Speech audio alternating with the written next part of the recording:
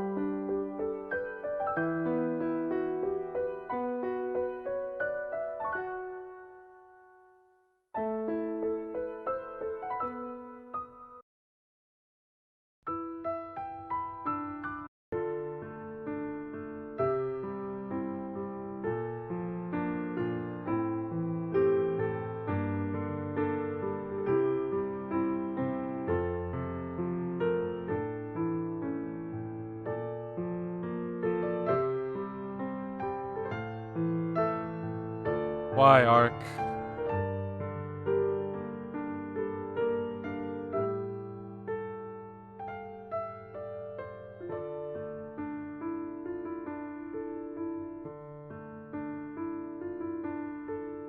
Okay, you have a point.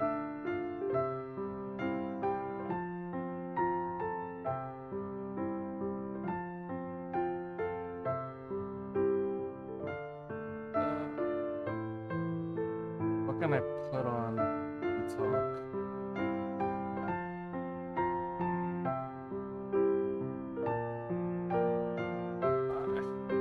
Is there lo-fi for effect? There is. Okay.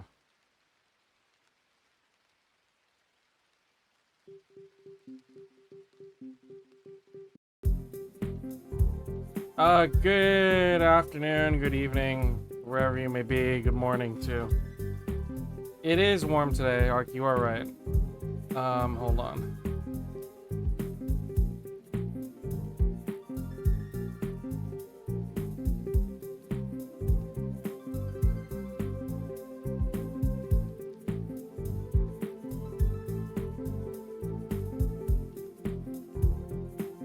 Get the done. Hi, Allie. Adonis got first. Hi, Adonis. Hi, Ark. Hi, Allie. Let's run the ad real quick. Yeah, it's warm today. Give me a sec. I need to adjust my fan. 1 second.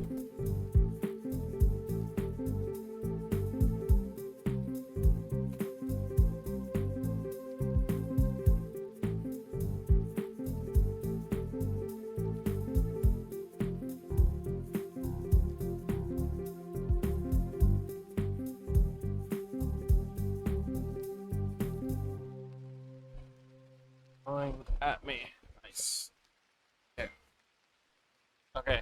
Hi there. So I just set the fan so it's gonna blow towards me. If you do hear it, I do apologize, but it is warm.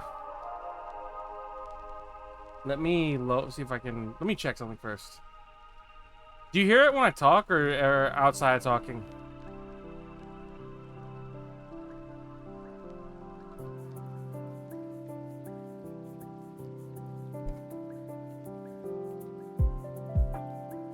How does the audio sound when I talk right now? You can't hear me or you can't hear the fan. So we good? Okay. Here, let me share this. Where's my chat? Paste. This is a 1 hour lo-fi, Adonis. Piano lo-fi. The other one is just, I just Googled the Zanarkand song, and it's just like the first one that pops up.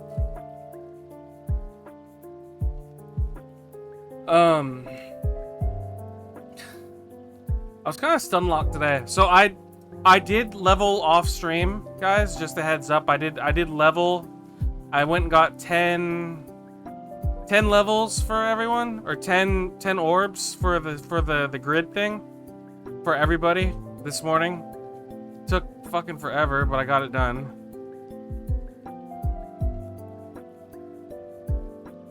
I don't control. So I did that, and then I got food, and then I just wanted to watch. I don't get to watch people stream a whole lot during the. Well, I can at work. It's just usually people are streaming when I'm driving home from work, and they're off by the time I get home. So I saw that Shion and Zeris both were streaming today, so I wanted to go and lurk in their chats and see what they were up to, because they are very supportive of me, and they are my friends, and I owe it to them to watch and support them as well. So Shion was talking about WoW and the new system, and just talking about gaming, and Zeris is playing Cyberpunk.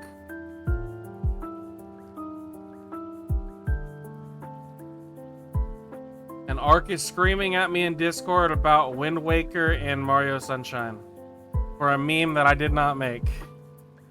Give pizza as pepperoni on it, Kumiko. You don't like it.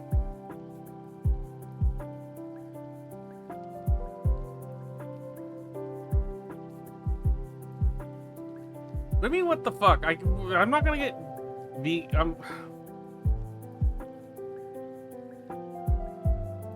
I mean, you could pick off the pepperoni, but I feel like that defeats the purpose, right? Like, you'll still get pepperoni, kinda. What are you giving me the look for? You know what? You know what happens when you glare, or when you stare at me? You know what happens when you stare in chat? I glare back. Boom. Boom. You've been glared at. Get glared, nerd. Also, hi, Kumiko.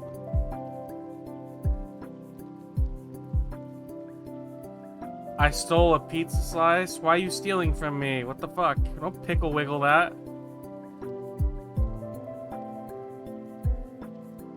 It's all in the fridge anyways. It needs to be warmed up. Dude, the guy at the pizza place was a dick. He was so rude. Like, so I always order the same thing. A large pepperoni pizza and 4 sides of pizza sauce. Because I like to dip the pizza in the sauce. Like, that's normal, right? Like, it's fine. This dude has the audacity to get snippy with me over that. He was like, here's your pizza. I'm like, okay, thanks. I said, okay, what about my sauce? He's like, what do you mean? I said, I paid for sauce. I get it on the side. Like, no big deal. And so he goes to the back, grabs 5 of the little sauce cup things with like the tops, and is like angrily scooping pizza sauce into them. I'm like, I'm just waiting. I'm like, whatever. And then he gives me a bag with paper plates, cheese, peppers, and the sauce, and like slams the pizza box on the counter. I was like, all right, bro, see ya. I walked away. But like, I had money in my pocket for like a tip, and I was like, nah, fuck that noise. This guy gets no tip today. So like aggro about it. Like, I was nice about it and everything. I was polite. But like, this is the same place that has tried to stiff me on pizza sauce on sides all the time. Where like, hold on, give me a second.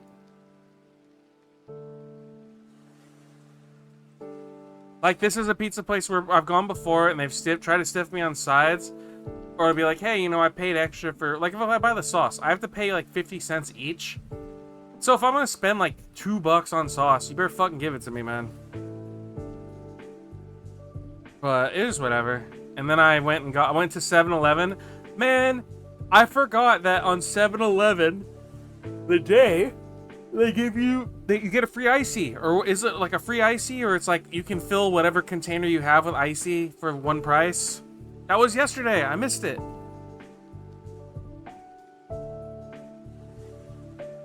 I'm sad. But the guy was cool at 7-Eleven because I bought a fruit punch, like a brisk fruit punch and a brisk raspberry iced tea. I was just gonna get the raspberry tea, and I bought a icy, and he's like, "Hey, you know what, man? The one more of the brisks on the house, because normally they're like $3 each." So he gave me it for free. So I have a fruit punch and I have a raspberry tea in my fridge. I only paid for one.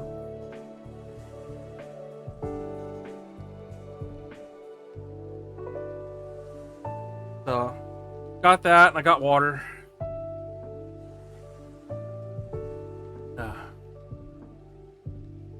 No, we're just hanging today. We're gonna have fun. Let me ask you something. When you guys watch movies or play games or like watch TV shows or anything like that, if you're in a public place or we're with other people and something emotional happens, do you show the emotion or no? Like, do you keep it balled up, or do you let it go? Do you just you feel what you're feeling? What do you guys think about that? I don't show emotion ever for any reason anywhere. Kumiko. Glare. I try not to show it. I'm gonna assume Allie cries. I'm gonna assume Ark cries too.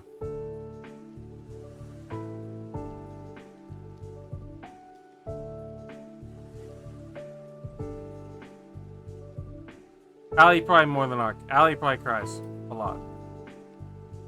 Hashtag Allie is crying. Probably not here anymore. She's probably doing something. Probably getting food. Cause I was listening to the Superman soundtrack today, from the movie that just came out, and there's a song in there from a moment. I'm not gonna spoil it, obviously, or tell you what happens, but there's a moment where the music is played, and I was listening to it going home. It just showed up. It just started playing randomly. And I started having like an emotional reaction to it. You learn not to show any emotion on my parents because my dad won't leave me alone, so I started avoiding interaction with them. Fair enough. That's fair. That's a valid reason. Unfortunate reason, but it's a valid one.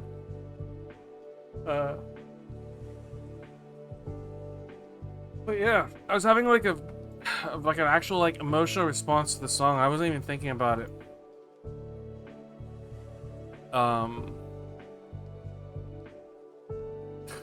As cliche as it sounds, I was tearing up a bit. And it kind of caught me off guard. And I was just thinking about, like, have I done that on stream at all? I think I've cried on stream. I cried for 14. I don't know if there's been any other time.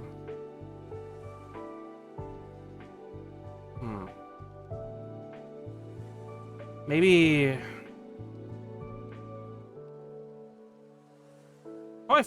That's fine, to be honest. It should be something everyone should be able to do, no shame. The problem I feel like when it comes to that is... I don't want to... I don't know. I'm never going to fake it. But I worry that it would be taken as like, bro, he's farming reaction or like not even content, because content's such a weird thing to say. I don't know. I don't want to be seen as not a. Oh, I don't give a shit if people think I'm soft. I'm not soft, but whatever. I don't know. I don't know how I feel about it. Just feel like I would be like seen differently. Genuine reaction is always better and honest. Yeah, you know what? You're right. You're right.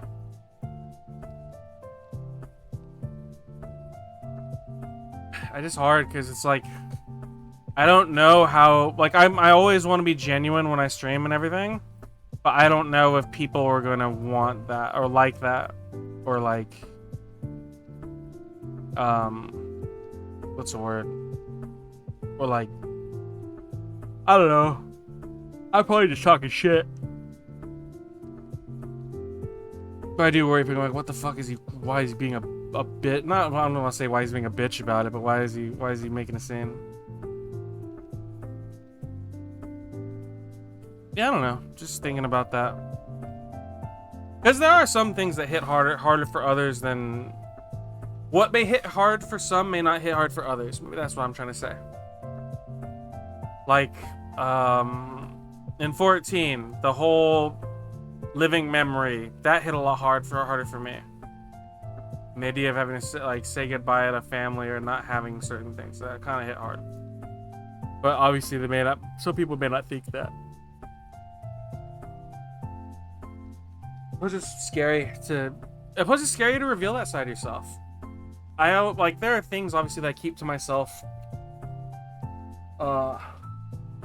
In terms of not so much lore, but like things that happen, like my experience. That the entire reason why people like reaction channels and content is so they can experience something again for the first time by seeing other people's first time emotions to that thing.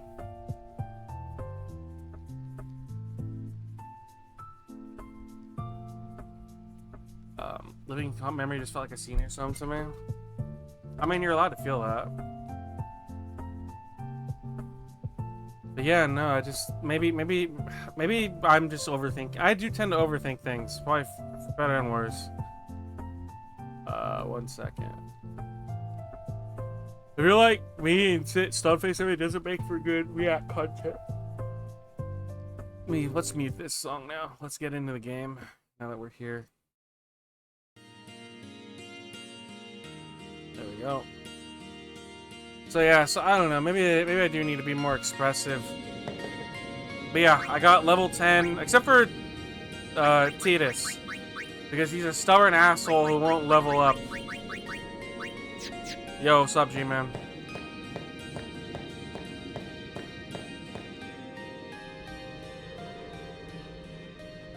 G-Man, I have a question for you.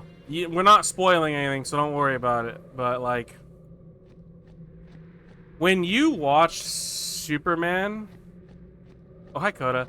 Living memory felt too long-winded and drawn out for my taste, more mawkish than strongly felt overall, despite big moments that were good. G-Man, when you watched Superman, did you have any emotion? Like, not did you have any emotion? Did you feel there were moments that had a lot of heart to them? Don't spoil anything. I'm just genuinely curious if you felt there were moments that had heart to them, because that's how I felt about it. Yeah. Okay.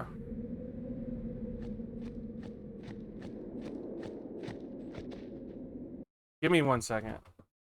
Also, hi, Shion.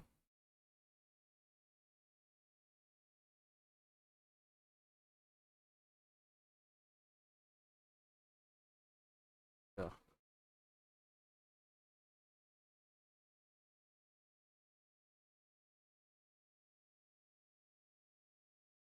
There you go, G-Man. Maybe Kumiko can do living memory when she finishes ARR. I mean, the game might be dead by the time that happens. To me, living memory evokes the feeling of staring down the barrel of a gun, waiting to press down the trigger with my big toe. Yeah. Oh, Shion, there we go. Okay. Everyone, exactly the moment. Yeah, dude, that was what I was thinking. Everyone except for fucking Titus got 10, some of them got 11. This took so long. Like, I got up to level 8, and then to get to 10 was such a drag, dude. It sucked. because I kept fighting the giant plant or the giant like jelly thing, like the slime. All right, let's level up.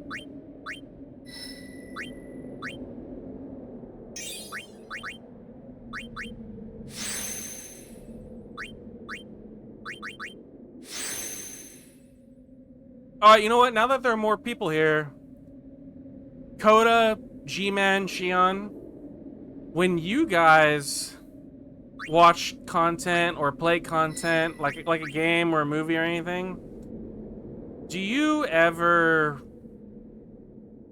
if you're in public, do you show emotion when you're seeing something emotional or no? So like if you see something sad or like something like crazy, like do you express the emotion about that or no?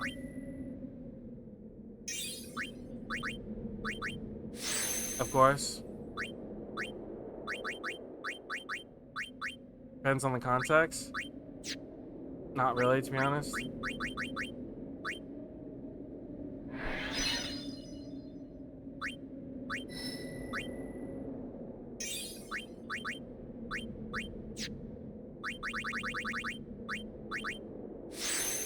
So if you watched a movie where something yeah, okay, do you cry in theaters? Okay, Shion, would you cry in a theater?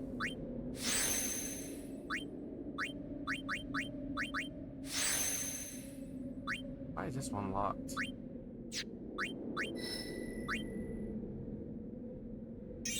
Not usually. You have at home though? Okay.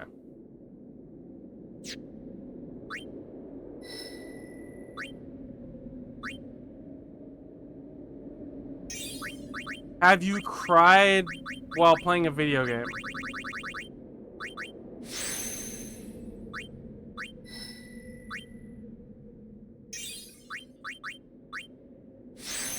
Like a little bitch?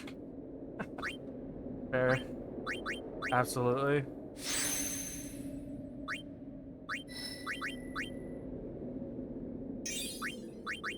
Yeah, when my team throw okay right on G-Man.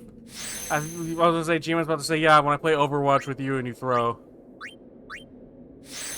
But it's been a minute since we've done that. Jesus. I have cried playing VGs.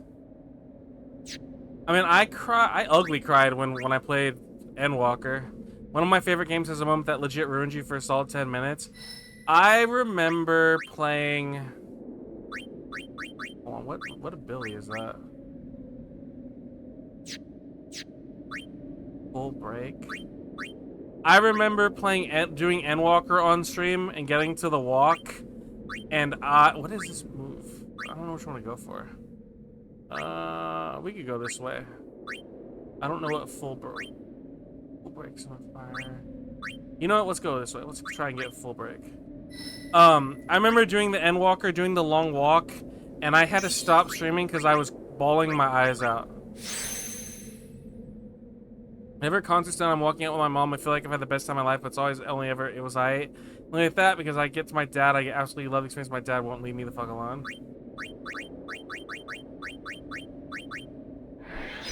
Oh shit! This requires 4 of those. Fuck! I wasted that. I wasted it. God damn it. That's a bummer.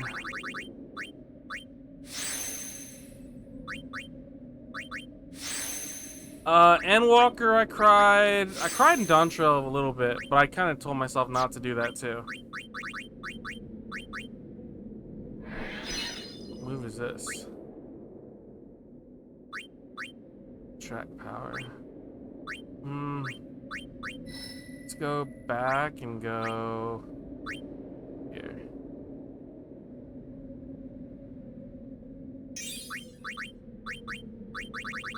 It's just hard because, like I was telling people earlier, I don't know if I'm allowed. Like I'm allowed. Like no one's gonna tell me what to do in my own stream, but like I worry about like if I showed too much emotion or got like let's say I cried during something emotional on stream. I don't want people thinking I'm like faking it or trying to farm views or something. A lot of people are too out of touch with their feelings that comes out in often ways like bad behavior.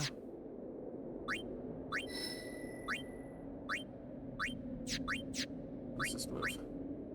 Oh, that's that killer move. but I can't buy it. Your games broke you emotionally?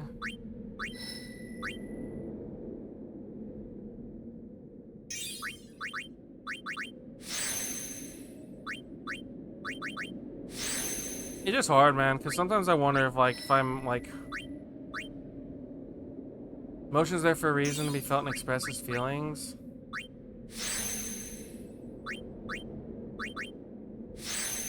Showing emotion streams a lot easier to do when you're physically on camera, because movements you're showing weakness can be conveyed. If your voice is the only thing the audience has, emotion can't be conveyed fully. I have thought about that, and I'm not gonna lie, there was a part of me that ever debated doing a face cam, but there's two things. One, the room I'm in right now is not gonna work for that. And two, I don't know. It's not so much that I'm self-conscious or anything, but like, I don't know. I feel like there's some things that should... Well, like, I've done face reveals, so it's not that big a deal, but I don't know. Part of me just wonders if that would be truly a good idea or not. Let's get him bio. You don't need to reveal yourself, no point. I cried for Persona 3, that is true. I mean, I did too, but like, it's hard to like... Oh, I need to go here. There we go. The other thing too is that reading the room.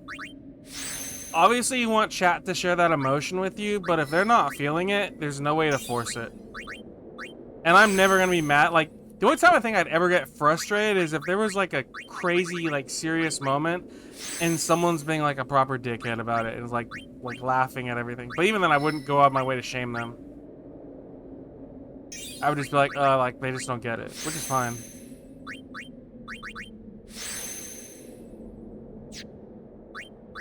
Because I'm not gonna curate how people feel in regards to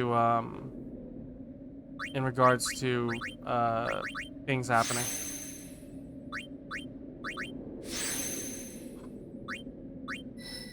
Right.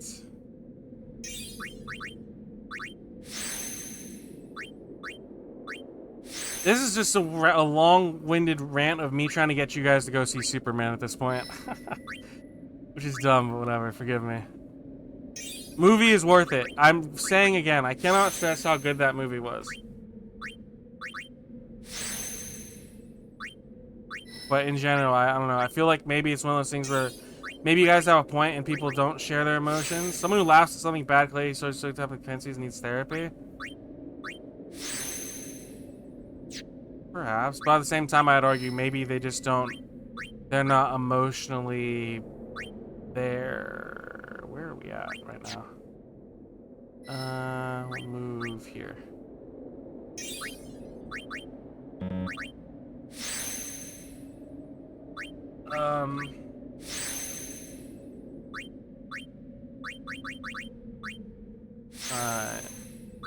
What was the plan? Oh, I need to get over here so that I can start learning the big boy spells. Mainly I express emotion properly. I mean, I will say that not that I was ever taught to not show emotion, but I just found it easier to not... How do I say this? Maybe the way I view it is kind of like I was kind of taught that like it's easier to be stoic. Like Waterga, Thundaga. Gallows humor is like dark humor.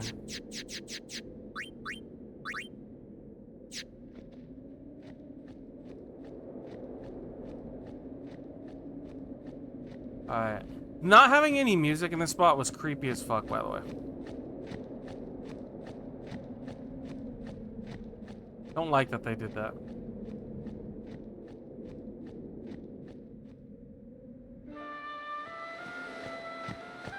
Okay.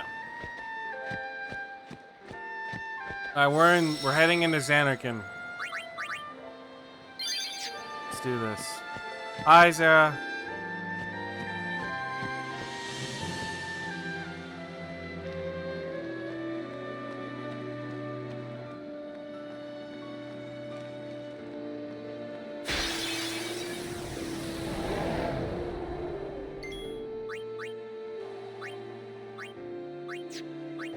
just realized I'm using the wrong weapon. There we go.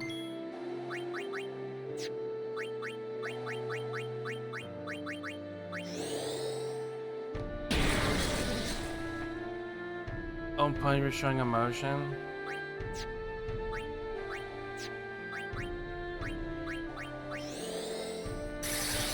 Just got out of Superman, you want to catch a movie? What did you think, Zara?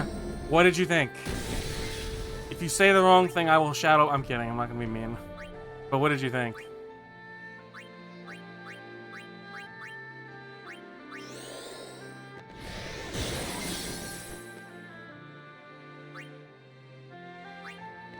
Not gonna lie, I'll die a little if you say you hated it.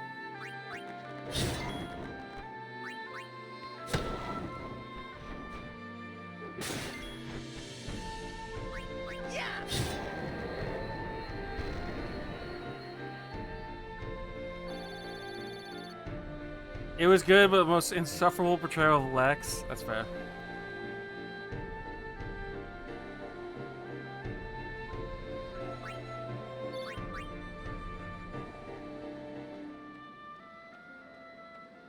Pleasure. Also, I need to find a merchant because I literally burned through all of my gear. Like all of my supplies, like my heals and everything are all gone.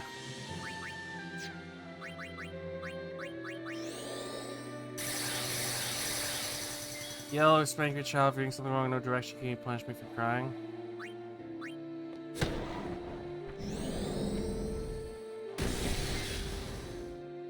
That is exceptionally cruel.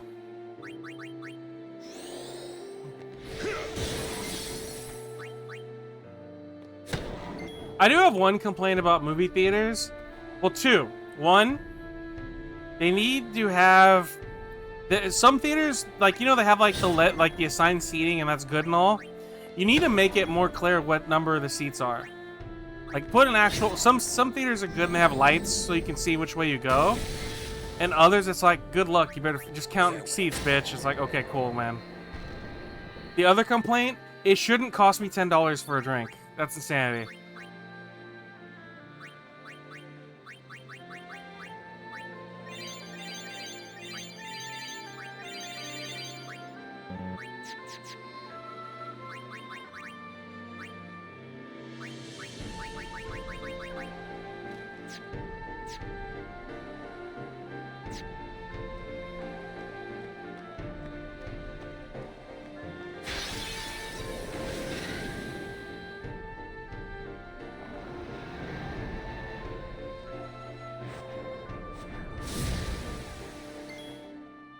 Although I did see that,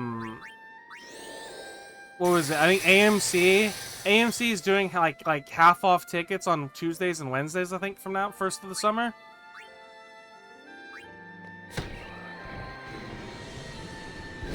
What, that, oh, that he's a memory Adonis? Yeah, and that kind of fucked with me for a bit. And then chat proceeded to tell me that perhaps I am a memory that they invented, which I was kind of mad about.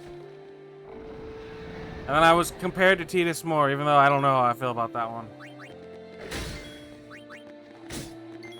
It's over. That was Lost Lander.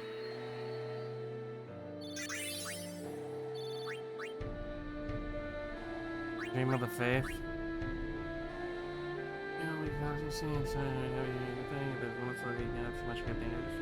Leave me alone.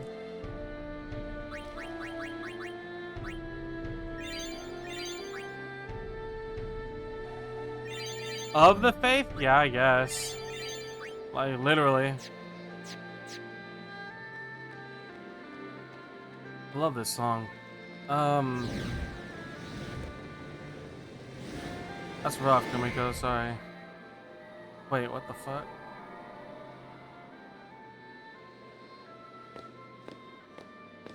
Looks like the far plane. Close enough.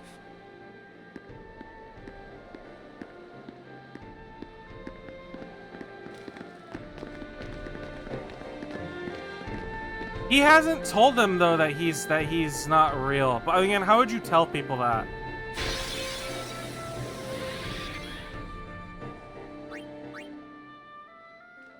was gonna say, how do you tell people that you're not necessarily real?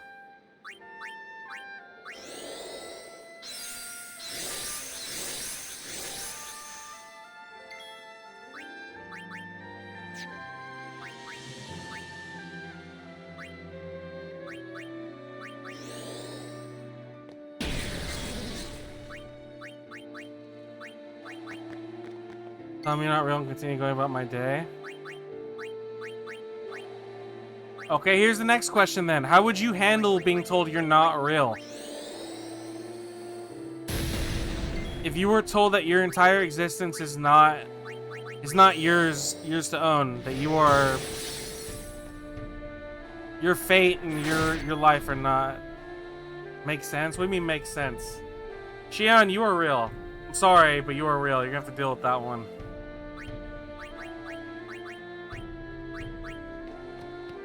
Yes, you're real. You're real to me, damn it. Are we still processing these? Maybe.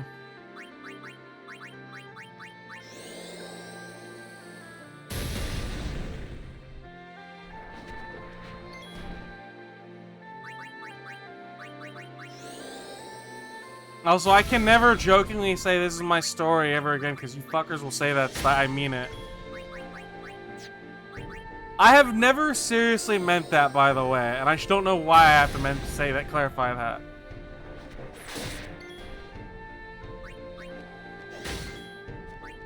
I am many things, but egotistical is not one of them.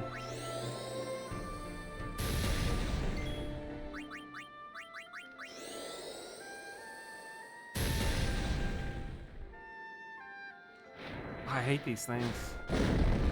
I'm so self-conscious. Well, yeah, don't, like, I don't know. Enough. I sit.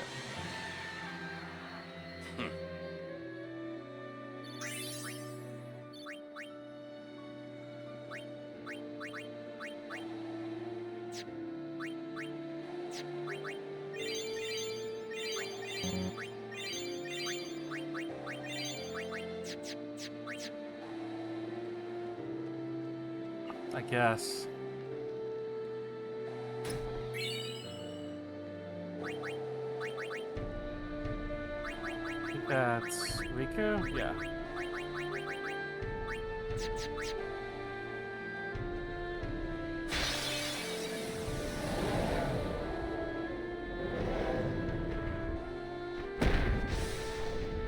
Bye, Kamari.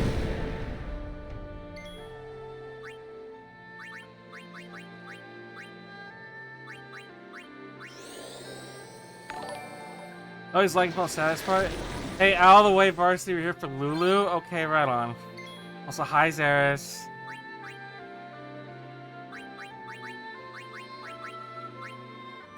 Man, getting freaking cucked by Lulu in my own stream.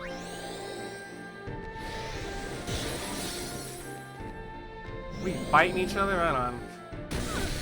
Hold on. Oh, I'll hydrate right now. Yes. If you're not already following and watching Zaris, what are you doing? Fix yourself.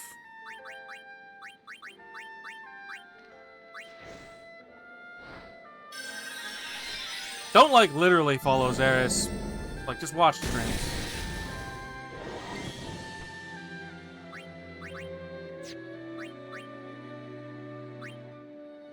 Don't like bites, find out bite Kumiko instead. Right on.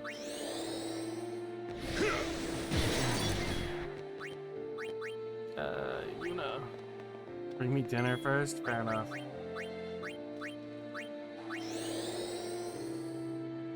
Just bring Zaris some A&W, some root beer, a burger, some poutine that they make at A&W.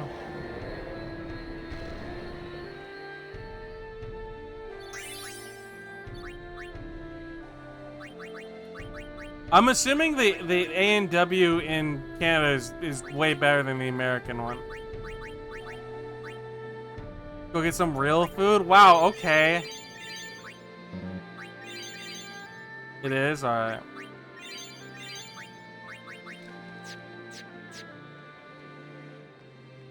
I like how you're saying Kumiko, let's go get real food, when Kumiko's the one that eats like 3-week-old Taco Bell. I think so too? Okay.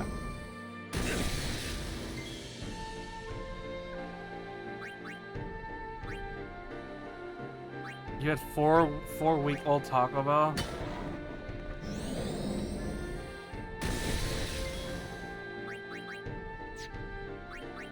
I feel like if the world were to collapse tomorrow, Kumiko would be fine because she'd be able to eat whatever. And there would be no concern with like any kind of poisoning or whatnot. Someone save Kumiko from herself? I'll try. I go to food and tell me I'm wrong. Well, I mean, the concern would be, could you survive the same thing that Kumiko's eating?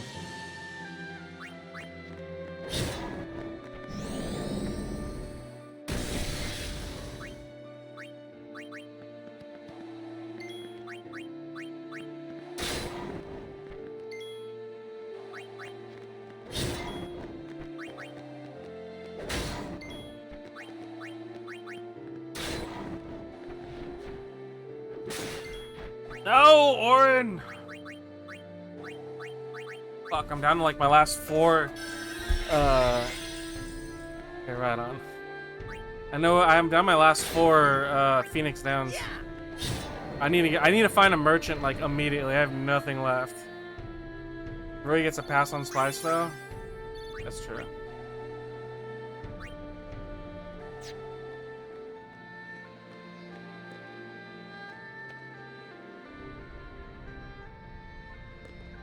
I think. Wait, hold on. I'm gonna check something real quick. I need to see if they make this. Final Fantasy X box. They do make Final Fantasy music boxes. I want one. I want one. I want one. I want one. I just don't know what song this was that was playing.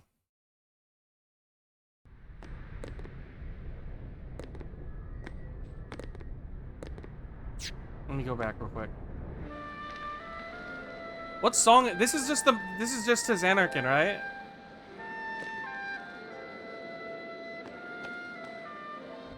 Main title theme? Okay. Because I would love to have a music. I want the music boxes, man, but they're expensive a lot of times. I wanted the 14 ones. There's some I look like a 1. FF has a lot of good songs for music boxes. Say it has to be Toski level. That's not new. Yeah, you got Yuna. Alright, let's go in. Wait, oh, there's a save spot right here. Probably should do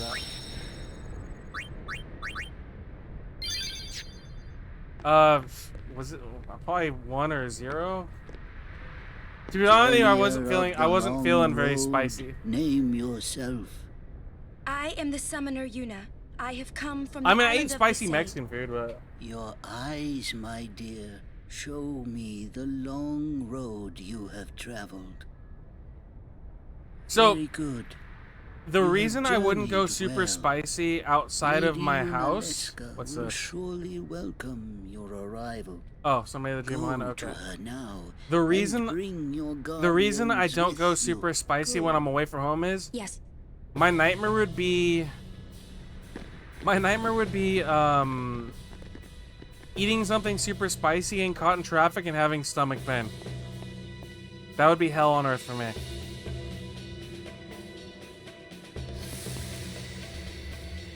If it might benefit the future of Spira, I will gladly give my life. It is the highest honor for which a guardian. Like suffering intestinal distress in traffic would be the death of me. Alright, fine. Aero-kun wants to be summoned, I summon him.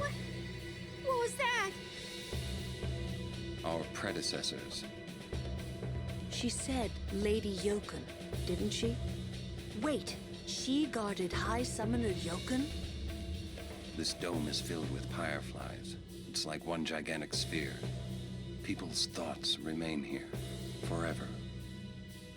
Okay.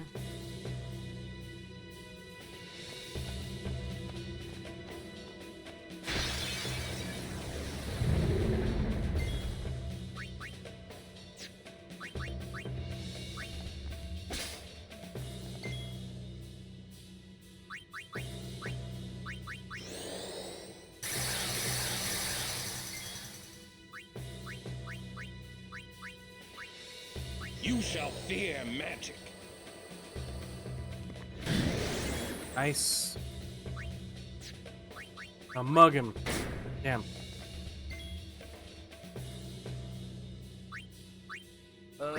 Lulu.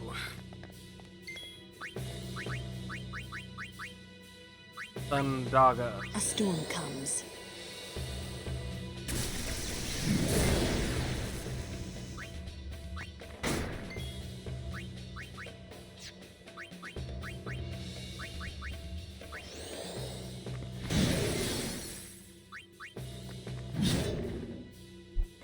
Haymaker? Uh-oh. Oh, fuck.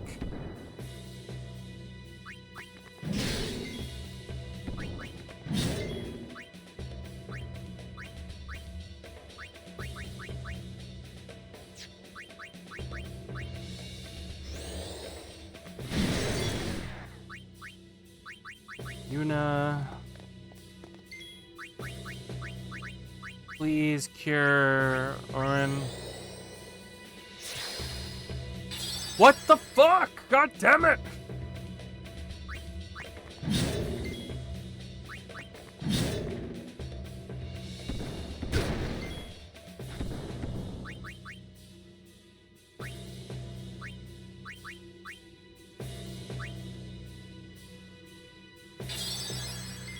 Yeah, there we go.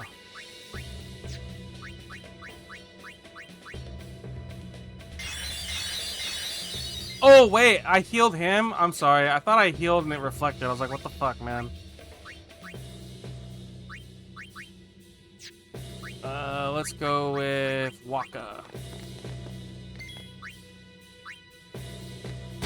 Nice, Waka.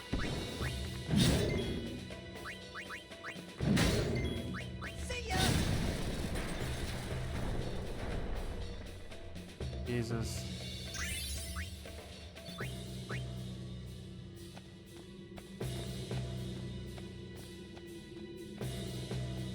I see a treasure chest up top.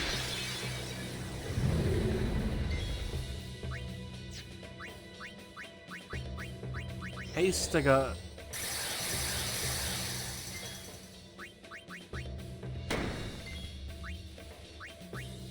Let's see, mental break.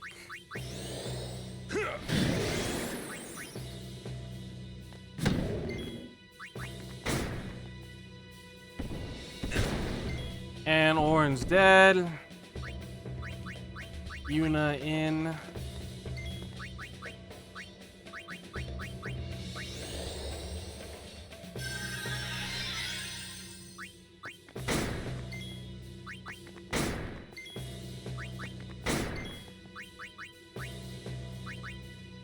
Heal Orin, please. Nice.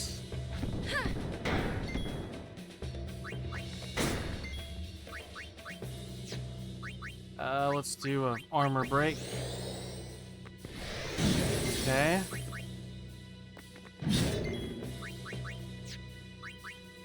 Here, Titus. Oh, Ronald, right on.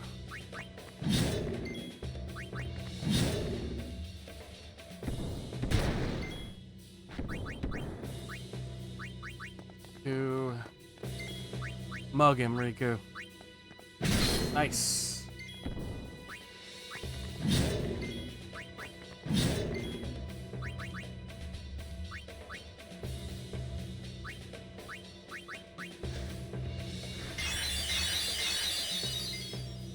Oh, that does 2,000 heal with her? What the fuck? I didn't know that.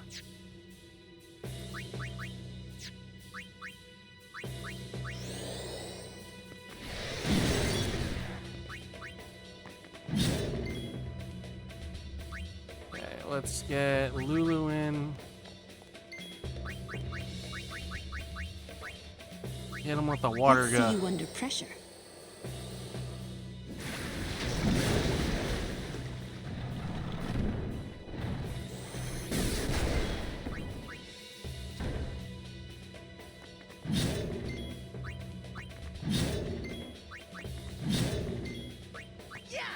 Nice.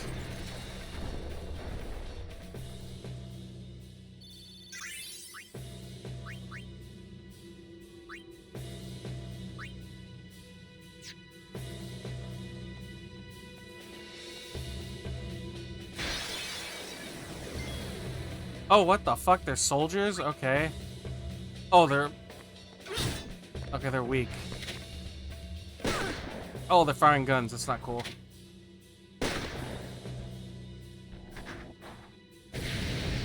And a flamethrower.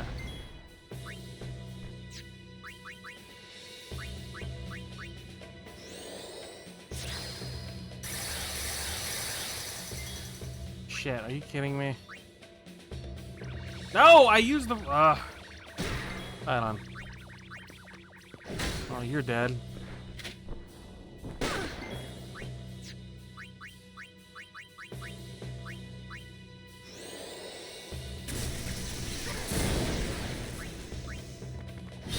You're dead.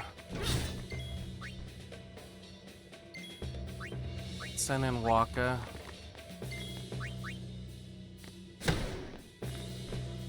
I've been using Thetis to use those too. Okay, let's go this way. What's in the chest? 10,000 gil, pog.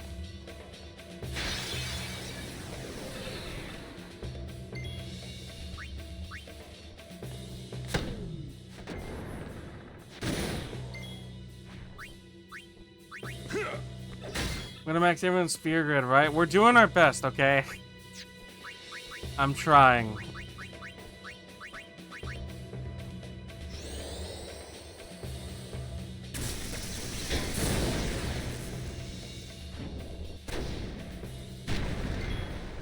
Oh, well, she's dead.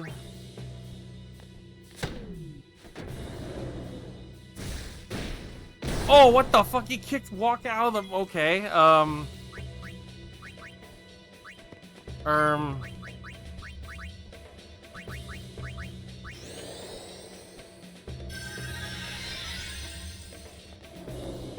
No! Stop eating people, you whore! God damn it.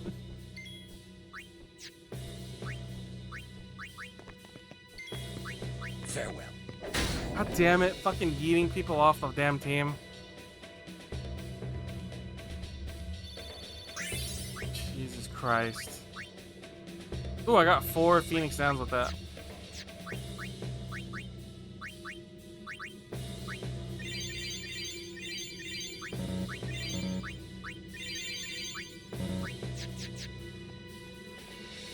Also, hi Flynn, how's everything going? Did you make any delicious food today? Boing.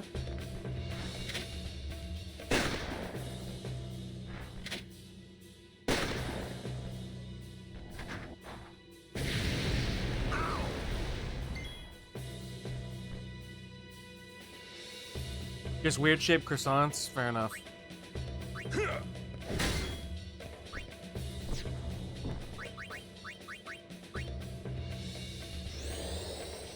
Did Nami cook today, or did you guys just eat out?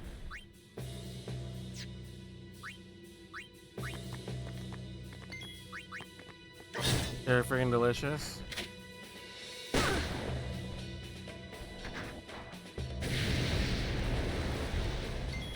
Shit. We need Yuna.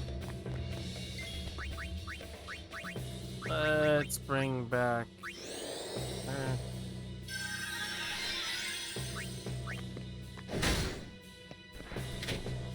By the way, guys, I was watching a VTuber on Twitch yesterday, Cerber. It's like a Hellhound VTuber. She literally was watching paint dry on stream.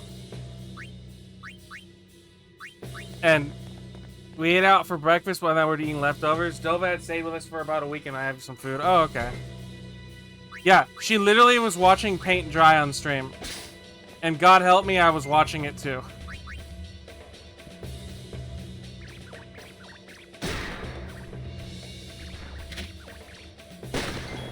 I actually like fell asleep for a bit and took a nap.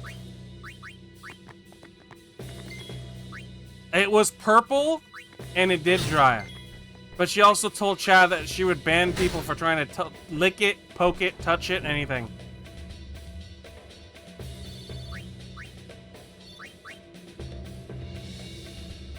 You watch your grass grow? Maybe I'm doing streaming wrong. Maybe we should just watch paint dry one stream for 7 hours.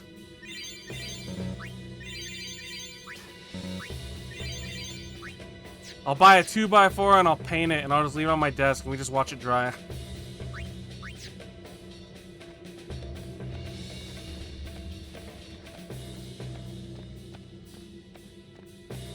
Ooh, saves. I'm gonna do this.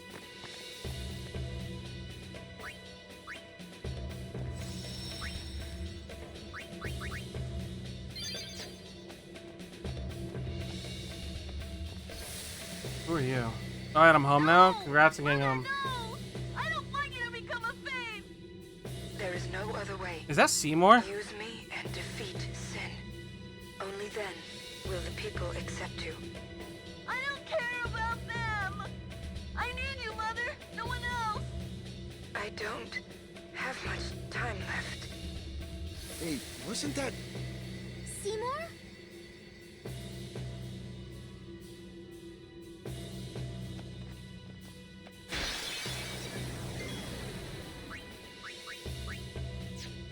Fucking Seymour.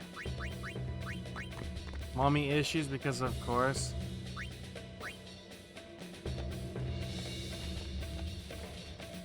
That means I also watch Paint Track because I watched you play Overwatch and drank.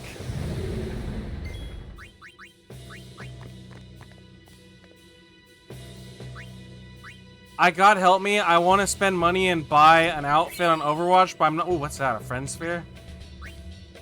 I want to spend money on Overwatch, but I'm telling myself no, I will not do it. There was a what is it? What skin is it?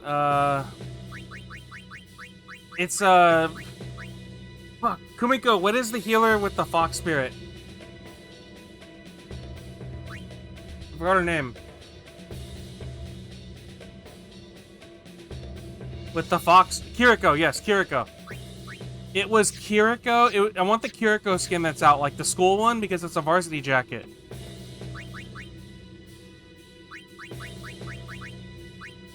I want that skin. I want her varsity jacket skin, Kumiko. I mean, I would also want the soldier one, but box spirit? No, yeah, no, not box spirit, Jesus.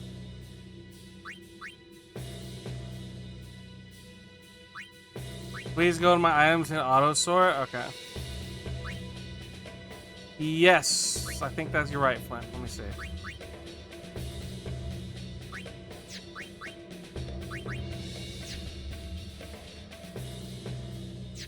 I bought the battle pass though, even though I don't play I play Overwatch maybe once or twice a week. I bought the battle pass. Wait, what are they doing here? Hey, Braska, you don't have to do this. Thank you for your concern. Fine, I said my piece. Well, I haven't. Lord Braska, let us go back. Retailer wanna see substream. Die? You knew this was to happen, my friend. Yes, but I cannot accept it. Oren, I am honored that you care for me so. But I have come to kill grief itself. I will defeat sin and lift the veil of sorrow covering Spira. Please understand, Oren.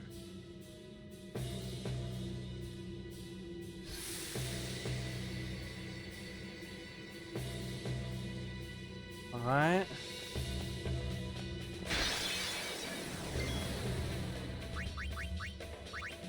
Haste go. I need to get more water in a minute since somebody joined stream at the beginning and told me to hydrate and drown myself at the same time. I wonder who could have told me to hydrate 3 times in a row like that. I wonder.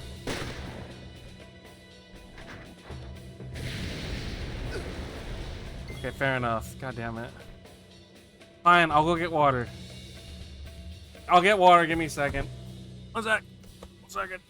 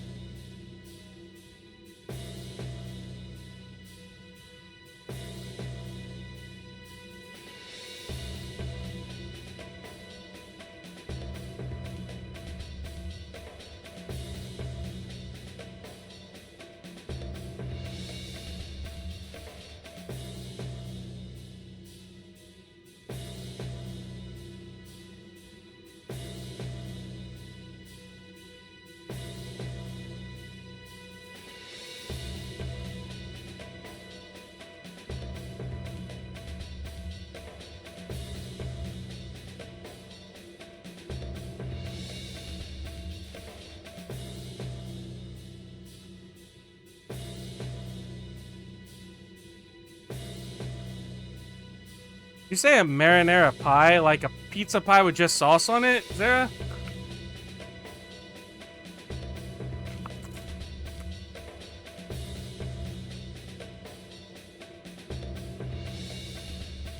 Okay, I got water.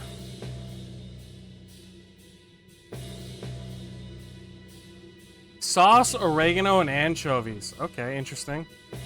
Tomato pie.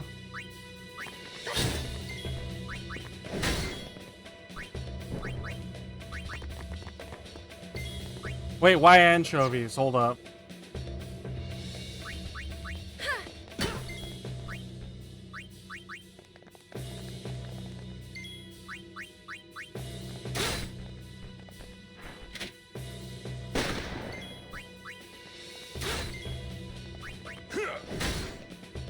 Just to make it so it's not just sauce. No time to waste. Let's go. I mean, I would never put anchovies on a pizza, but to each their own, right?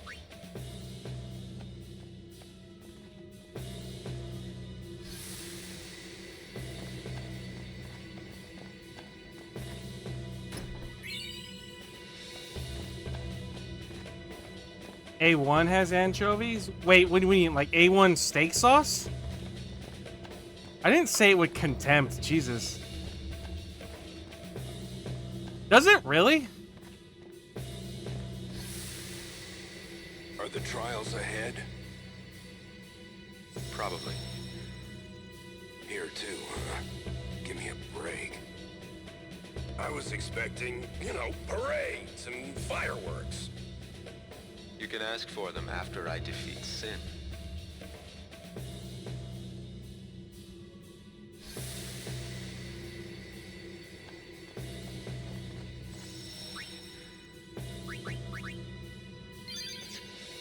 Alright, let's do this.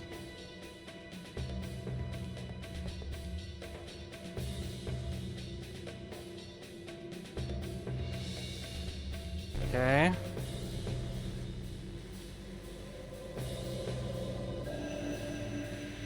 What the fuck am I supposed to do here?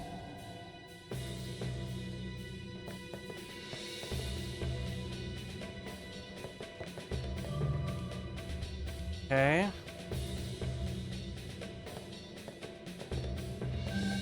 Okay.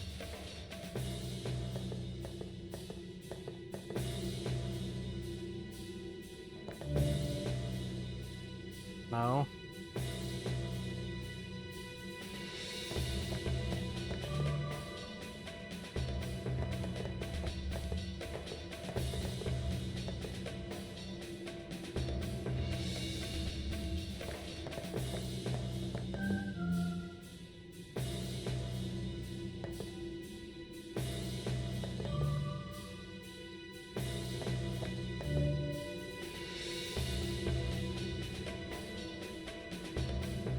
Let's think this through. Okay. Where?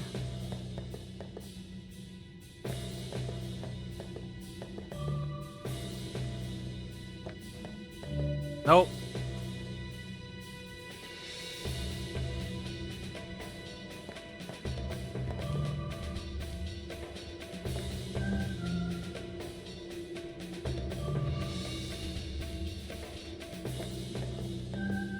Okay.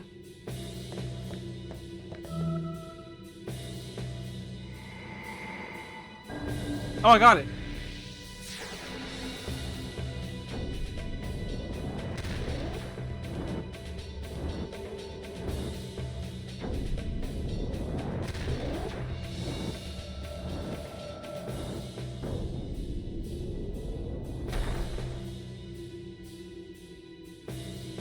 Okay.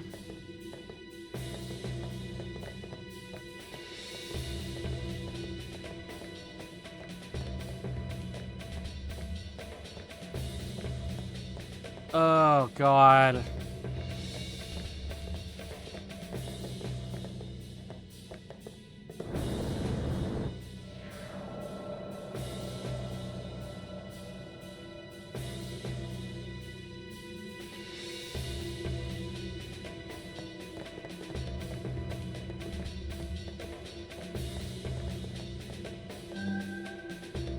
That one.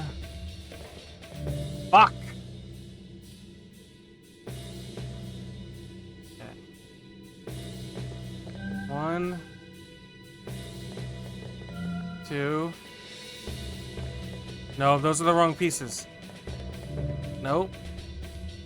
I need the green one. So I need this one. Nope, that's the wrong one. It's... Alright, let's think. I need that one.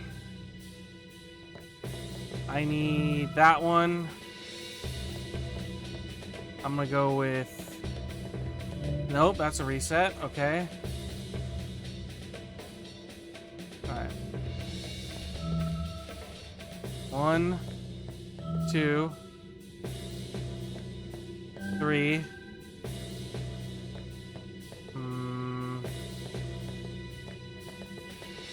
Let's say 4. I just need the weird orange one.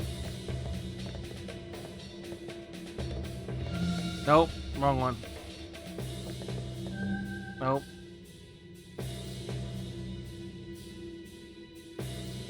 Okay.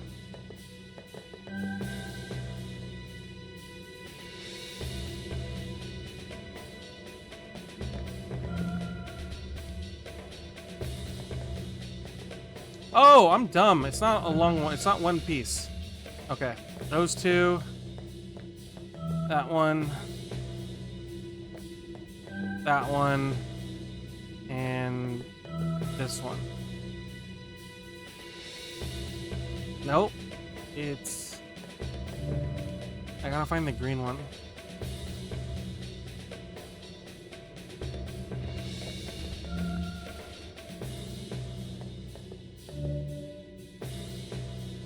Where's the green one?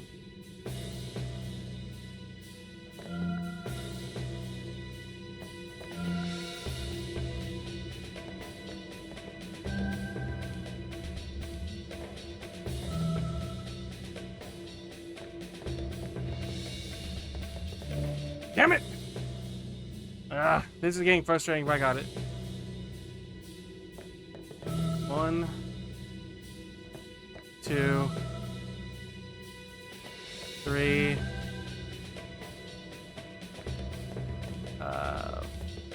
4, 5. I need 1 green. That one, yes! Hog.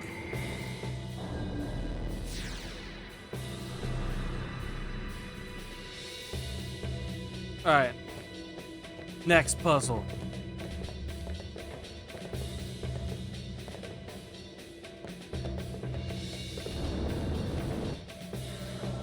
Okay. Oh God. Okay, you... Wait, no. Okay, that didn't work. That one. That one. And that one.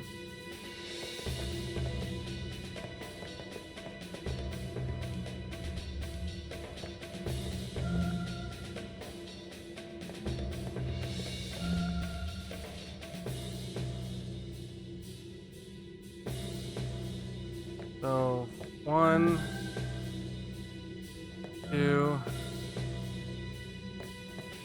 3.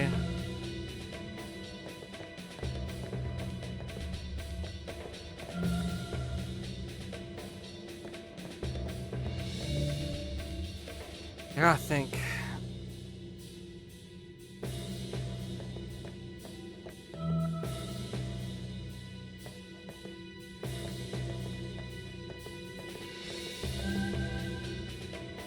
Nope. Okay, so...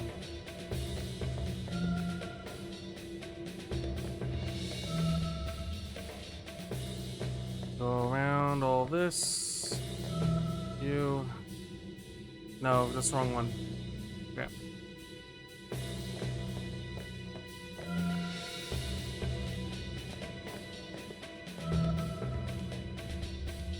Hi, Shion. Where is it? Where is it?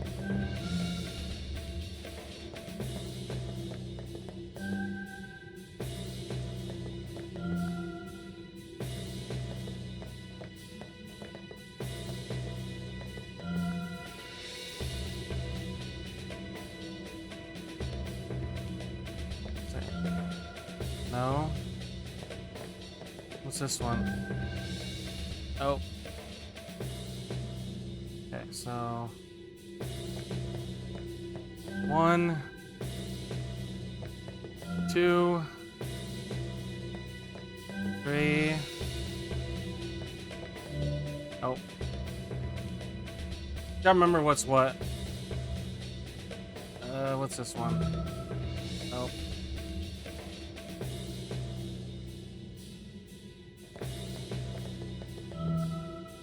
No. What is this one? That's fine. That's fine. That's fine. That's fine. That's fine. No to those. Nope. Fuck. That's the only, those 2 reds are the only ones I need to touch, except for one. Oh.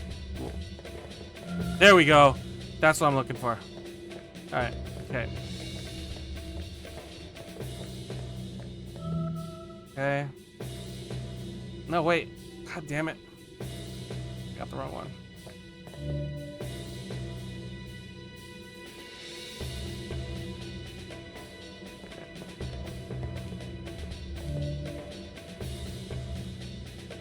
At least there's no enemies. 1.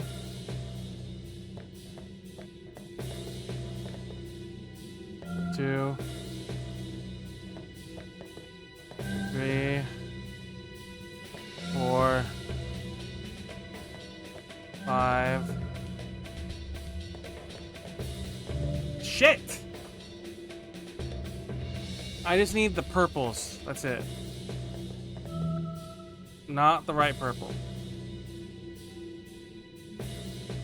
Which ones are my purples? There's a purple. That's a white. Okay. Purple. Wrong green. Where's my other purple?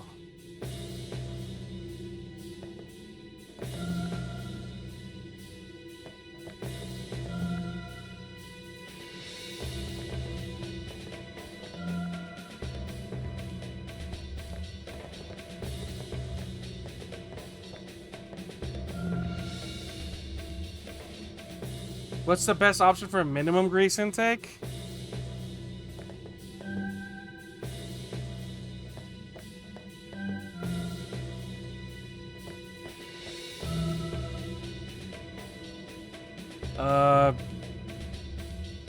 Teriyaki chicken.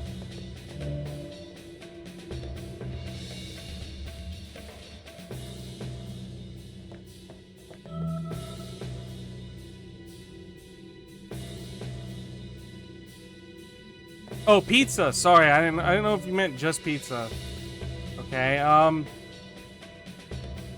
you're gonna get grease either way.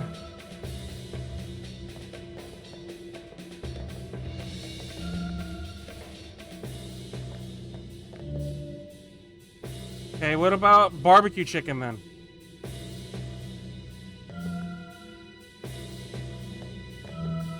There we go.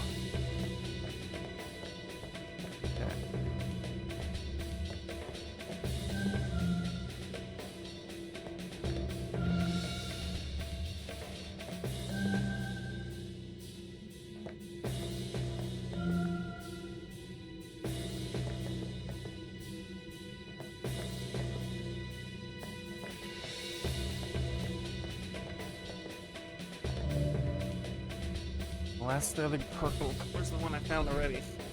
Is it this one? Nope.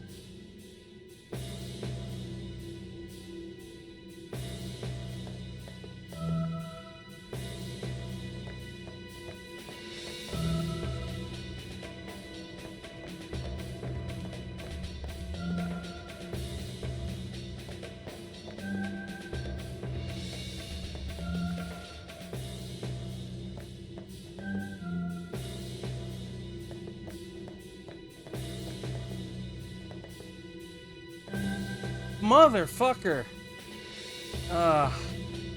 Okay, I need just a single red. There we go.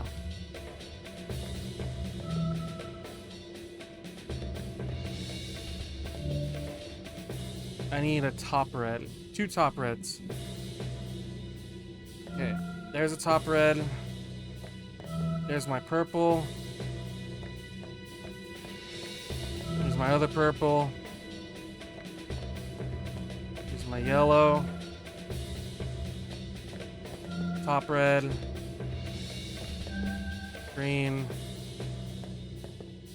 Bottom red. Bingo.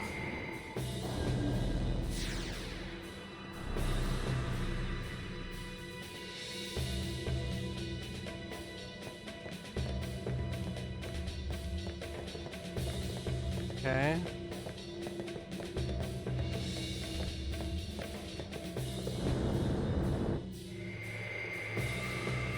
What toppings? Oh shit. All the reds, the purple, and the green. I'm trying to think.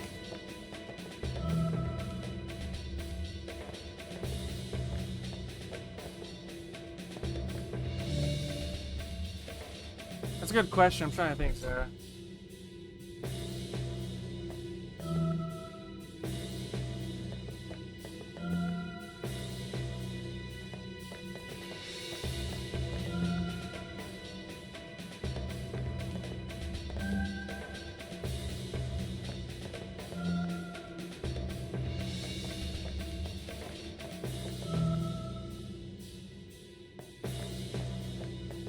Onion, mushroom, and spinach. I mean, the other stuff's not great either, to be honest.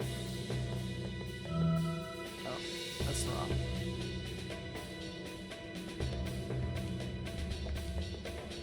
The white. That's wrong.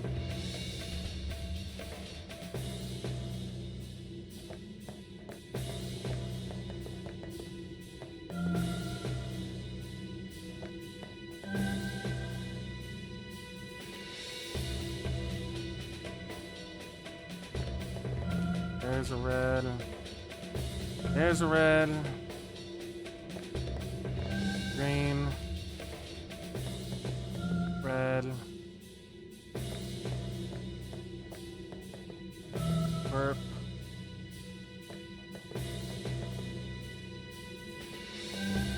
Fuck!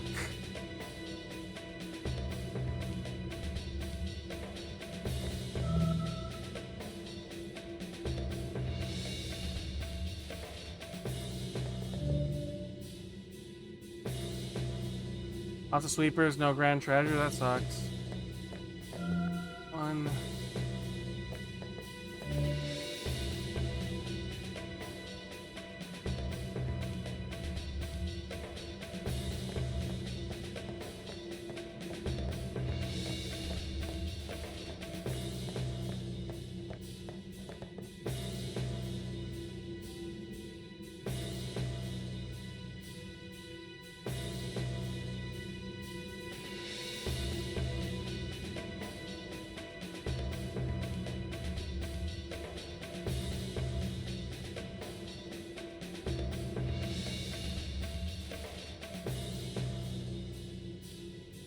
Let's try this again. Let's see. 1, 2,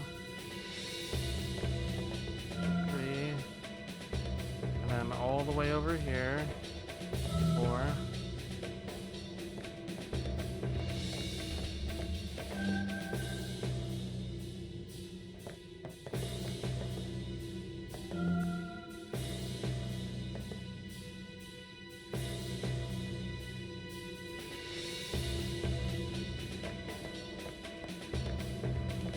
There we go.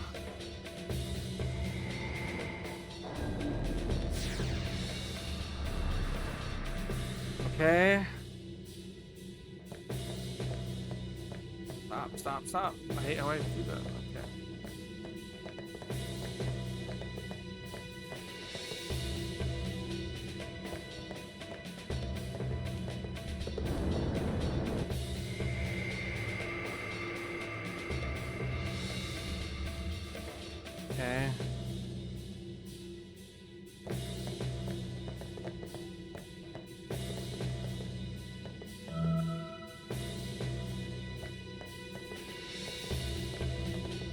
that's a red.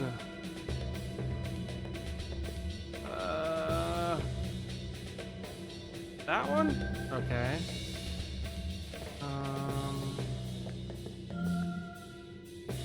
And then there's red down here. And a red over here. And I think that one's a red. Yep, okay. Shit. Okay. No. All your options there cost you $40 for a pie. Little Caesar's fine. No. Let's see.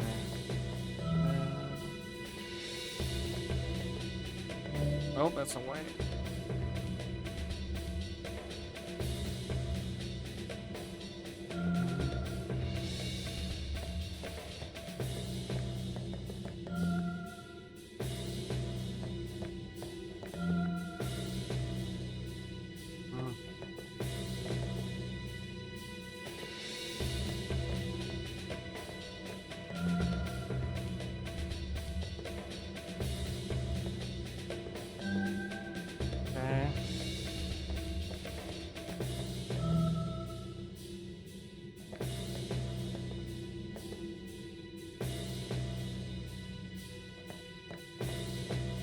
Trying to read chat and I keep kicking away. There we go. What's left? I think. Nope, that's wrong.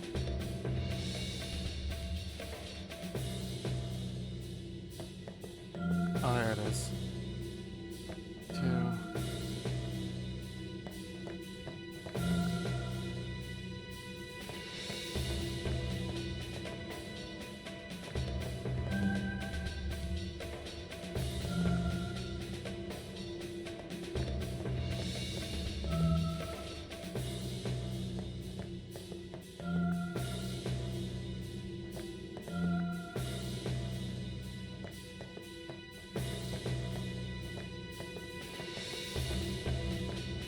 What am I missing? 1, 2, 3, 4, 5. I'm missing a purple and a red. Where's the purple? Now where's the red? Oh, there we go. Okay.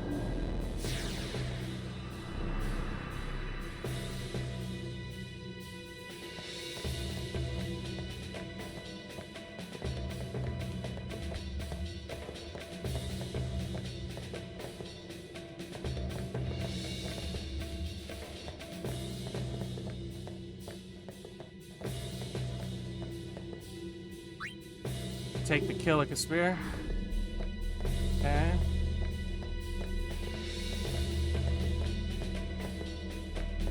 Holy shit, Zara, that's a lot of food.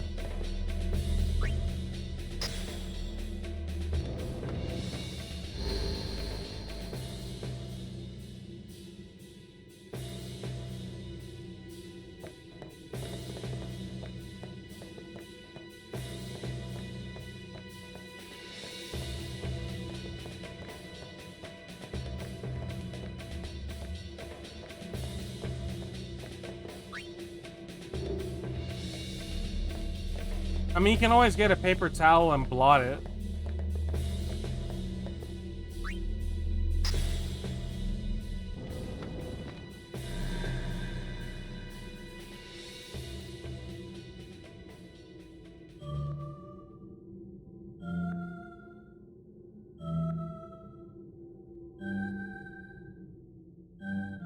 It's a shame you didn't get a Detroit-style pizza from Little Caesars.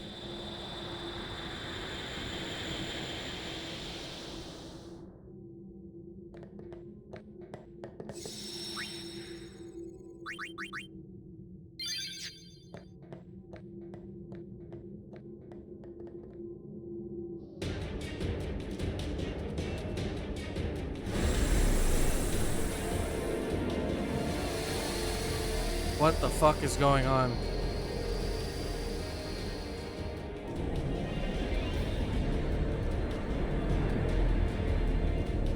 What in the unholy hell is this?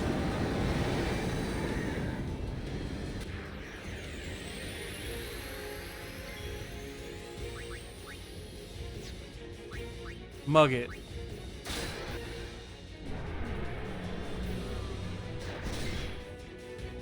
Oh my god, I just killed Yuna.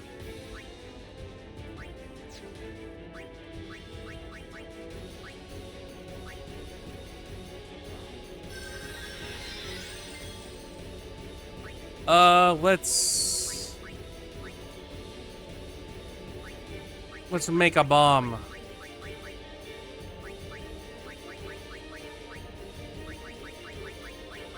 I did, yes. I summon a frag grenade and a regular grenade.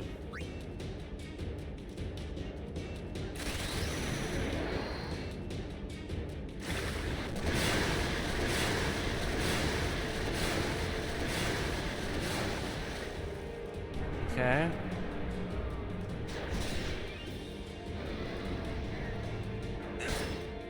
And, yeah. That was quick. Alright. Game over. Good stream, guys.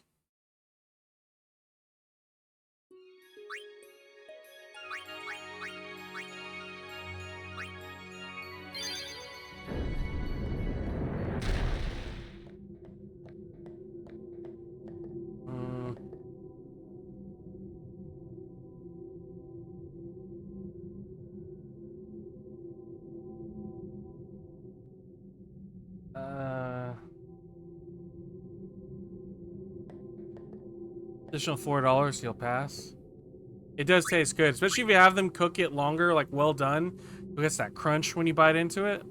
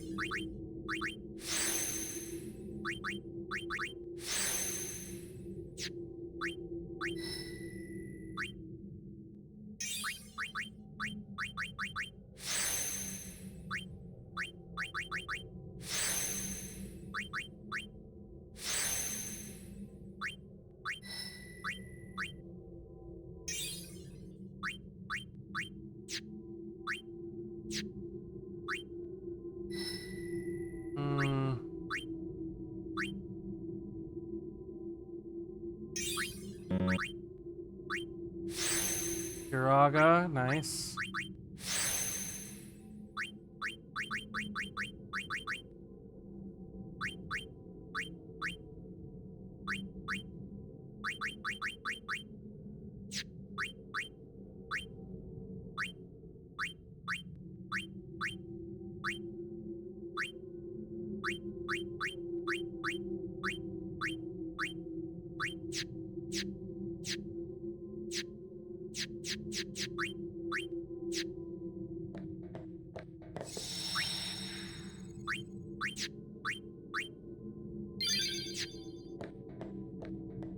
Now let's try this again.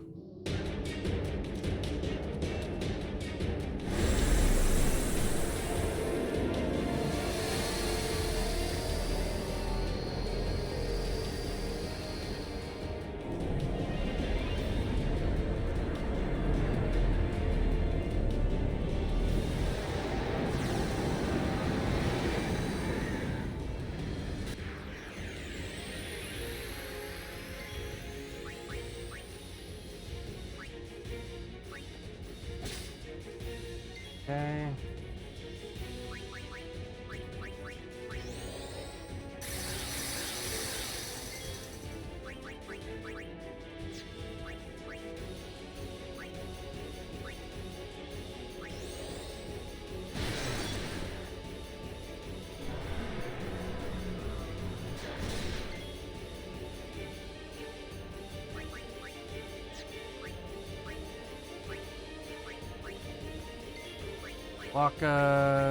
Silence him. Okay.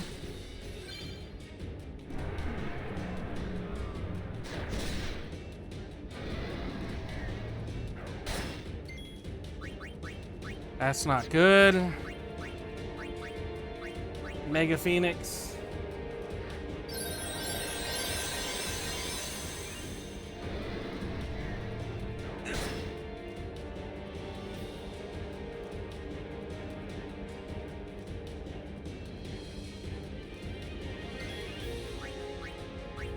Yuna.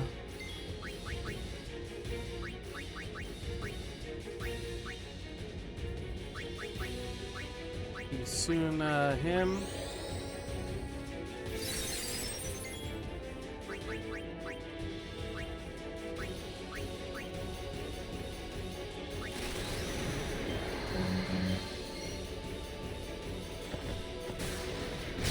There we go.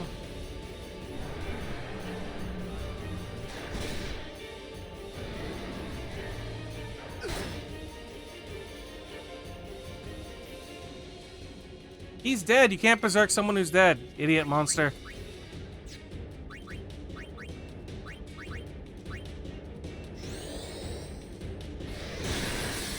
Okay.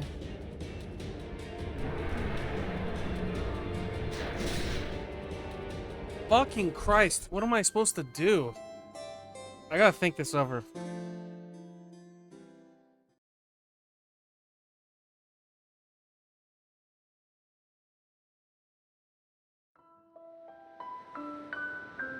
Okay, let's try this again.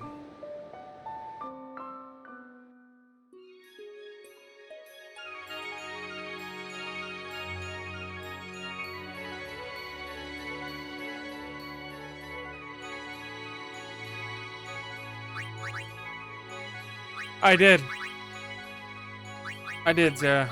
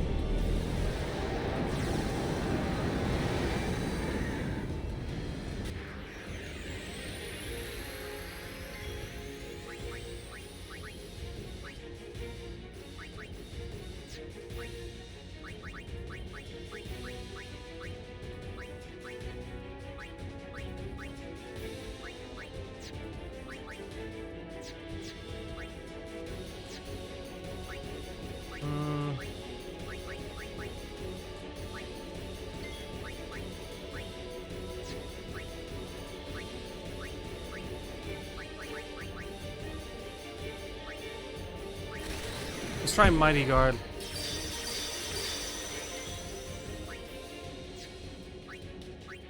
And then I'm gonna Grand Summon...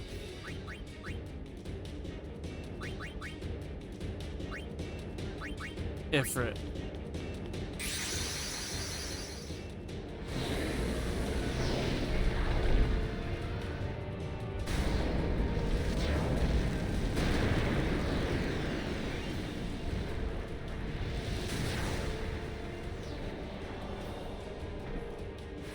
By the way, and I'm gonna say this for just something that bothers me, and I bite my tongue so much about it.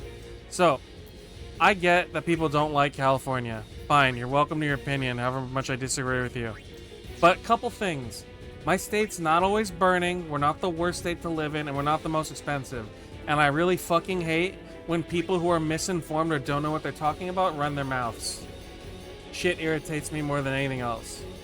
If you don't like it that much, why don't you move somewhere else?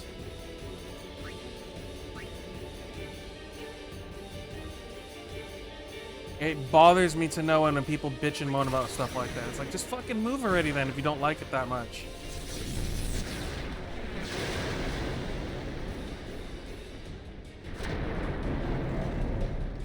I hear it a lot of places, Coda, and it bothers the shit out of me.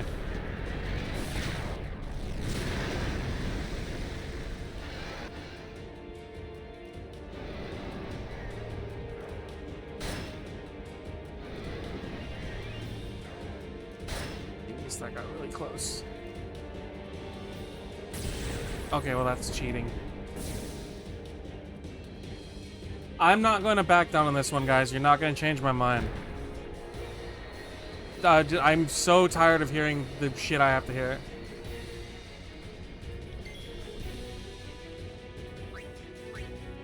So I'm just making it clear. My opinion is set and I will not change it. It just irritates me because some people don't know what the hell they're talking about and they act like they do.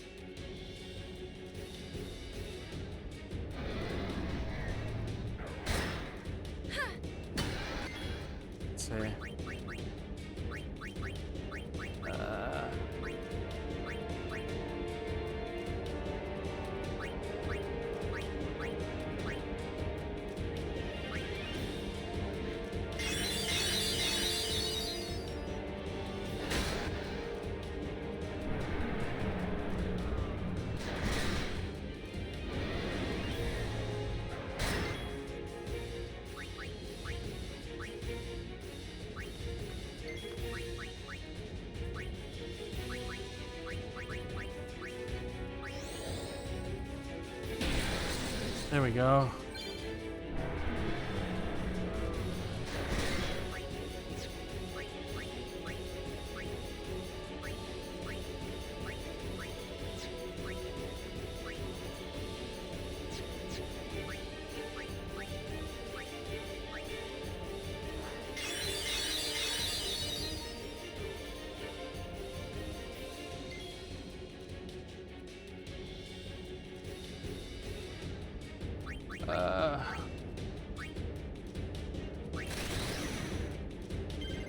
No, Coda. You're talking about Orange County, California? No, you're not.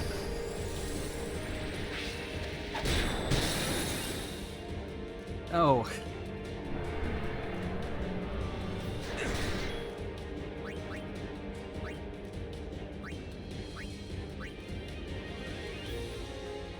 I don't care about doxing myself that much because I could probably fucking take on anyone who tries anything.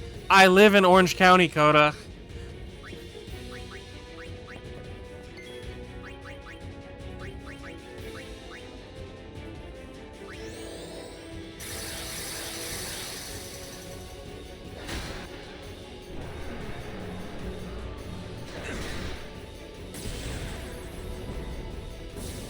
Orange County's fine. If you're gonna bitch about anywhere specific, you'd bitch about Huntington Beach. You wouldn't bitch about Orange County in general. Oh fuck, this is not gonna be good.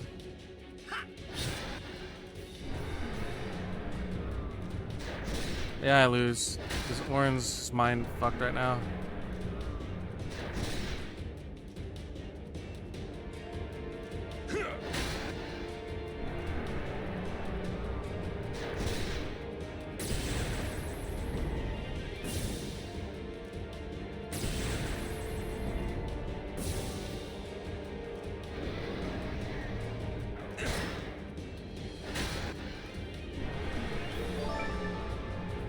Thank you for the penny. Or the bit, I mean. You've got this. Damn it. Varsity. I gotta do the move thing. The move thing is probably required. But no, there are things that are very frustrating about California, fine. But a lot of people don't know what the fuck they're talking about when they whine. And that's what just irritates me. Let's put the unit in. Actually, no, I want Marion. Okay. Fresno? I mean, it's whatever. Every state has good and bad.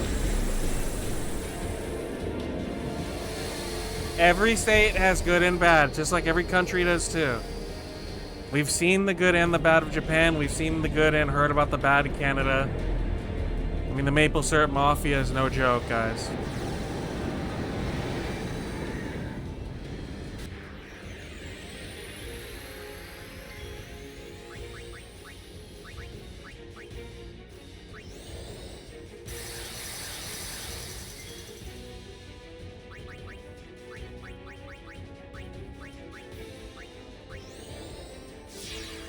Alberta, no, she didn't. Right on.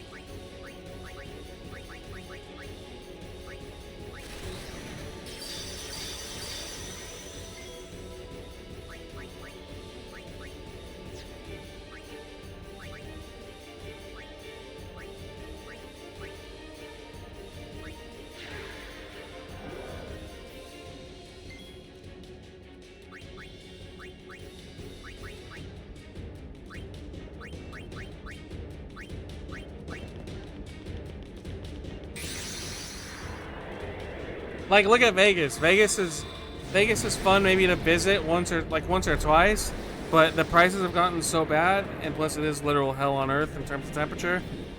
Still, like, I'm sure people enjoy living there and enjoy going. And I'm not going to advocate for Florida's destruction because I like going to Disney World and other stuff there. And also, if Florida goes, the Earth goes, because ain't no way we're gonna allow Florida to get destroyed.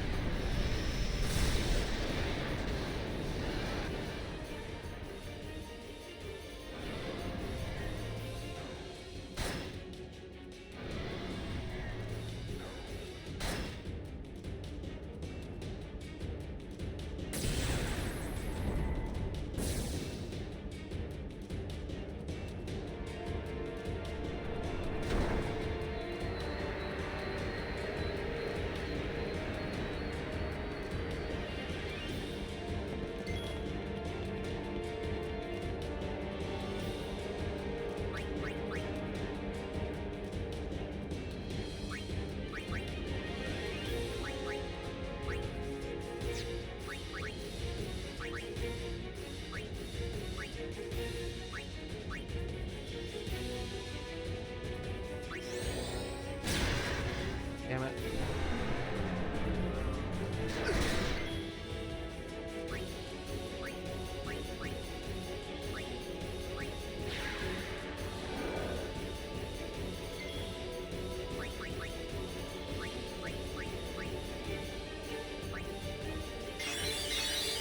Okay.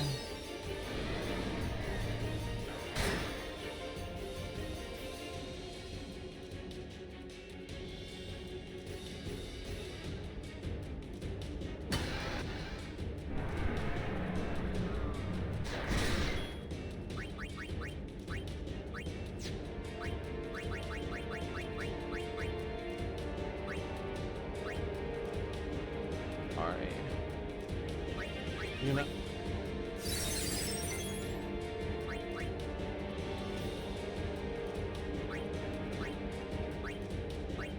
Waka.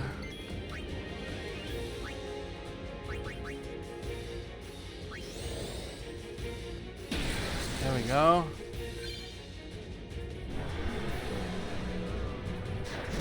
Nice miss. Okay.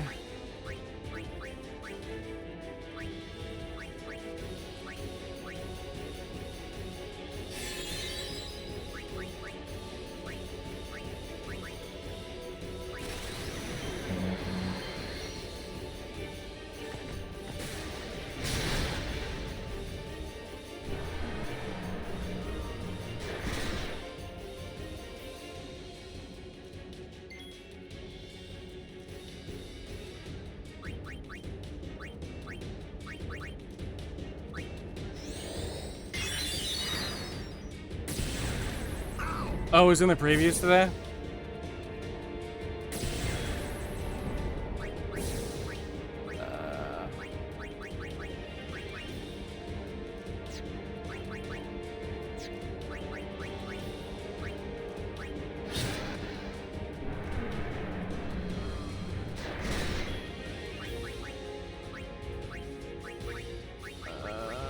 Life.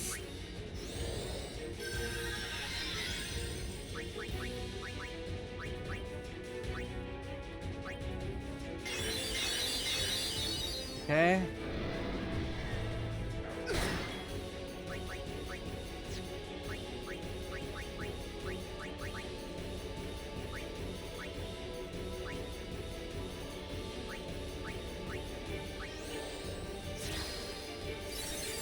Damn it! Oh, he's not berserk anymore. Okay, okay, that was interesting.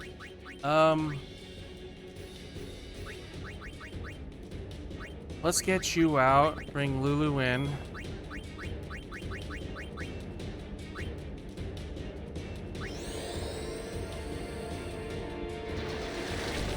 Fuck, it's immune to bio. Shit.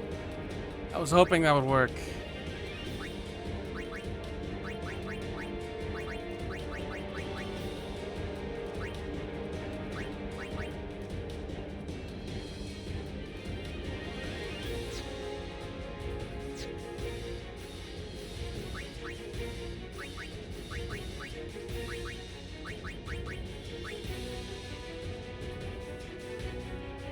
Shiva. I was really hoping I could bio. What's wrong, Xian? Why are you concerning me?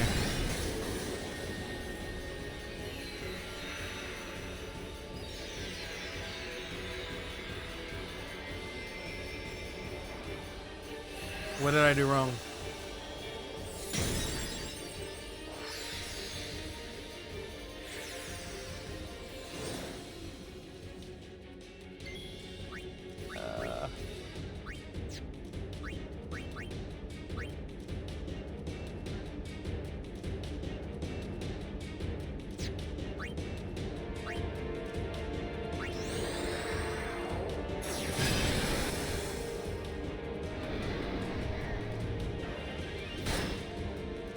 Nice miss. Okay, that's an instant kill. That's kind of fucked, but whatever.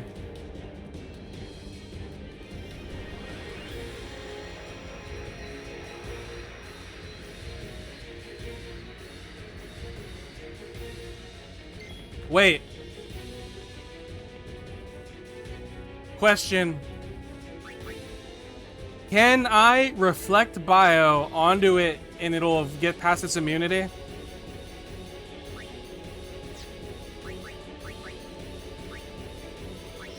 No? Damn. That's what I get for trying to be 5-head.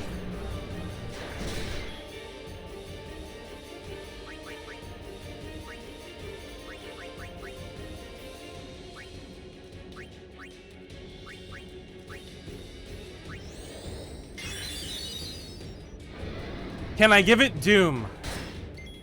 Probably not, right?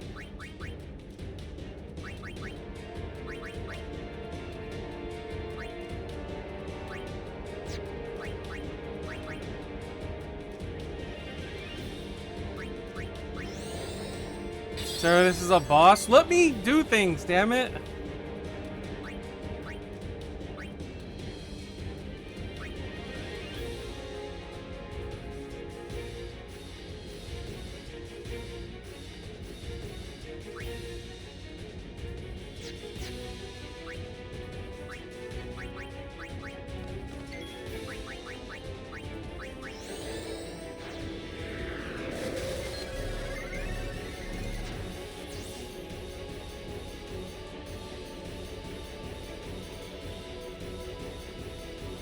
Immune to fucking everything. Jesus.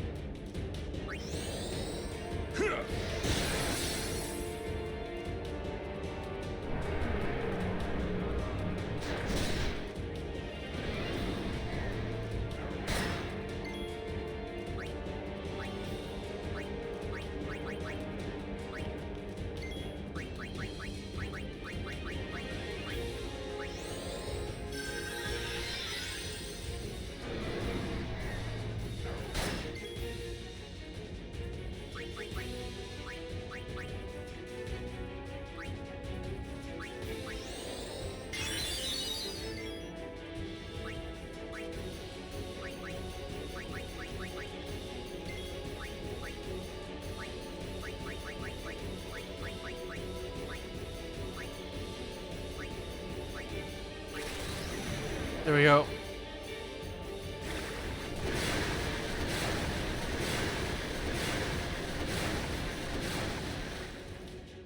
Okay.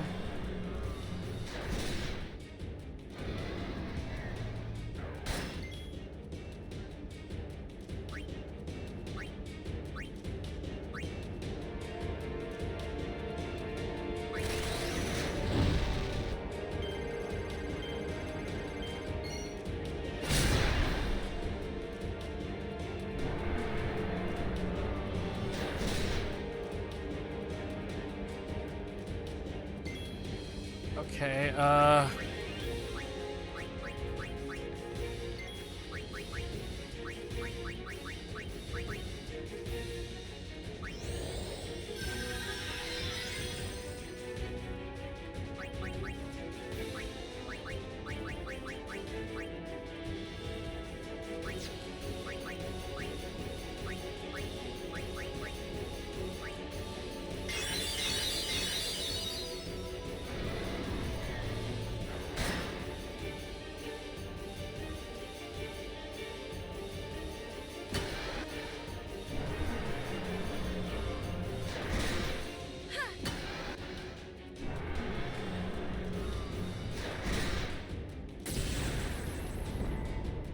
Orin, no!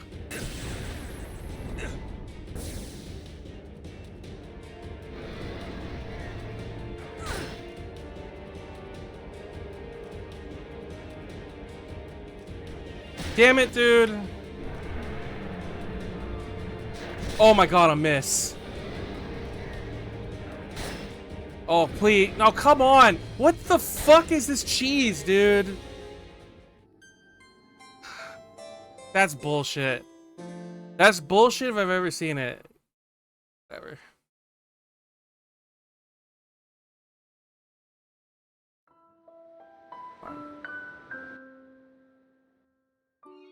I mean, I had it down more than half health. That was winning the fight. I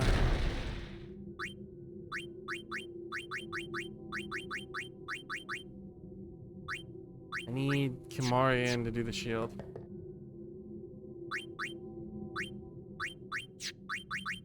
Do I not want Yuna having counter on her weapon? Because I think it does.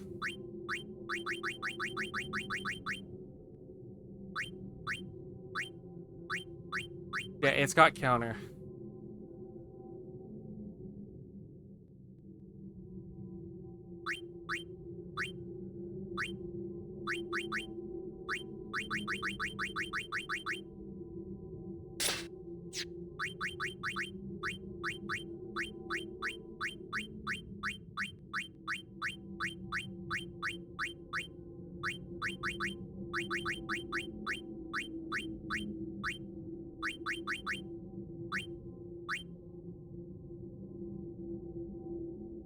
Well, it doesn't even fucking matter having double magic.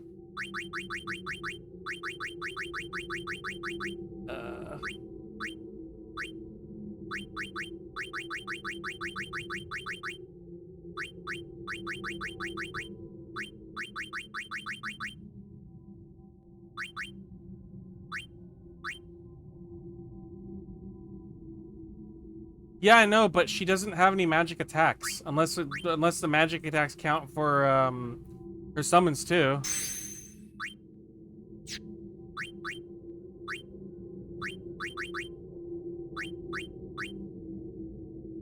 Healing and summons? Alright then.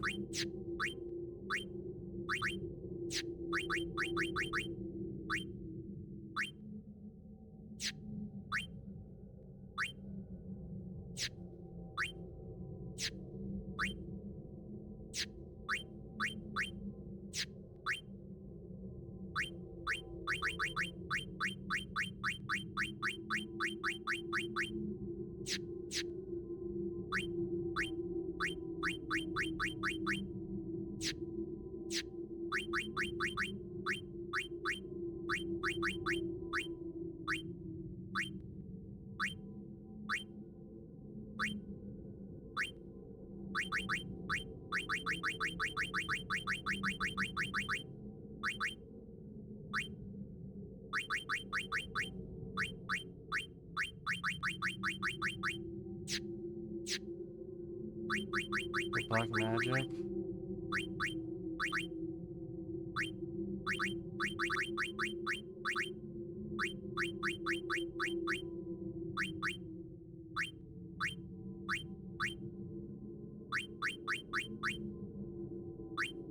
I only teach her one magic skill. I don't know which one to give her though. I don't know what's the like what is Demi? Because I don't want to just give her an element and then she's restricted to that single element in terms of Grav. Is Grav worth it?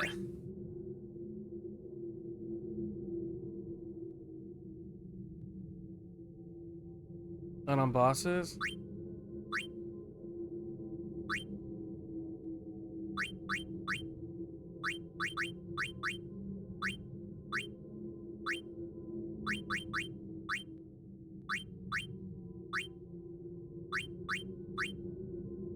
I could teach her a single spell.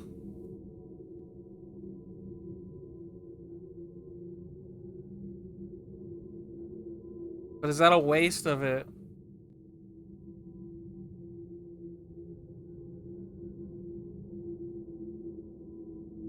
I mean, what are the odds I get more of these black magic spheres? I'm assuming they're rare, right? You'd save it? Fine then.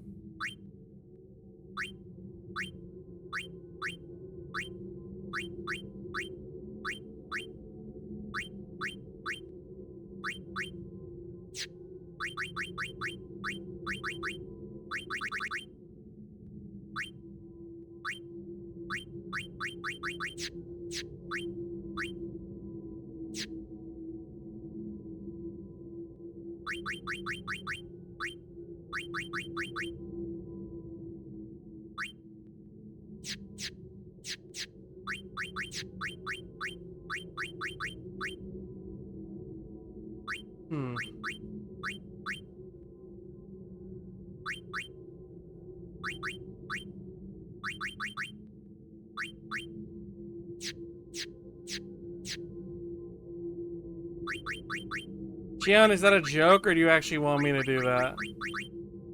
Because then I could throw grenades, but the grenades aren't even that work good, to be honest with you. Nah, I'm gonna save it. You're right. It's probably just a joke. Half joke.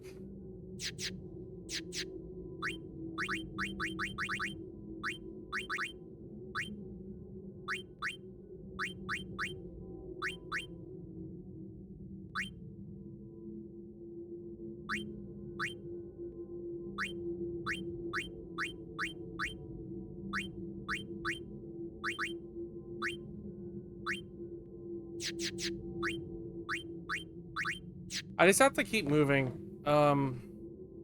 Shimari's gonna use that skill. That guard skill is pretty good.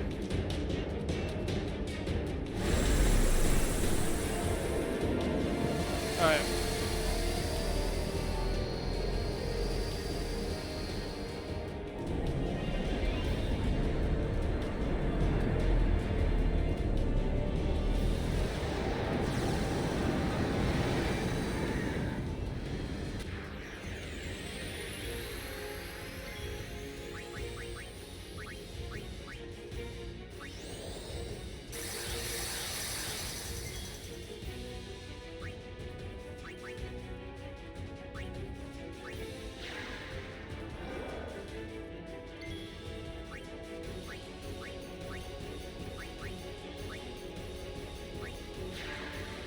Okay. Did it get quiet? I don't know. I haven't touched anything.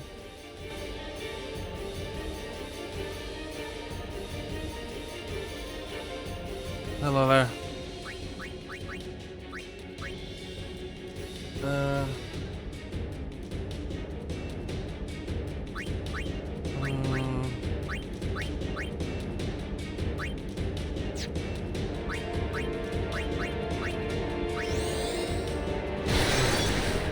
Seems like it.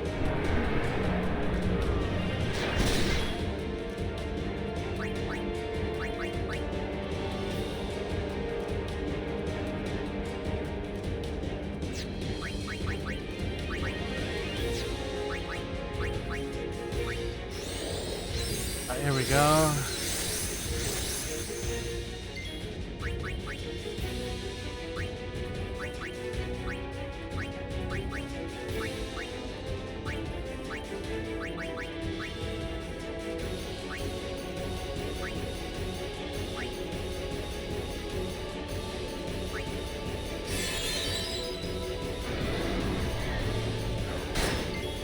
Okay.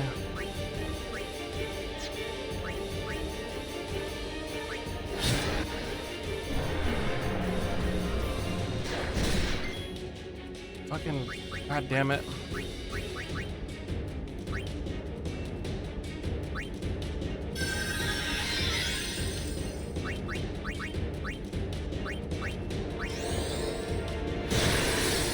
Okay.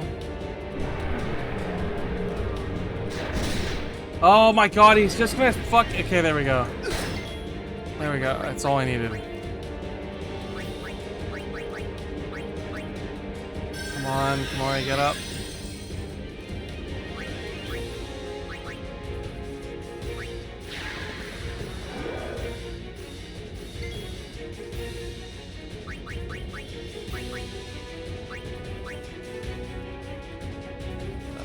Just leave him.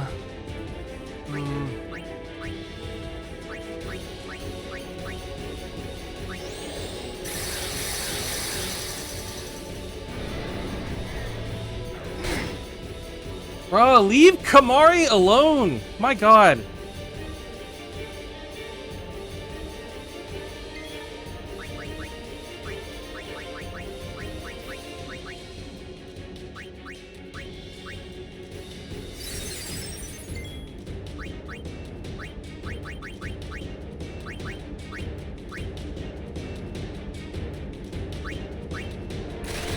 There we go.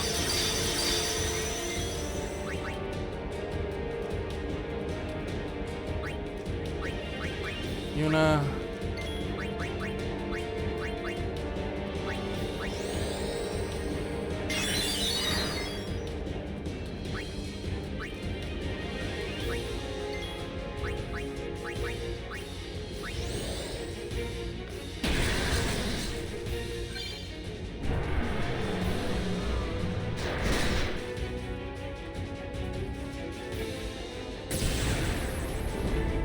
Yuna's dead.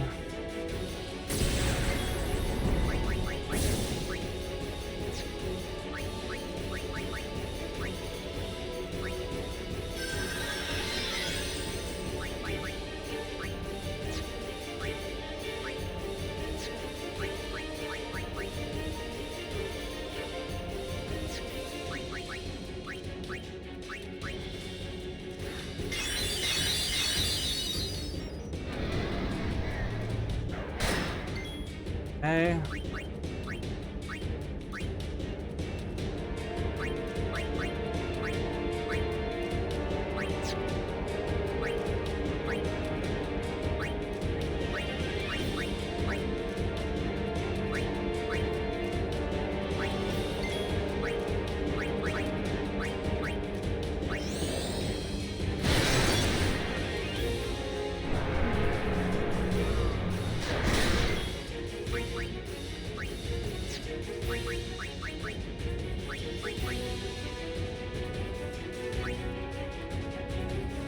Hold on. God, it's not the time for this. Give me 1 second. I have to take a phone call. Oh, where's fucking time? 1 sec.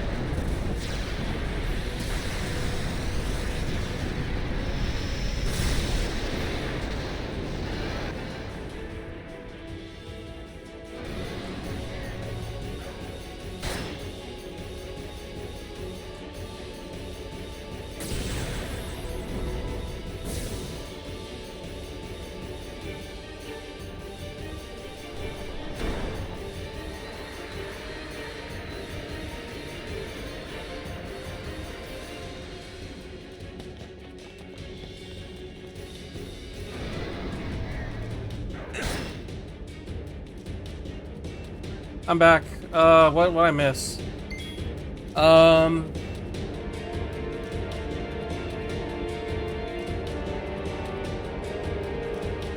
Thank you for the follow. Also, hi Kia. Thank you, people shit 25. Hold on. Sorry, my mom called. I needed to talk to her.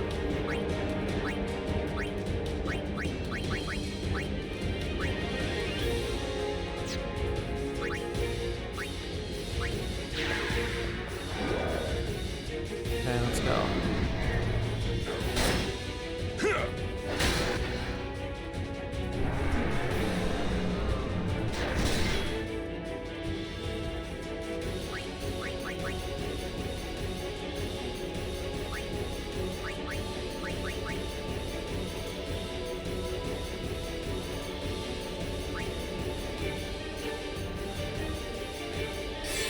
Oh, that might have fucked me. Oh no. Okay. Come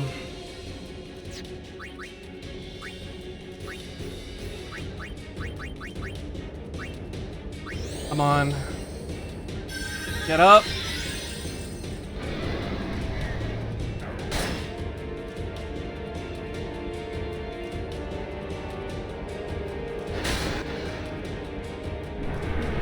No! No, no, no, no, no, no, no! Shit! Game over.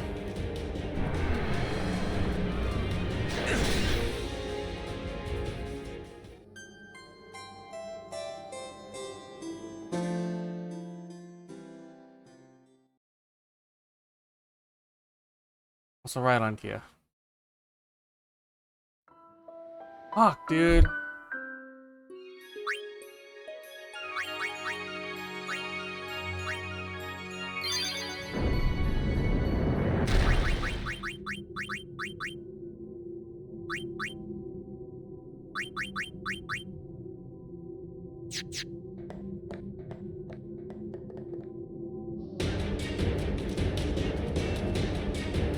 Oh, that sucks. Sorry.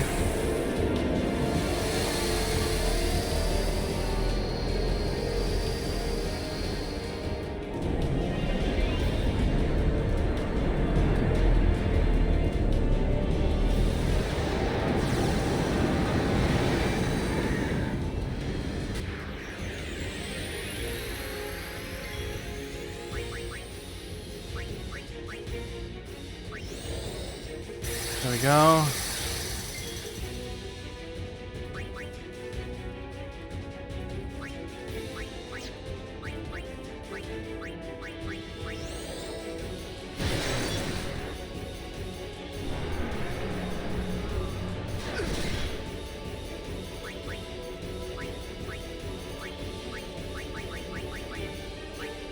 Mighty Guard.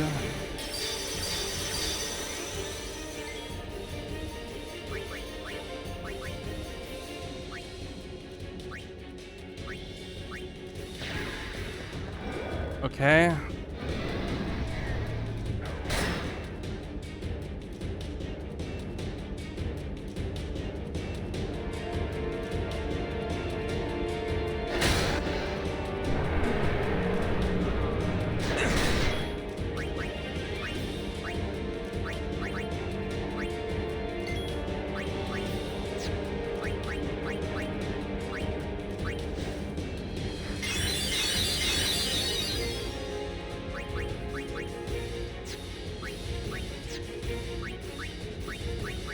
Hold on one sec.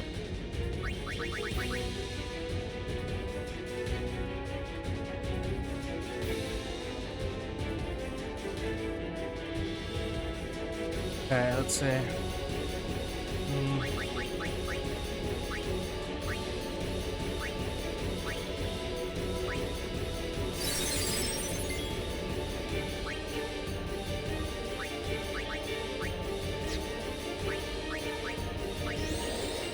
This dude sucks. Later half the game is horribly stacked on difficulty. Alright. Alright, Riku.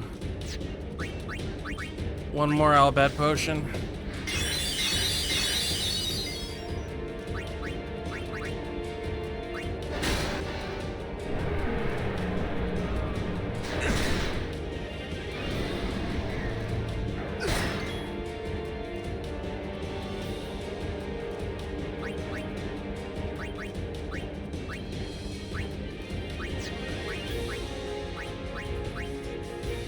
I don't have the monies, that's why I didn't go back.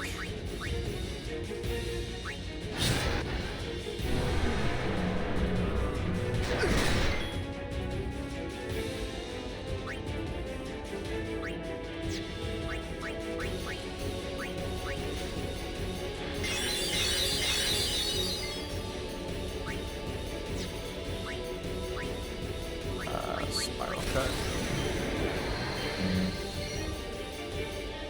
I'm never gonna have 300k.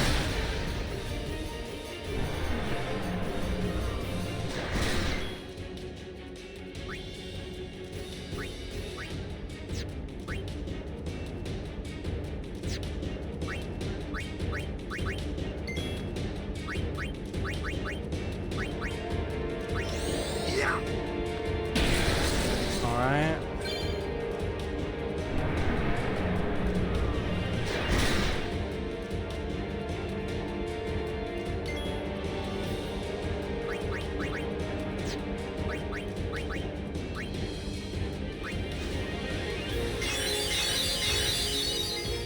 Okay.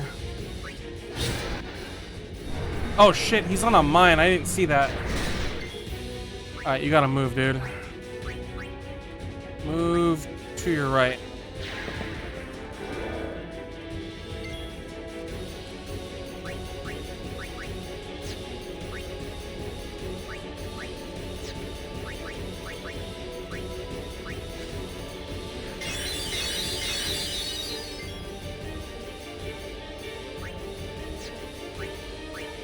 You need to move over one. There we go. Okay.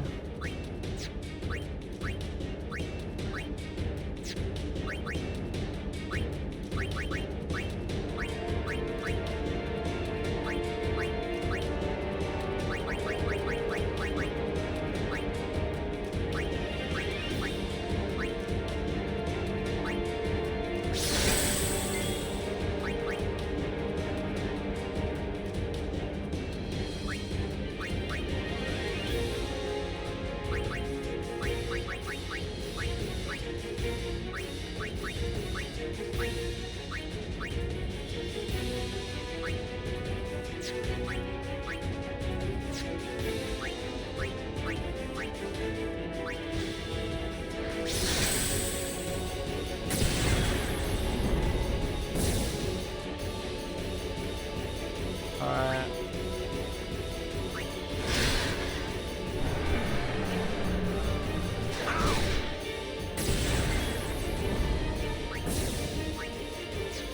Let's see.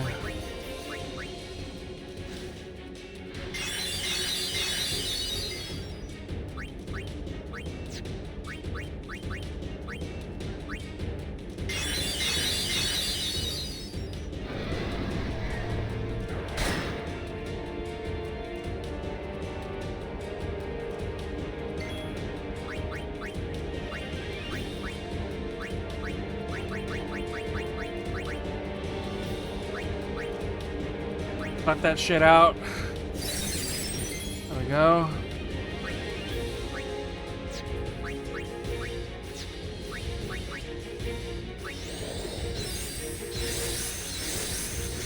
There we go.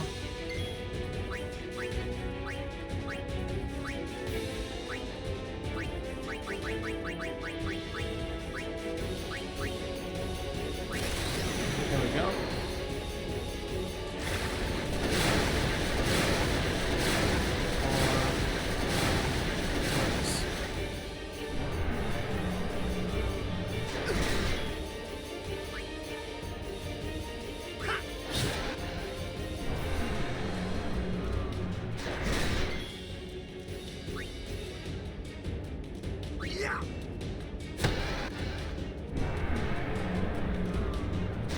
Fuck. I timed that one wrong. Where are the mines? Fuck you! God damn it! That's bullshit.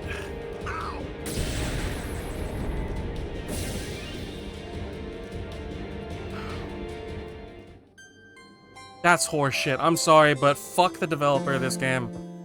That's ridiculous.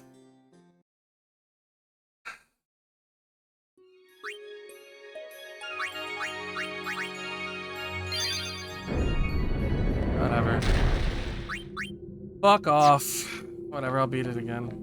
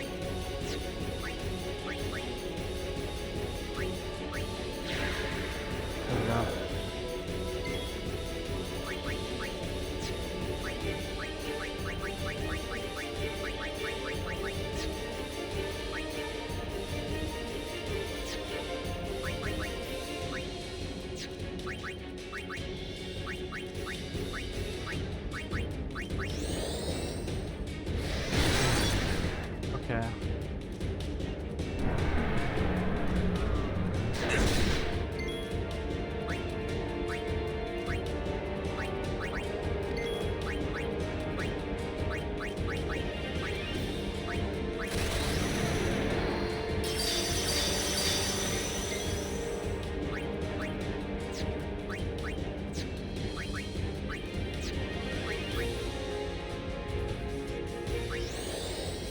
There we go.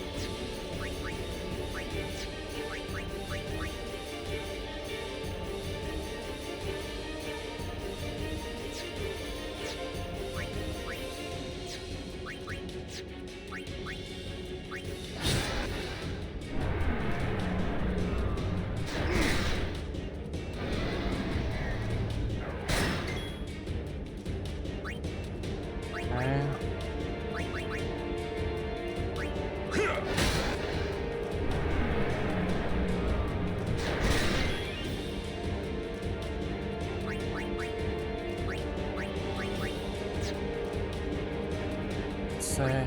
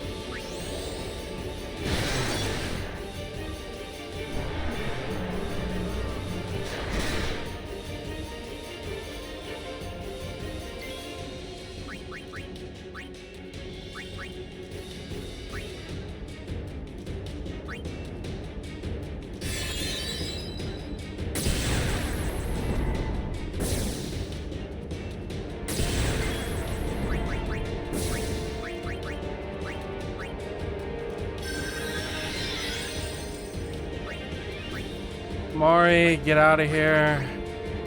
Yuna.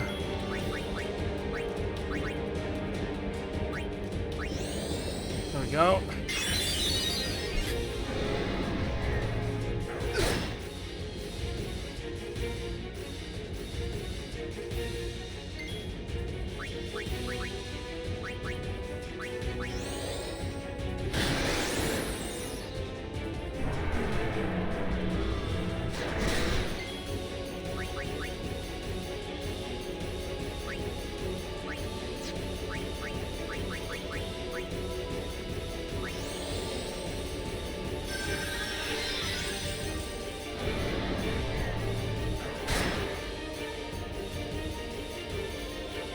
Sichuan grilled pork and a glass of sweet Carlos wine. Uh-oh, here we go.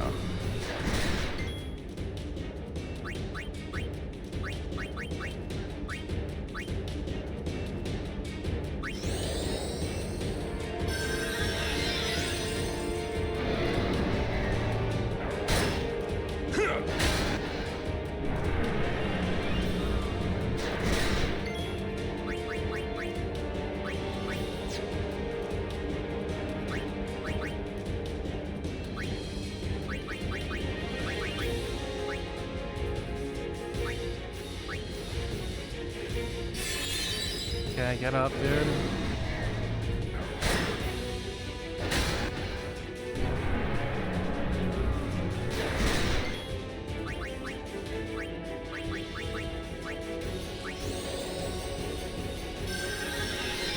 I need him to get the fuck out of this fight.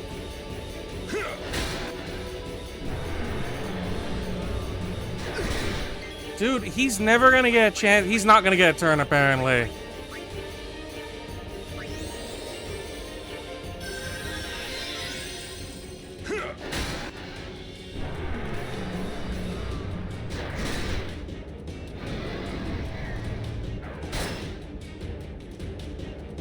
That's game over.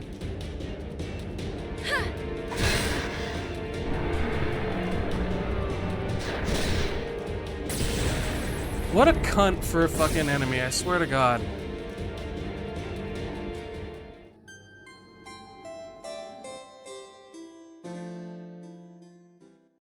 Such a stupid boss. The person who came up with this fight, I hope you were fired. No, I don't. That's just toxic. I don't know. I hope you stepped on a Lego. And I hope it hurt really, really badly.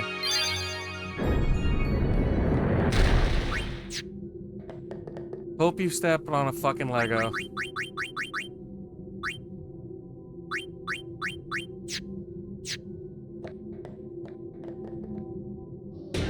This is such an asshole fight. Like, it's ridiculous.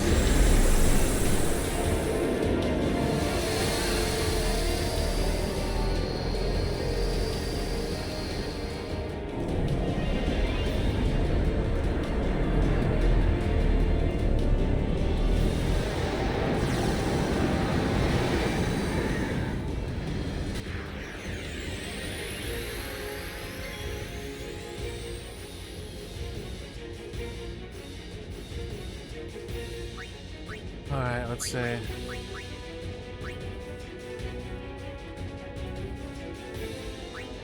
Let's move you there. Alright.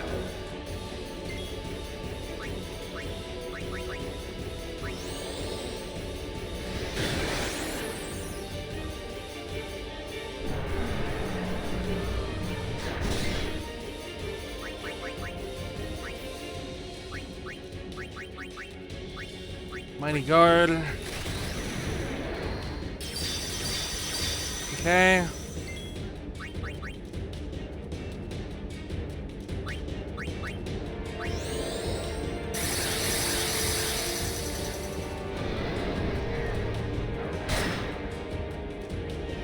And Orin is fucking possessed and angry now.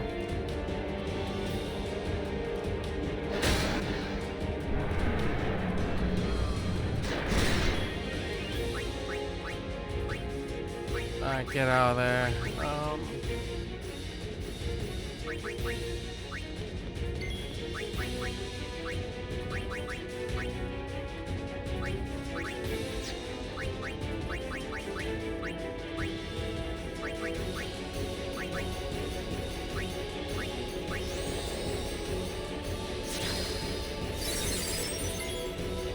Oh, he's just gonna be possessed. There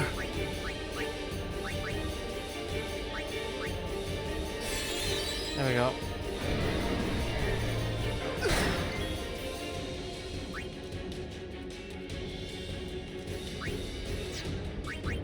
Let's cheer. Okay.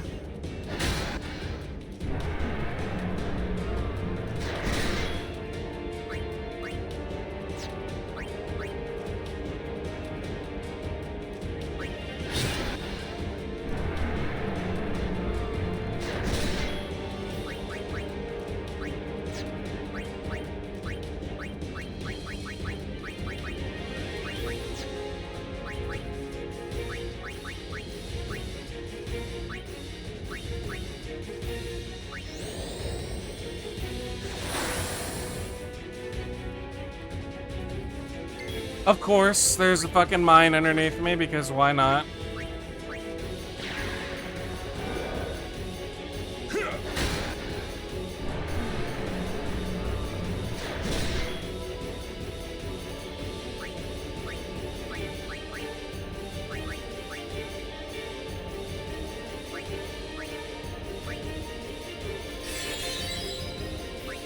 You need to move, lady. There we go.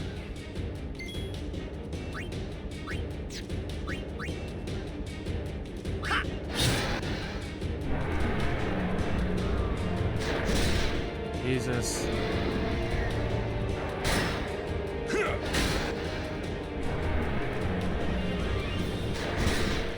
Okay. We're focusing on the right people, thank God.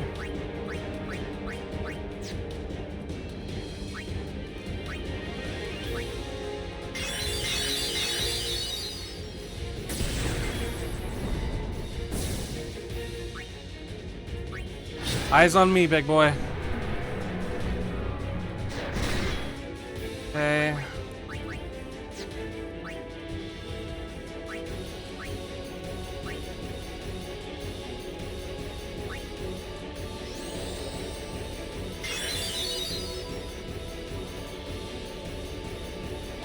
Good, the mines are nowhere near us, don't have to worry about it. Just gotta keep Titus alive. Okay.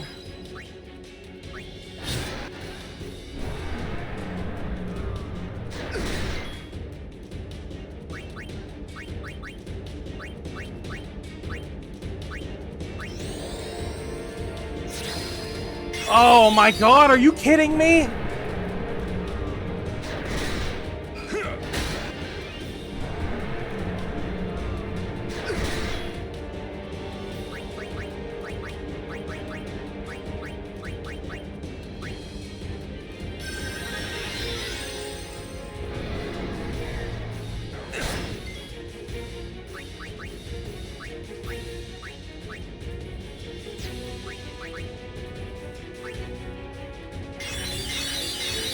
Okay.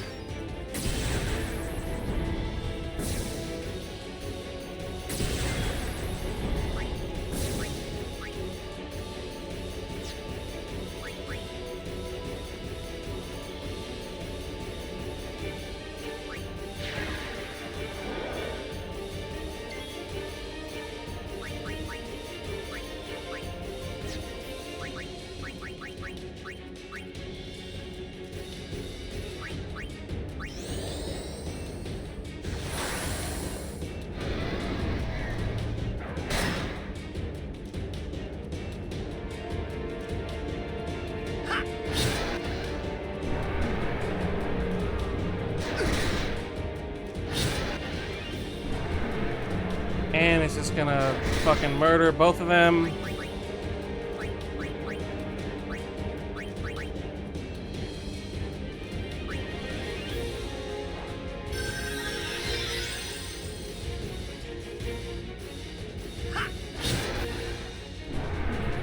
Goodbye, Yuna.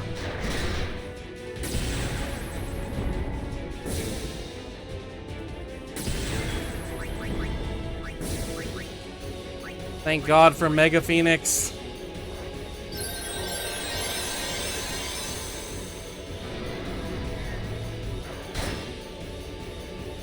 Stop auto-attacking him. God damn it.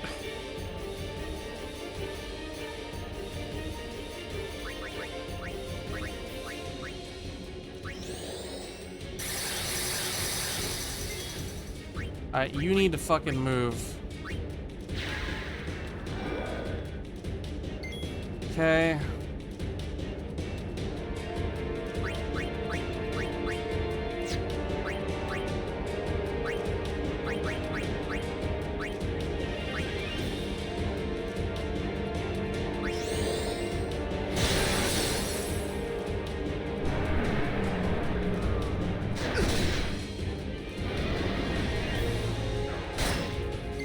Okay, Yuna got hit with the berserk.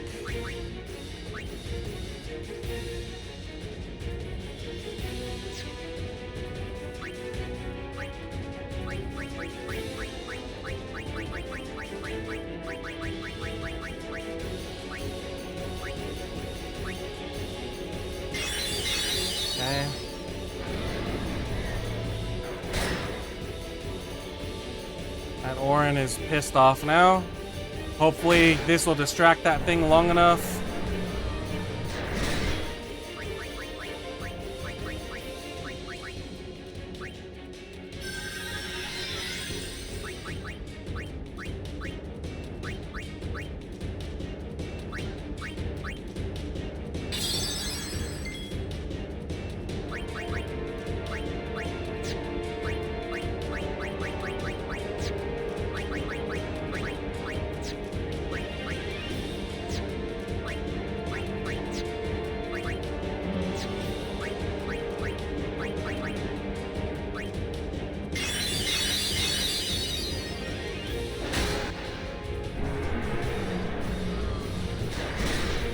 And he killed her again.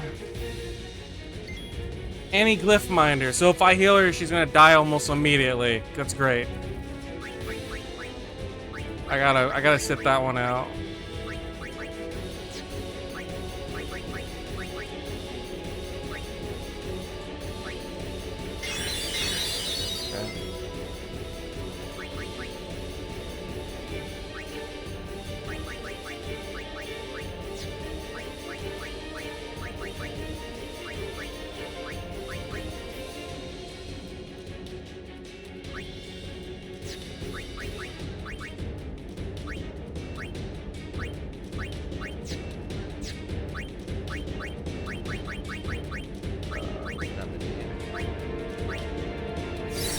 Alright, there you go. You're no longer crazy.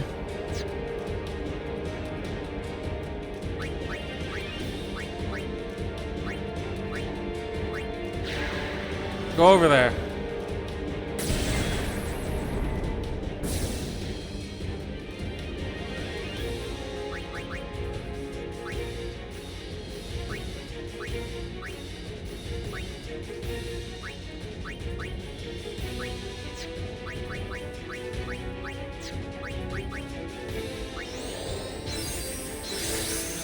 Okay.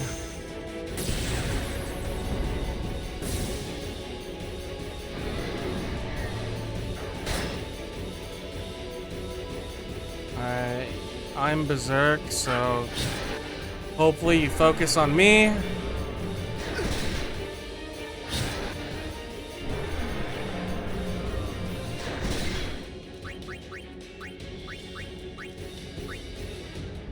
Mega Phoenix. Alright.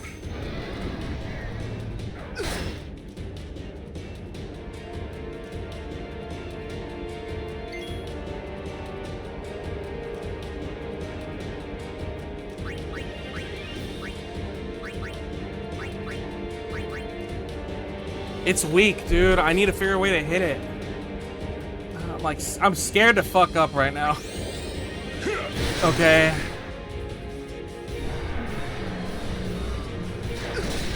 Alright, it killed him.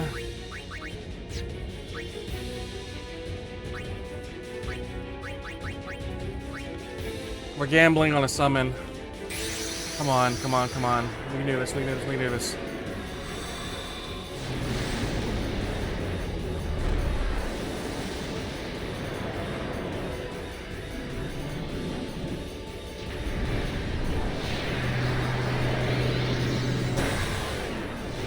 Come on, Bahamut. Don't fuck up, Bahamut. I need you to do as much damage as possible.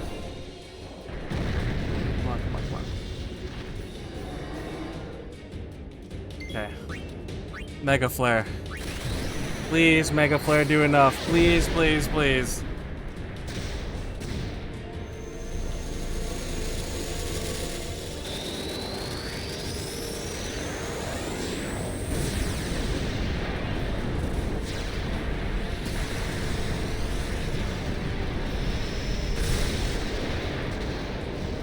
Overkill, yes! Thank you, Bahamut.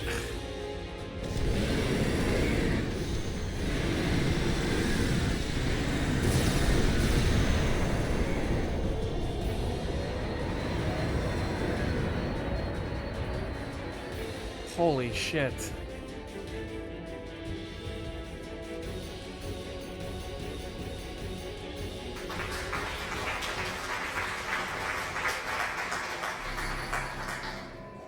I will.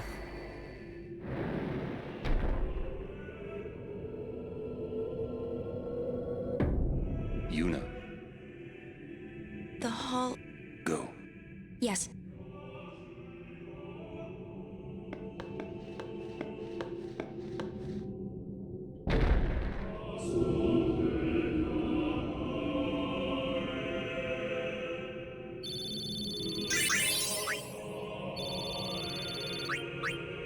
Huh? What do you mean, no final Aeon?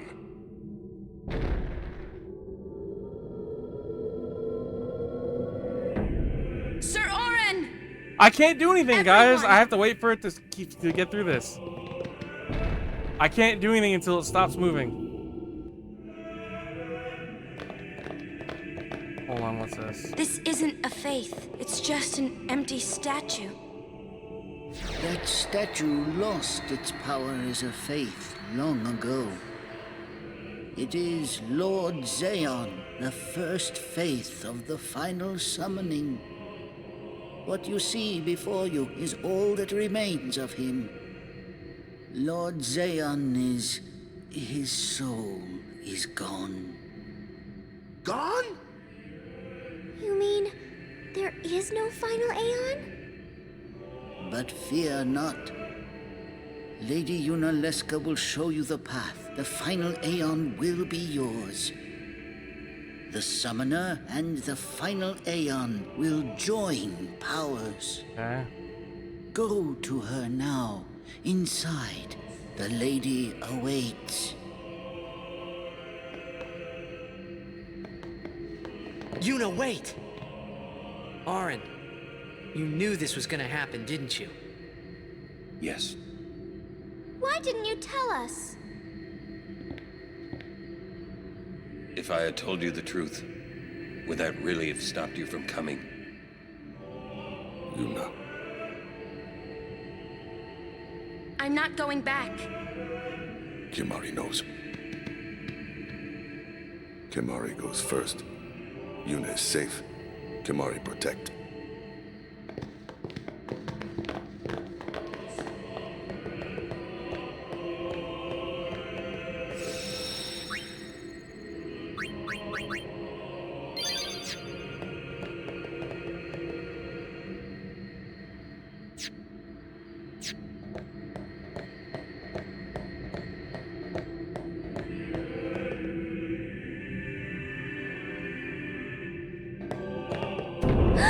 Someone's coming! Lady Yunalesca. Welcome to Zanarkand. I was gonna say, is she not wearing clothes, but she I is, congratulate barely. you, Summoner. Jesus, You that have hair, completed your that hair pilgrimage. cannot cover up like that. That'll get me banned I on will Twitch. now bestow you with that which you seek. The final summoning will be yours.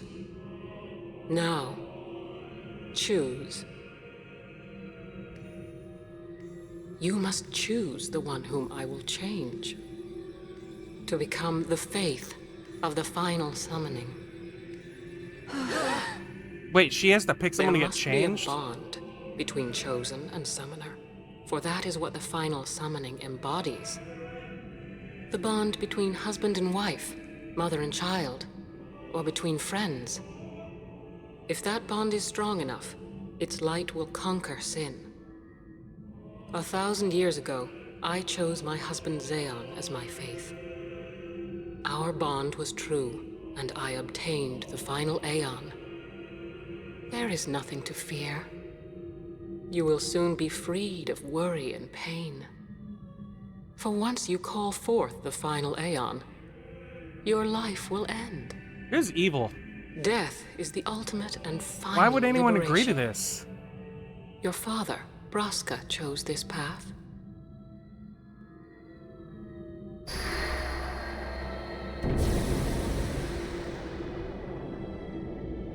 It is not too late. Let us turn back. If I turn back, who will defeat sin? Would you have some other summoner and his guardians go through this? But... my lord, there must be another way. This is the only way we got now. Fine. Make me the faith. So I've been doing some thinking. Jack chose to become My Sin. dream is back in the other Zanarkand. I wanted to make that runt into a star blitz player. Show him the view from the top, you know. But now I know there's no way home for me. I'm never gonna see him again. My dream's never gonna come true. So make me the faith. I'll fight Sin with you, Braska. Then maybe my life will have meaning, you know? Don't do this, Jecht. If you live, there may be another way. We'll think of something, I know. Believe me, I thought this through. Besides, I ain't getting any younger, so I might as well make myself useful. Jecht? What? You're not gonna try to stop me too? Sorry. I mean, thank you. Braska still has to fight Sin, Orin. Guard him well. Make sure he gets there. Well, let's go. Lord Braska, Jecht. What do you want now? I mean, it's a 10-year difference. Always comes back. It comes back after the calm, every time. The cycle will continue and your deaths will mean nothing. But there's always a chance it won't come back this time. It's worth trying. I understand what you're saying, Orin. I'll find a way to break the cycle. You have a plan? Jecht? Trust me, I'll think of something.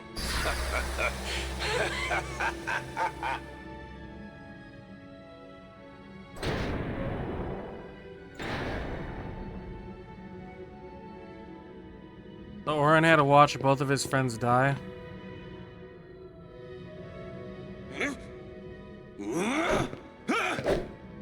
Jesus. And the cycle went on. Oh, We'll break it. But how? What, you got a plan now? If one of us has to become a faith, I volunteer. Me too, Yuna. That still won't change anything, you know? You'd bring the calm, and then what? That won't break the cycle. Listen, you want to defeat Sin and keep Yuna alive. You don't want Sin to come back, yeah? That is just not gonna happen, brother, you know? If you want everything, you'll end up with nothing. But I want everything. Now you're being childish. I was being childish, wanting everyone to I give live. up. So what would an adult do then? They know they can just throw away a summoner, then they can do whatever they like. You're right. I might not even have a chance. But no way am I gonna just stand here and let Yuna go. And what Orin said about there being a way, I think it's true. You'll think of something? Yes, I'll go ask Yuna Leska. She's got to know something. You really think she'll help you? I don't know, but I have to try. This is my story. It'll go the way I want it, or I'll end it here. Swear to God, Wait. I'm haunted by that fucking catchphrase now. You say it's your story, but it's my story too, you know? It would be so easy to let my fate just carry me away, following the same path my whole life through. But I know I can't. What I do, I mean, at least Kai's not here to talk shit. with no regrets. Kai's busy doing what else? Something else. Not here to talk shit about this whole thing. Jesus.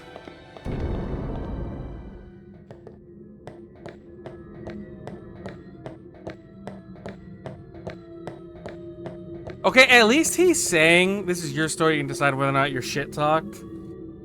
At least he's saying that he doesn't want his friends to die. He's not being a dick about it.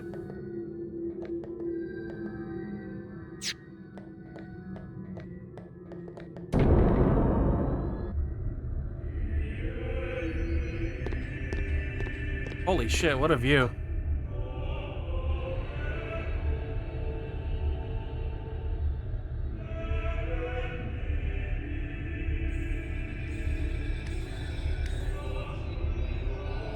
Have you chosen the one to become your faith? Who will it be? Might I ask something first? Will sin come back even should I use the final summoning to defeat it? Sin is eternal. Every Aeon that defeats it becomes sin in its place. And thus is sin reborn. So that's why Jack became Sin. Sin is an inevitable part of Spira's destiny. It is never That ending. outfit is holding on to me keeping Twitch TOS. My god. But if we atone for our crimes, sin will stop coming back, yeah? Someday it'll be gone, yeah? Will humanity ever attain such purity? The Twitch sniper is waiting and looking just in case. This cannot be! The teachings state that we can exercise sin with complete atonement! Also, this is pissing me off. It's been our only hope all these years! Hope is comforting. It allows us to accept fate, however tragic it might be. No! Where is the sense in all this? Braska believed in Yevon's teachings and died for them. Jekt believed in Braska and gave his life for him. They chose to die because they had hope. I mean, it's an older game, butt cheeks out, so right on. Wait, he tried to attack her? Holy shit.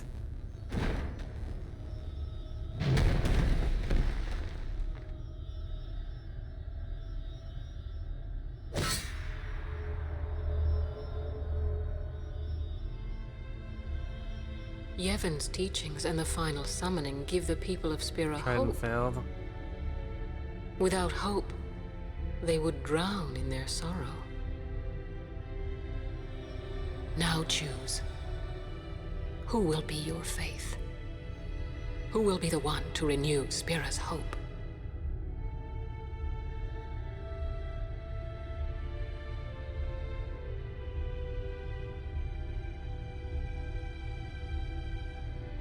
No one. No one. I would have gladly died. I live for the people of Spira, and would have gladly died for them, but no more. The final summoning is a false tradition that should be thrown away.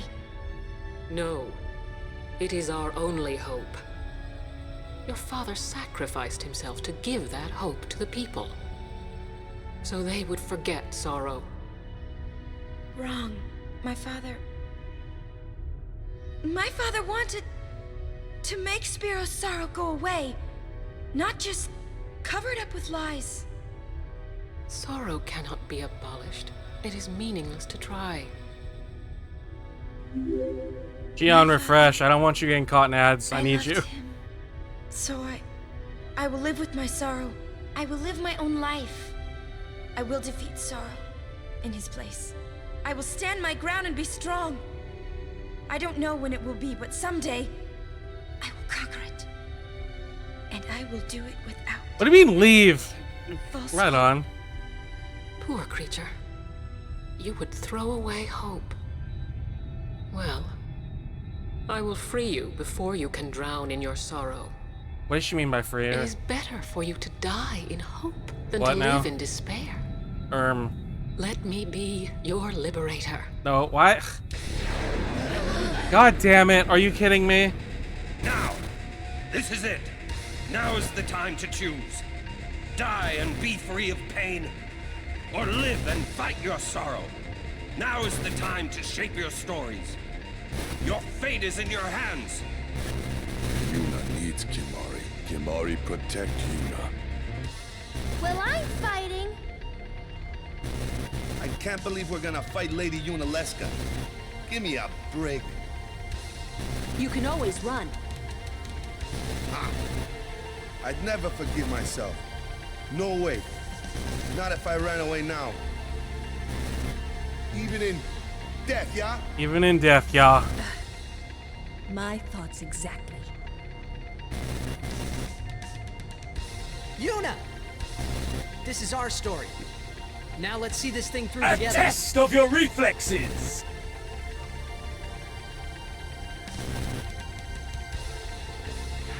Alright, time to fight Unaleska.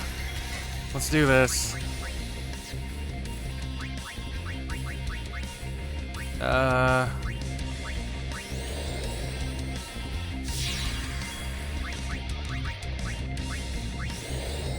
This is our story, don't forget. Fair enough. Oh, god damn it, I just hasted her. Shit.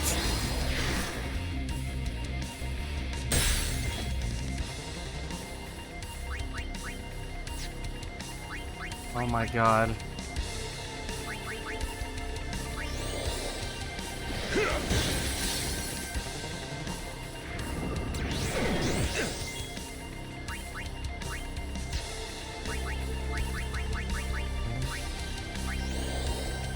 Take that back. There we go.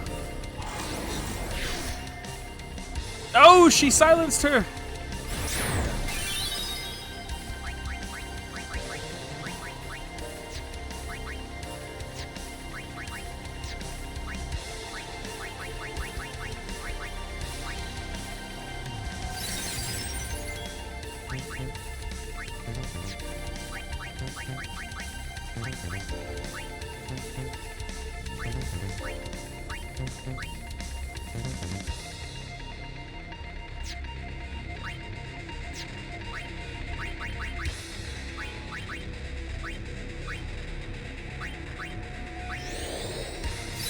Alright, be free.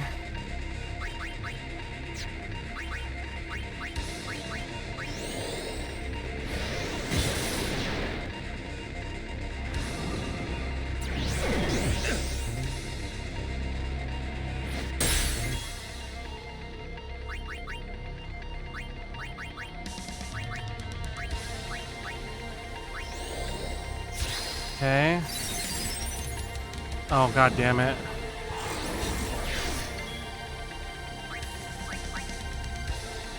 Vulnerable to holy what is holy magic? I don't have holy magic, do I?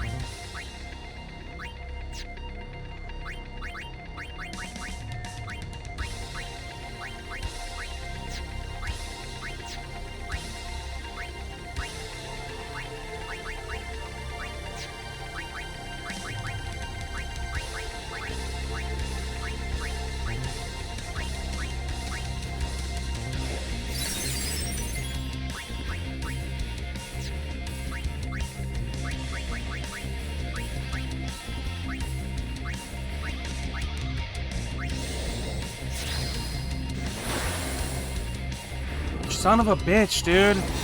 She keeps stealing my shit. Oh my god, I'm getting so mad.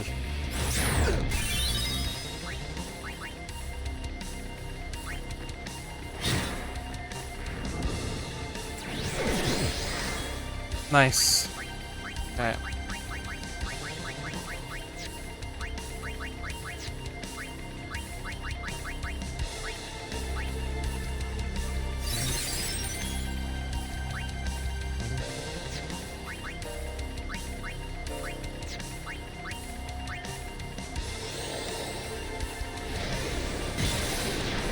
Fuck, he's blind. I forgot about that.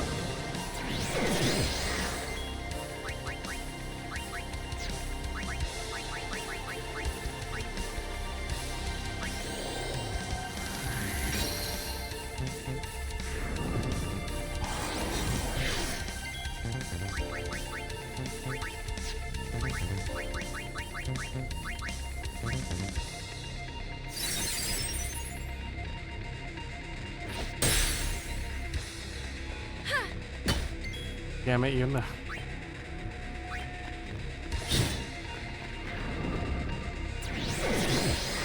Nice.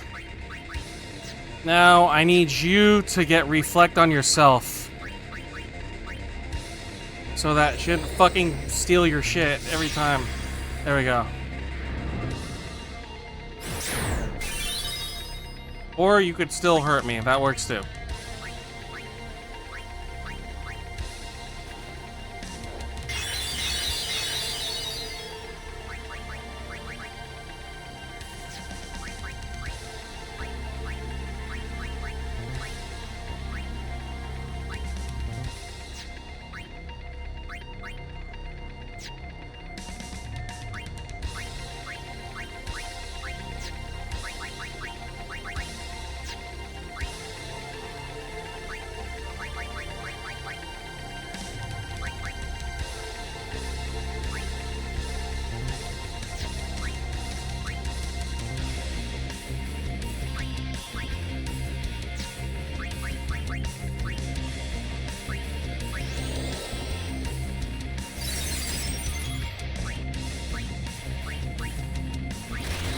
Let's go.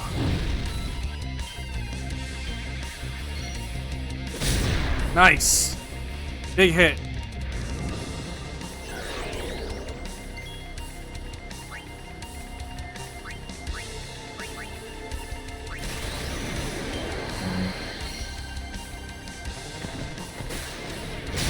Nice.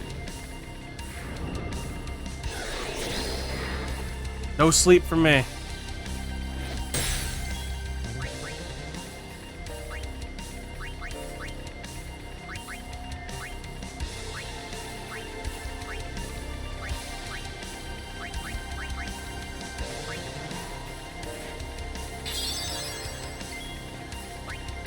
Only 8,000 more.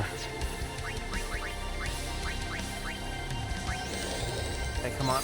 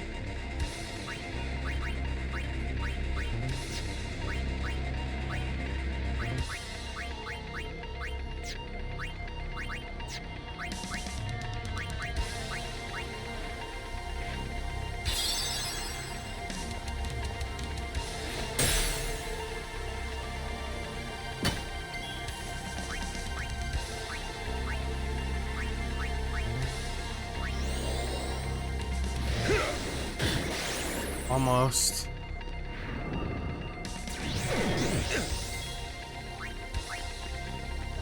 We're so close. We're almost there.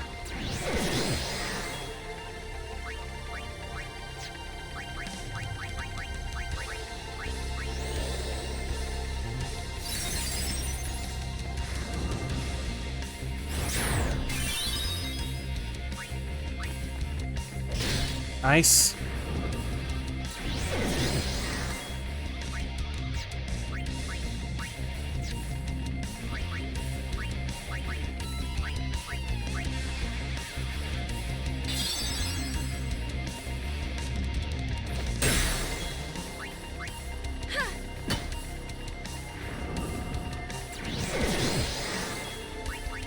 Finish it! Is that it? We're done? She's done? Surely? What in the fuck is that? Okay.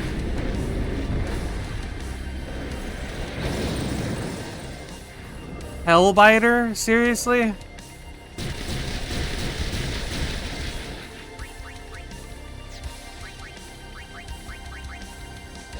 $48,000?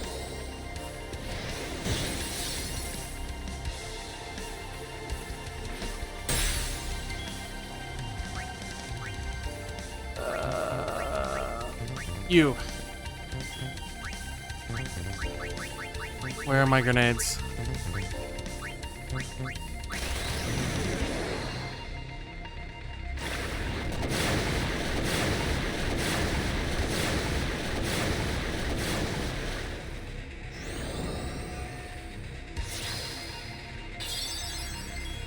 It just cured itself. Are you kidding me?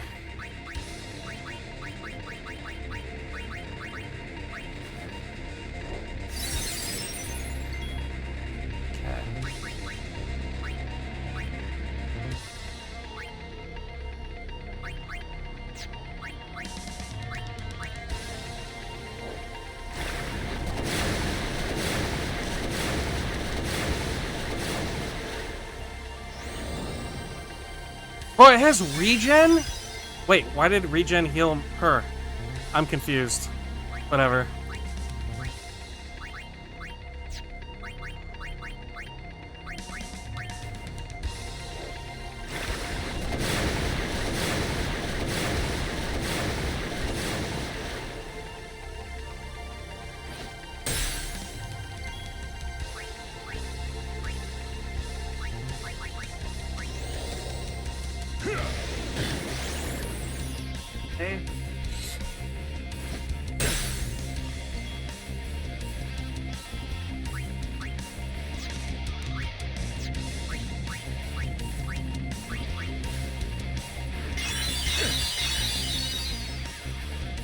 Orin's gonna die.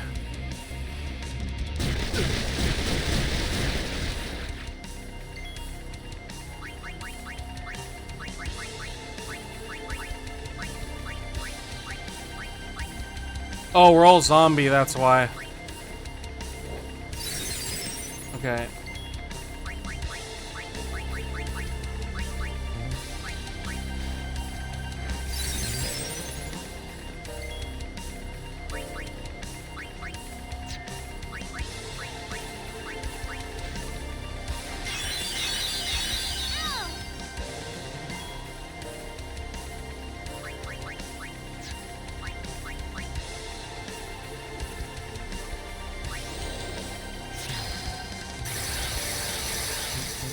Damn it. Ow.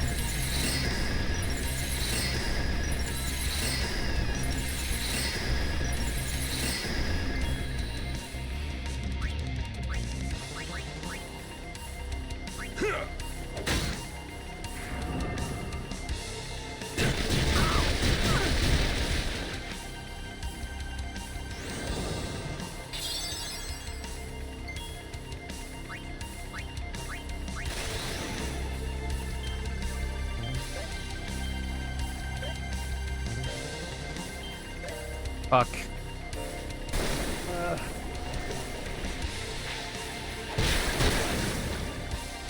Okay.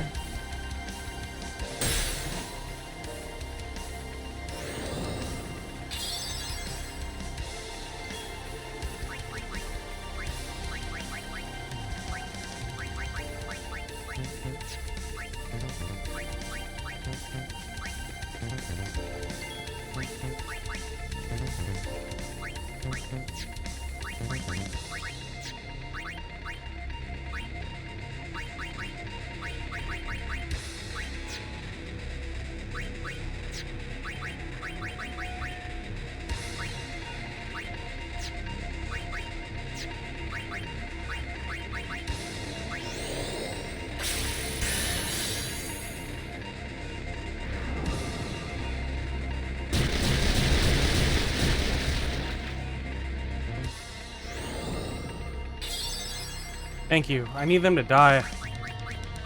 Okay.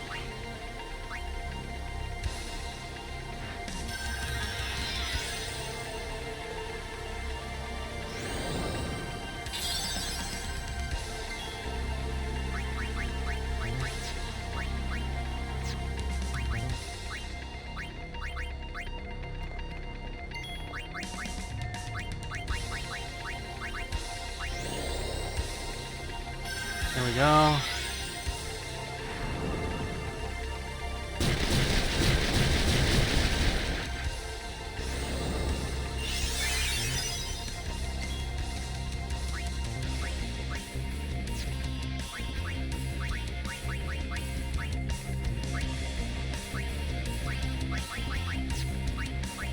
Isuna doesn't work on zombie, right?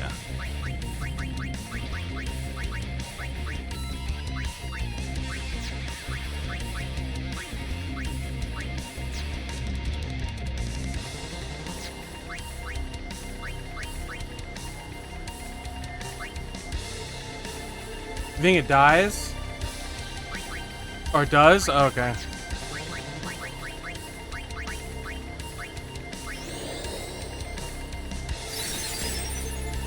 It says miss.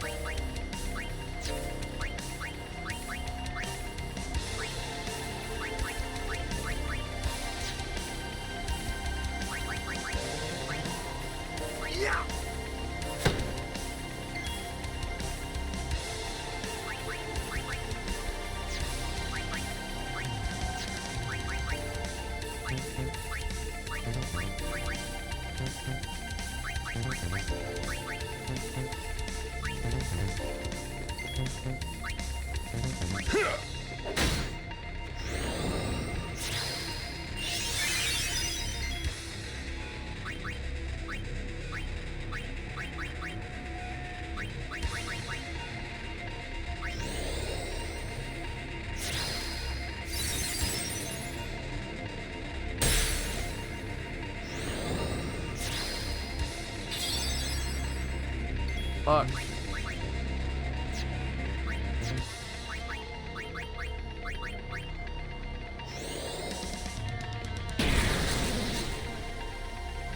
One.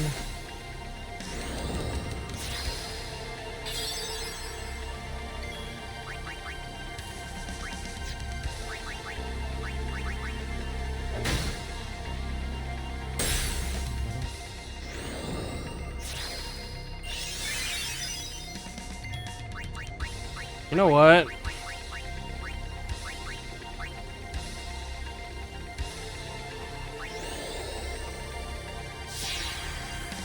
There we go.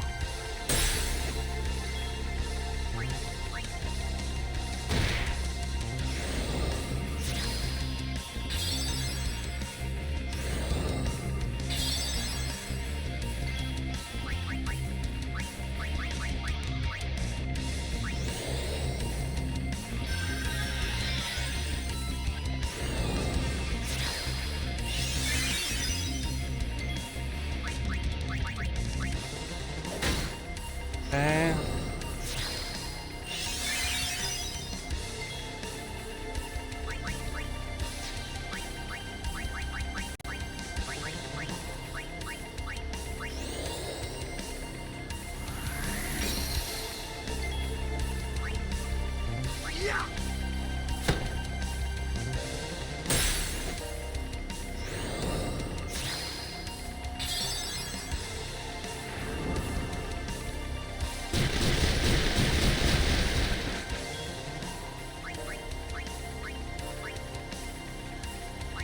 I don't know what to do, dude. I can't heal them. Like, at all. She fucking keeps picking it off.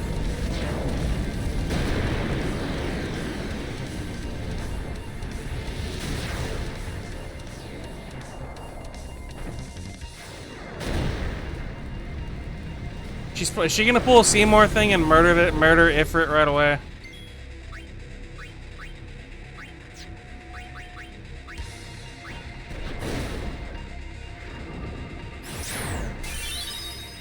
Yep.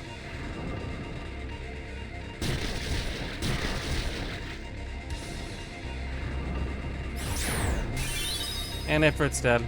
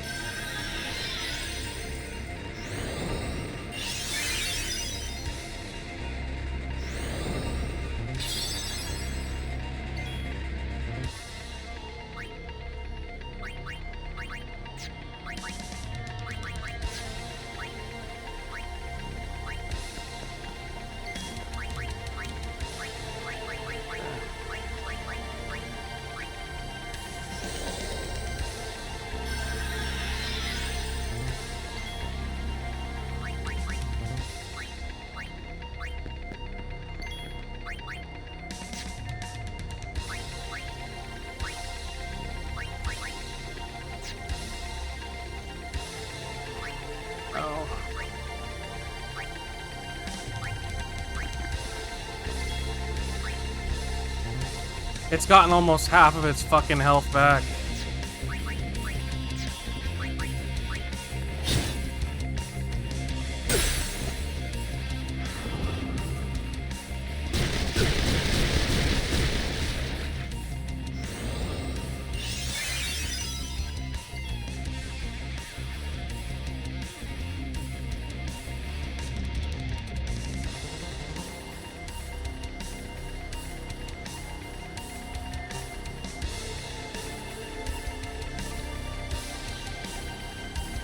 I don't know what to do, man. I honestly don't know. Unless I do a summon and hope that Bahamut can survive to do an ult, but she's gonna kill him. Hi, Kistel. Hello.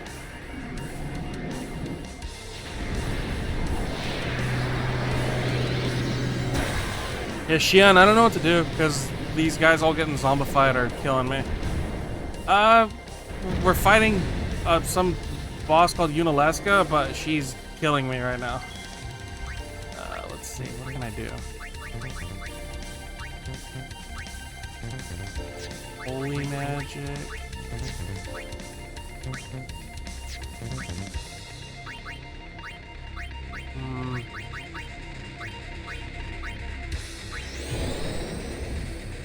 Do I have break? No. Oh man, I just hurt my. She's gonna kill him. Bahamut's dead.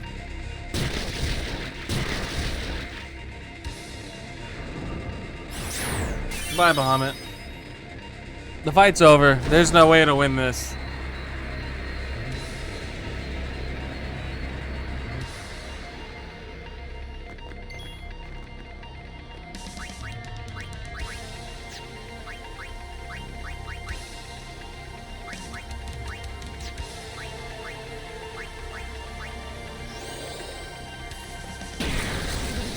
Yeah.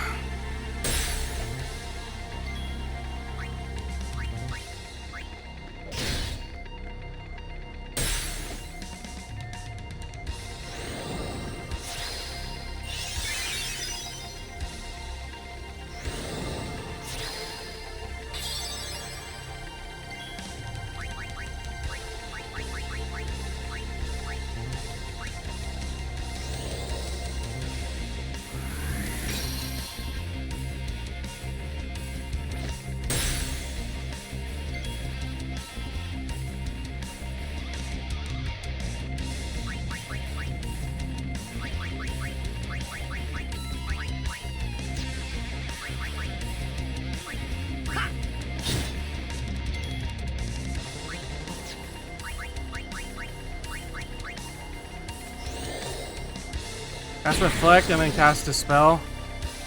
Okay.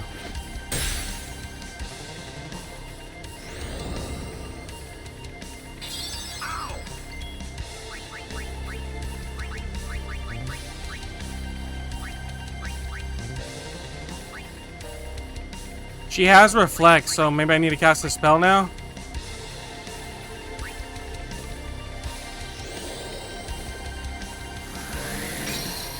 Okay.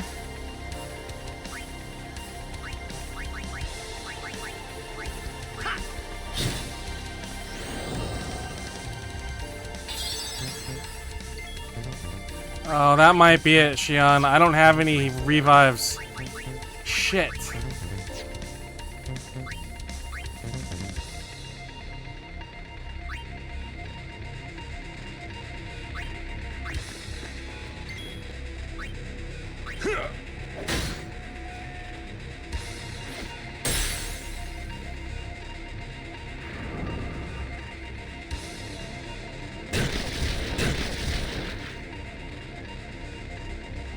I have no way of healing or reviving them.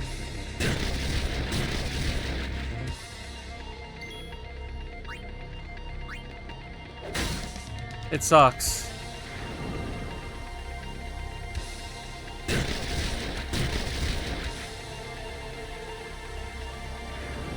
That's it.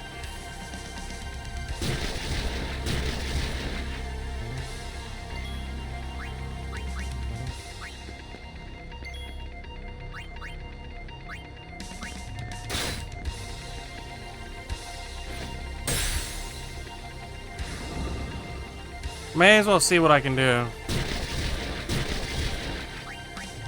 What's that thing I grabbed? Doubles max HP of one character? Oh, I die using it. Or not. That was weird. Okay.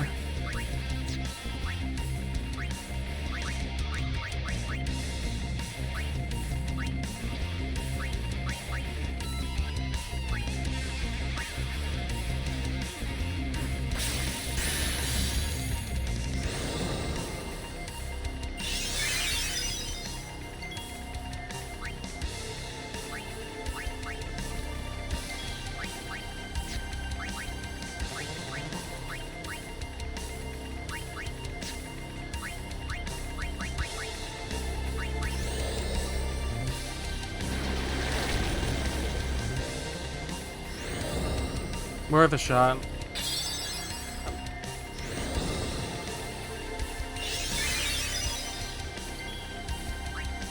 What's up?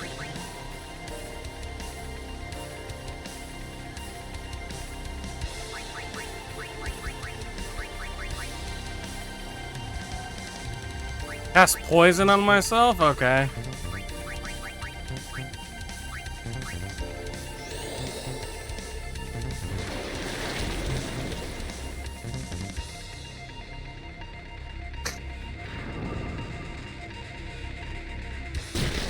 Maybe if I had reflect on, which I don't think I did.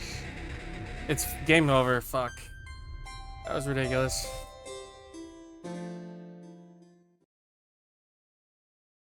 That zombie status fucking sucks. Oh, if Bio Zombie healed? Yeah, zombie status is dog shit. Whoever invented that, I hope you stepped on a Lego for the next 10 years.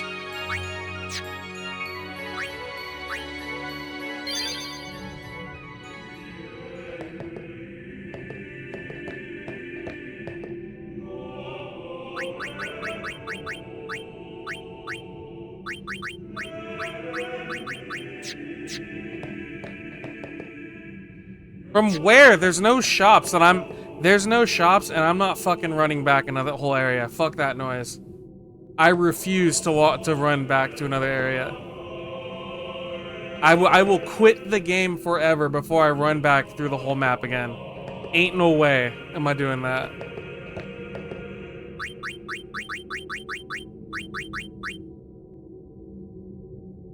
Ain't no fucking way am I running all the way back like that.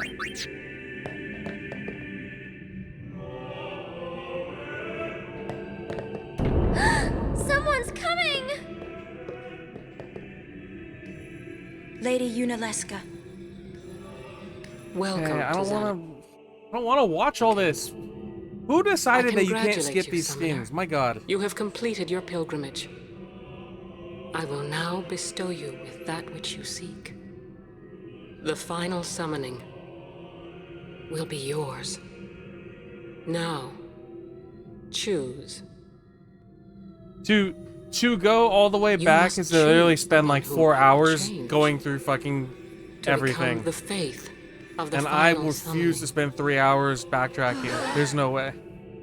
There must be a bond between I will chosen commit and Sudoku from the for that is stress what and the the, final and the sheer summoning insanity of doing embodies. that. The bond between husband and wife, mother and child, or between friends. If that bond is strong enough, its light will conquer sin. 1,000 years ago, I chose my husband Zeon as my faith. Our bond was care. true, I and don't care. I obtained don't the final care. I Aeon. don't care. I don't care. There is nothing to fear. Stop talking, lady. You will soon be God. freed of worry and pain. For once you call forth the final Aeon, your life will end. Death is the Fucking ultimate and yapper final over here. My liberation. God. Shut up and fight me. Your father, Braska, chose this path.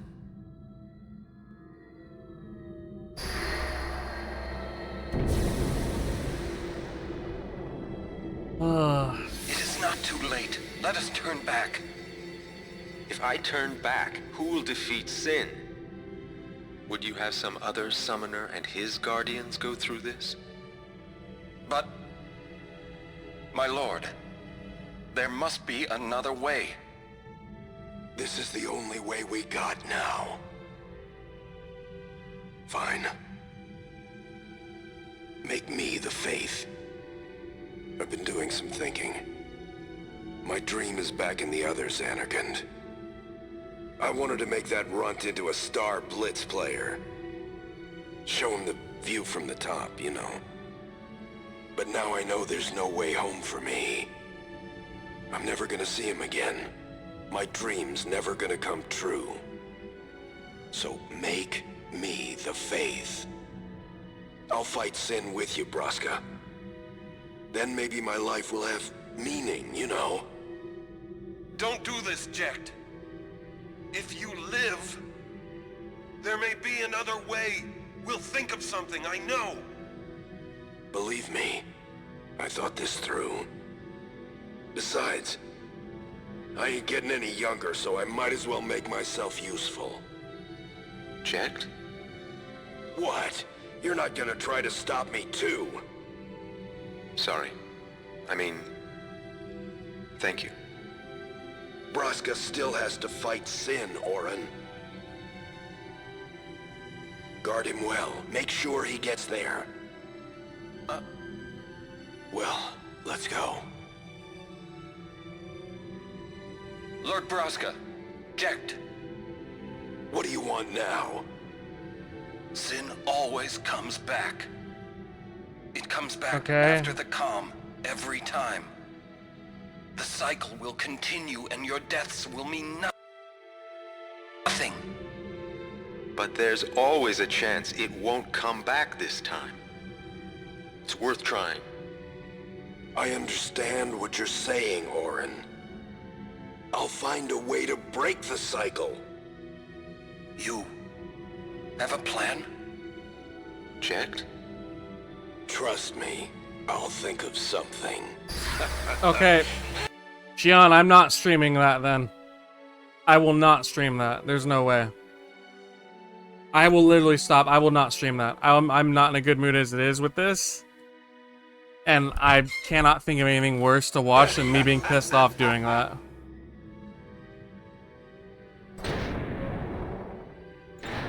What time is it? Because yeah, I know. I will smash something if I have to do that right now.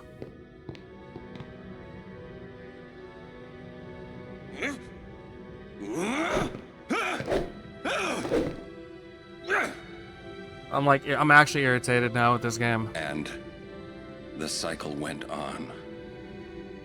Maybe it's a sign of the times, but this has to be the shittiest game design and game planning.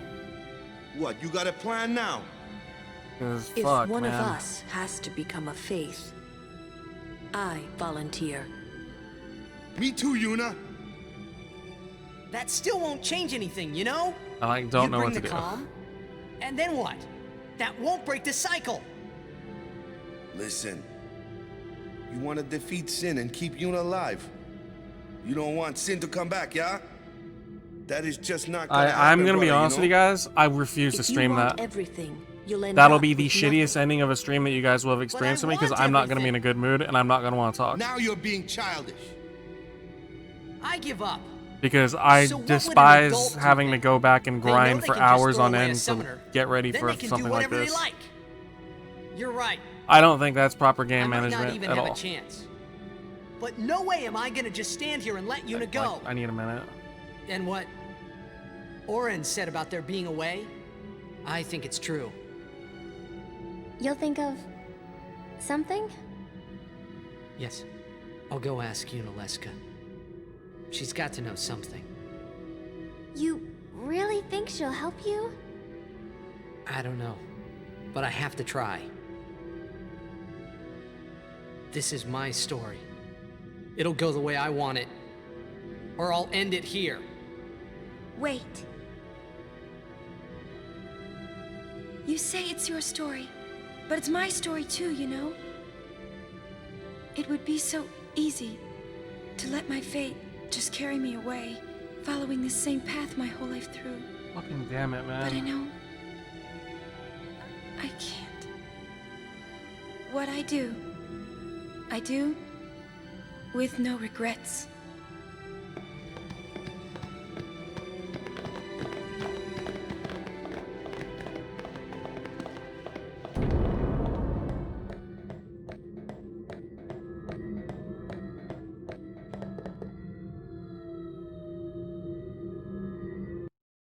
I have to think about this. I legitimately need to think.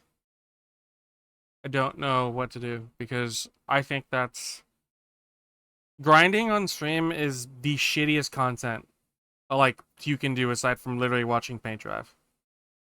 Yeah, I'll go save to get rid of the fucking cutscene.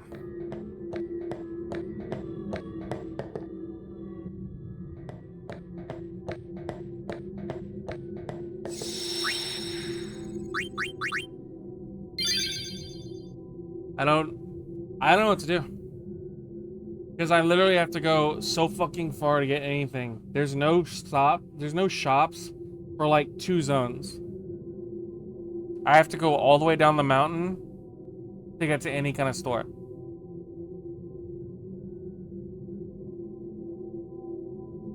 And I don't have stuff anyways.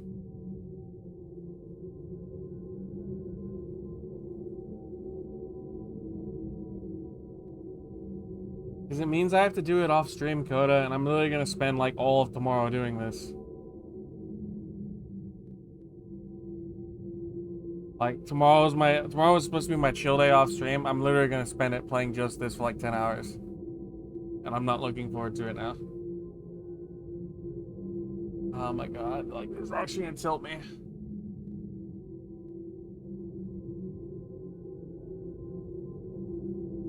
No, I can't leave a game unfinished.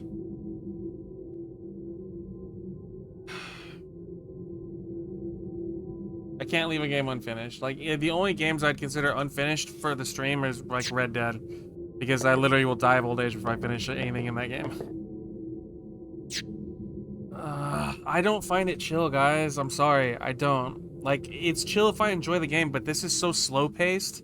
Plus, like I said, I have nothing left. I'm tapped out on items. Let me sort it because I need to. Okay, I didn't finish the DLC. I finished the game. Yeah, this is literally all of the items I have right now. And the nearest shop is the brother of Owaka at the bottom of Mount Gagazet. That's a long fucking way away, guys. That is so far away. God. Give me a minute to take a breather and mentally decide what to do. Let me take like 2 minutes to, shut up. I'm gonna smash this game if it fucking makes any more noises. Be silent. Be silent, video game. I don't want to hear from you right now. Give me a sec. Alright, hold on. Give me like 2 minutes just to walk it off.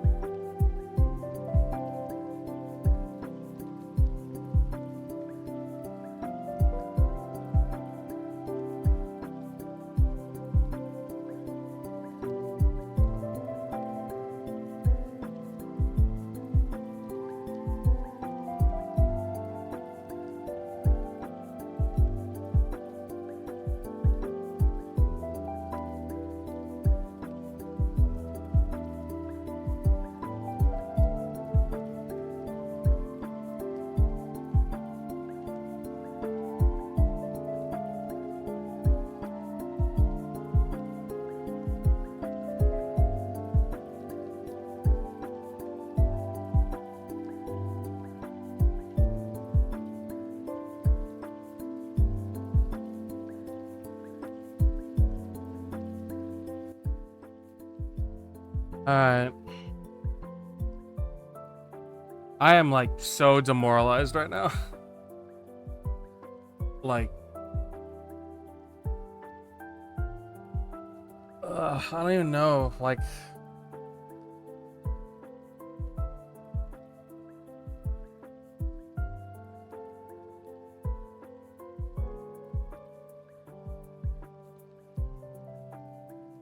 I don't know. I'm pretty fucking like, I don't want to say depresso because that sounds so fucking childish, but it just put me in a bad spot right now because I don't know what I'm supposed to do. I should just suck it up and grind and everything, but I don't know, man. It's like hard to. I was mentally thinking, okay, I'm going pretty far in the game. Maybe we'll finish it by the end of the month. I don't think it's happening anymore. No. I don't. Time is it almost 10? How far back do I have to go? Let me run the ad, get it, or we'll snooze it real quick. How far back do I have to go to do anything? Because I don't want to go down the mountain. That's like, what, 2-3 zones away? Not including the swimming puzzle and everything, too.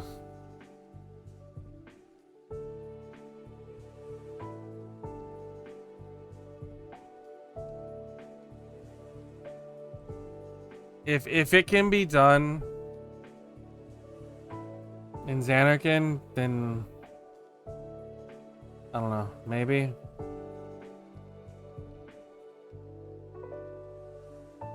I don't know.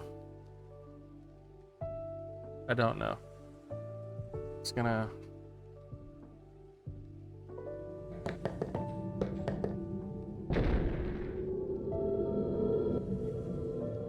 I'm sorry for sounding like a fucking entitled little bastard right now, a little bitch, but I don't know. I just worry that like this is not something people want to watch, and I don't want to be wasting time. Oh my god. Fucking Christ. Could this get any louder? Hold on. Hold on. Hold on. I'm going deaf.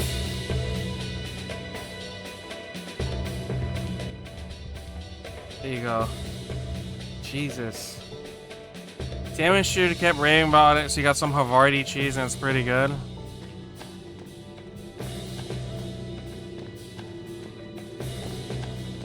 Yeah, what's up, Xion?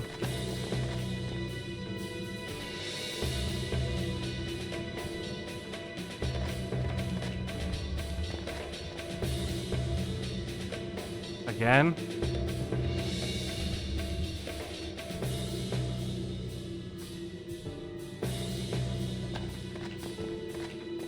Oh man, I have to hit F1. Okay, hold on. Fuck, give me a second. No, hold on. My model has to go away for me to use F1. Give me a second.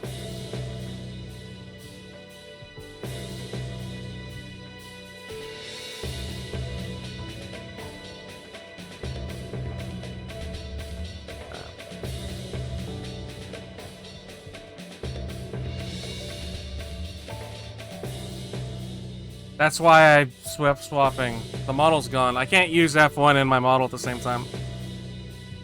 And now what?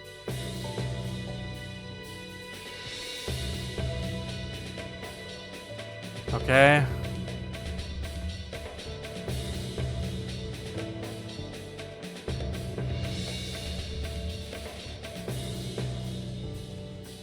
How far am I going, Xion? Jesus.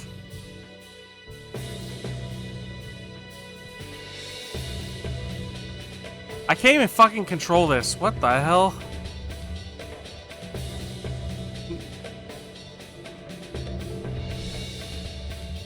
Well, no, I need to know where I'm stopping, Zara. That's why I'm asking.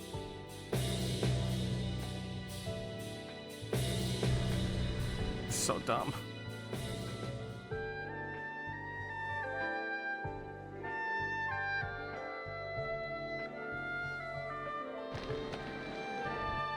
This one?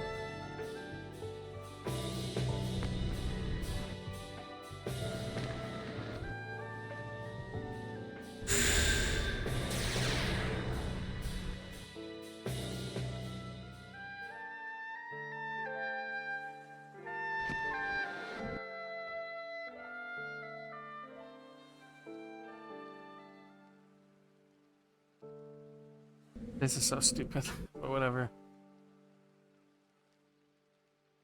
How far am I going, Xion?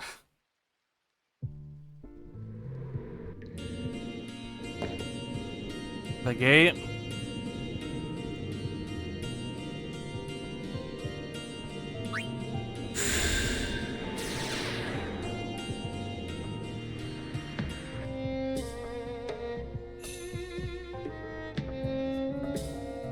Beat who?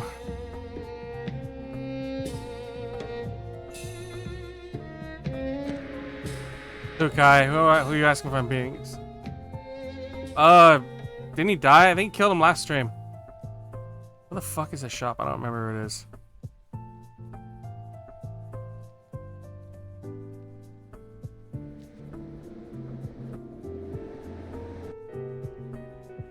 Oh, wait, it was inside, just inside Gags, and then I'm dumb. Okay, back. We beat that one, we beat the weird dragon thing. Where is Owaska?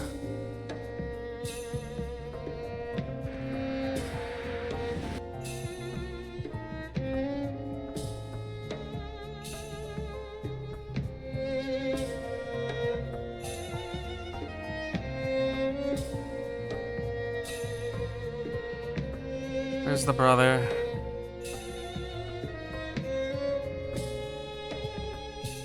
Fucking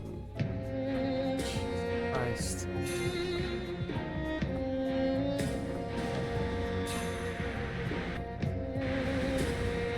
Where the fuck is the brother?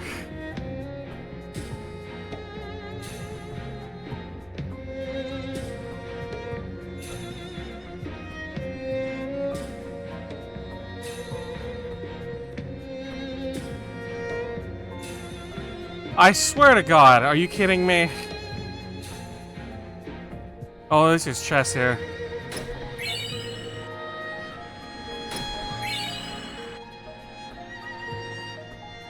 That was unexpected.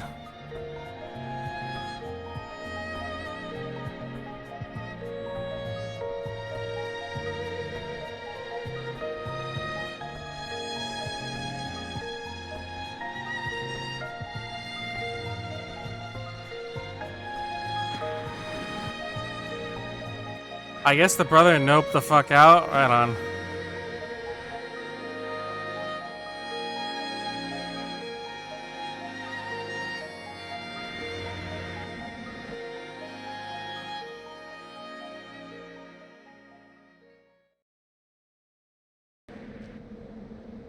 Wait, all the way back to the fucking lands. Oh my God.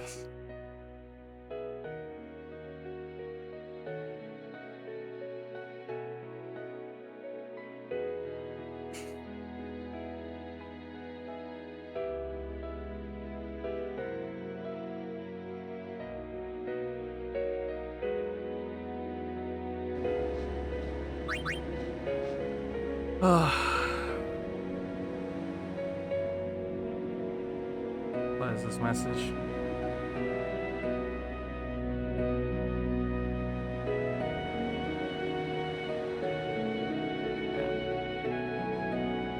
Alright, I have 138. Let's buy,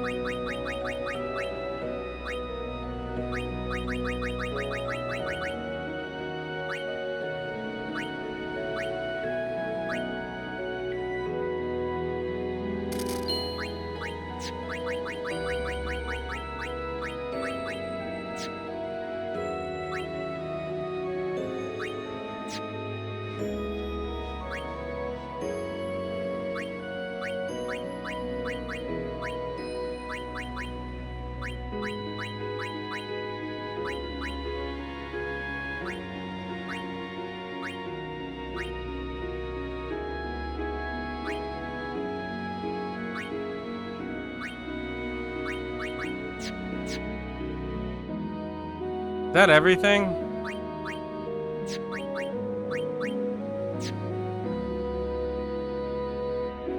I don't feel like that's enough holy water. I'm buying more just in case.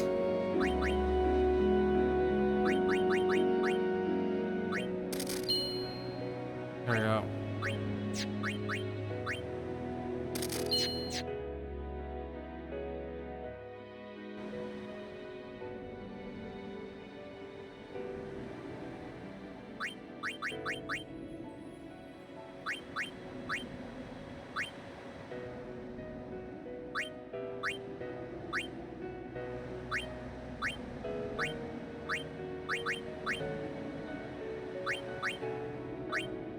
Well, there's holy.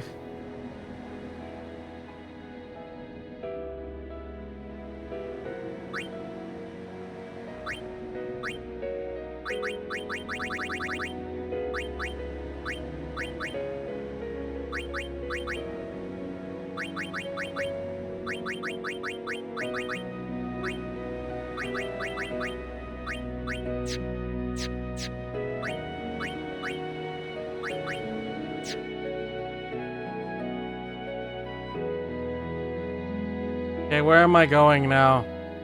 Back to Zanarkand?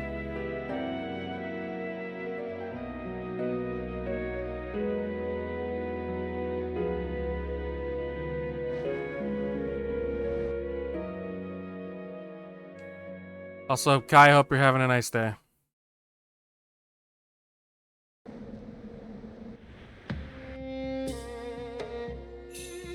I did see that, what was it? Someone posted something on Twitter, and I think I saw it in a Discord I'm in, about how, like, was it like a truck of mozzarella spilled on the freeway? Hold on, let me see what it said. A traffic accident in Pennsylvania caused thousands of pounds of mozzarella cheese to explode out of a truck. The road to be closed on to clean up, and none of the cheese could be saved. So, it was a national calm down killer, a national tragedy.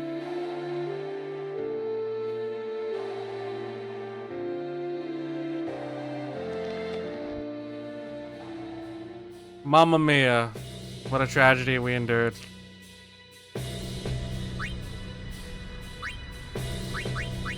You know any pizzas you can make with that? Yeah, but you could get mozz elsewhere. Plus there's Pennsylvania mozz.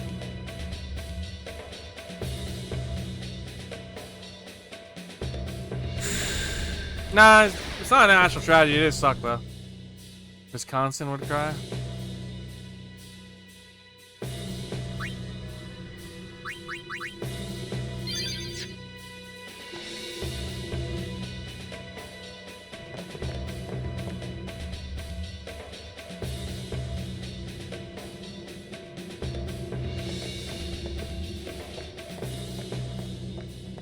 Also, I can't use my model right now, guys. I've already set it to Shion.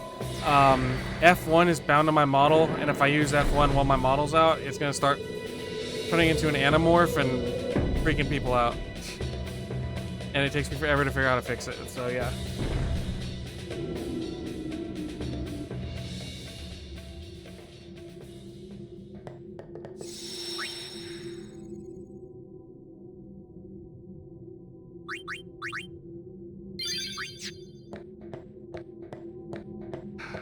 Okay, what are the odds of me actually... I just saved, to be honest. PNG is good too. Well, it matches my attitude right now of rage.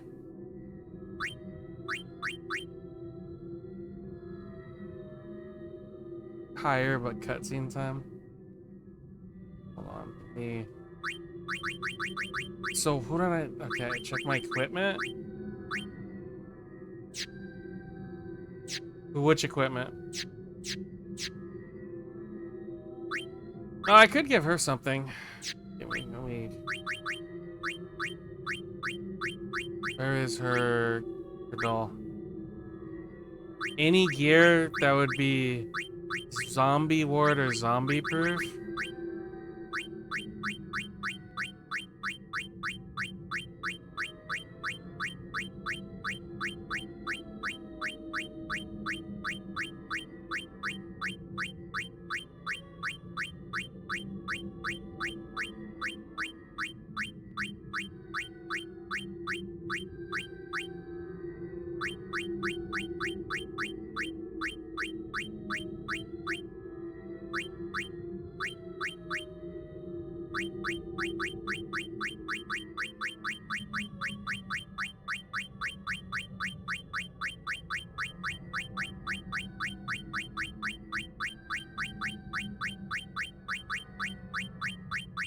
A single shield.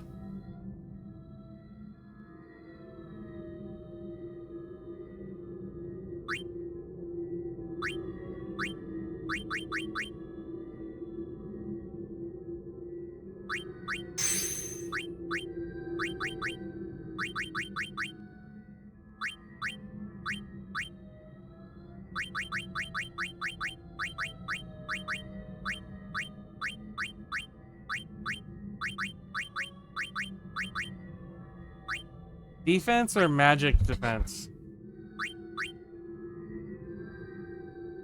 Probably defense, right? Alright.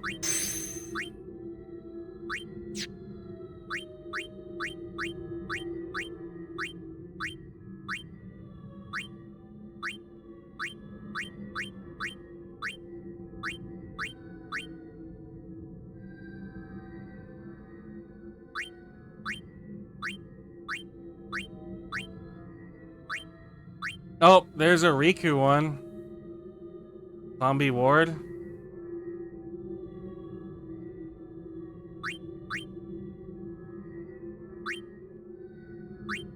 Alright.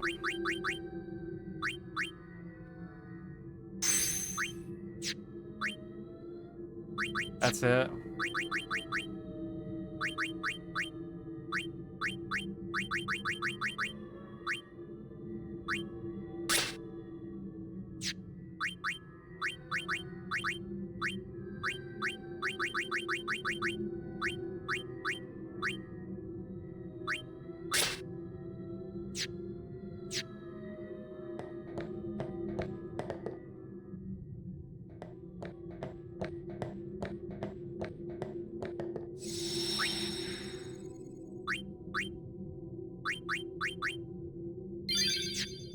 Alright,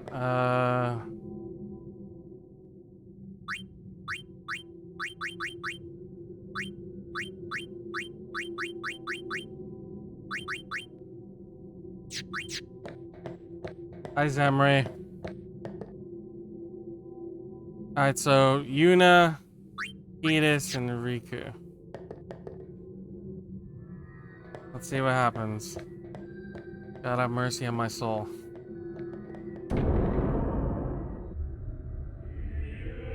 Sorry for gamer raging earlier, by the way. I'm just not happy with how that went down. Especially because I did grind this morning playing the game. Shion knows. I DM'd Shion at like 9 or 10 this morning saying I'd grind it up to 10. Have you chosen the one to become your faith? Who will it be? Might I? Does that say half a ask something decade? First?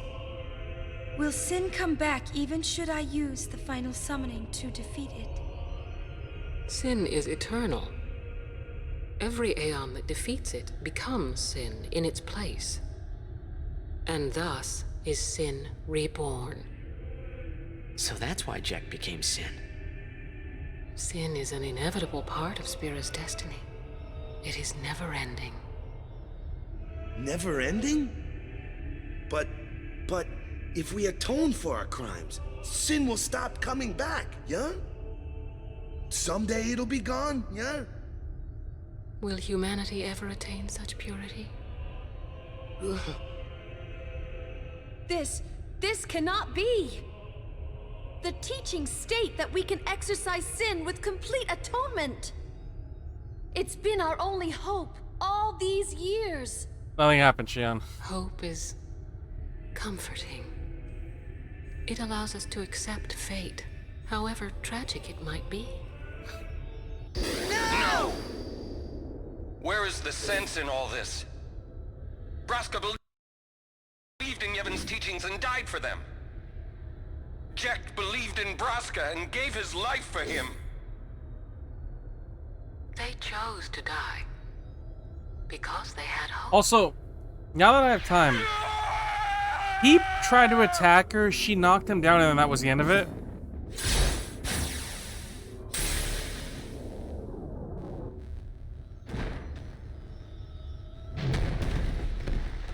Why are you smiling at me? He didn't even touch her? Okay, yeah, but he tried. He tried and failed horribly.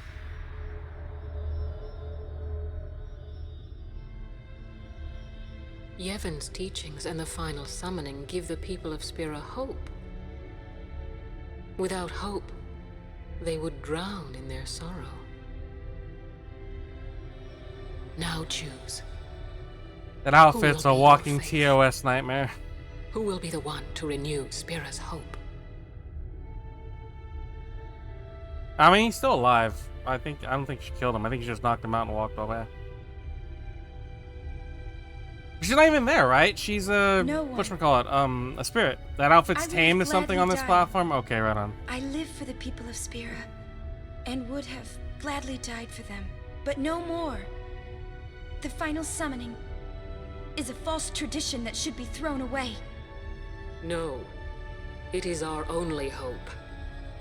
Your father sacrificed himself to give that hope to the people, so they would forget sorrow. Wrong. My father wanted to make Spiro's sorrow go away, not just cover it up with lies. Sorrow cannot be abolished. It is meaningless to try. My father, I loved him. Mm-hmm. So I will live with my sorrow. I will live my own life. I will defeat sorrow in his place. I will stand my ground and be strong. I don't know when it will be, but someday I will conquer it. When did this game come out? And I will do it without false hope. Poor creature. You would throw away hope. What? Well, I will free you before you can drown in your sorrow. God damn, okay. It is better for you to die in hope than to live in despair. Let me be your liberator. Omar's the top clipper, apparently. Congrats, Omar. Now! This is it! Now is the time to choose. Die and be free of pain, or live and fight your sorrow. Now is the time to shape your stories. Your fate is in your hands. Yuna needs Kimari. Kimari protect Yuna. Well, I'm fighting. So, oh no. Are you kidding me? Are you...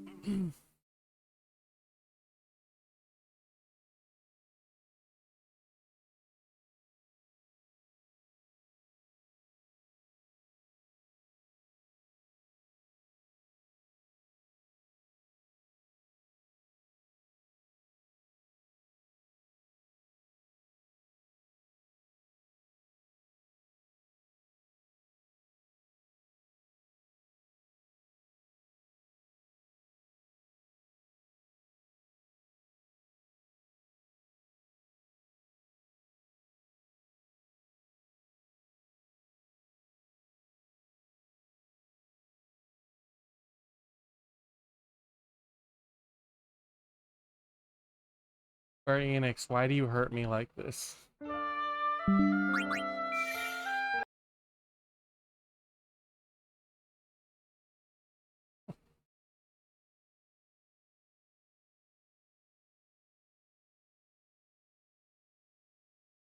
I already said I was gonna stay sub to 14 and I'm never making slop videos about it. Why are you punishing me still? Jesus Christ. I already said I would not do anything bad about Final Fantasy.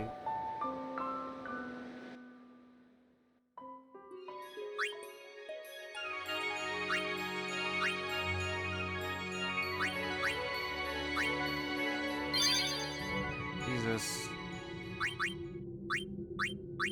Alright, do I have the zombie shit on? I do. Okay, now we just have to watch that whole cutscene again.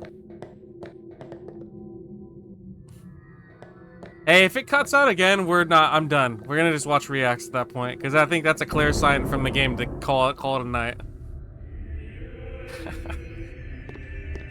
At that point, I feel like I'm being told, hey, you know, you're done, son. Jesus.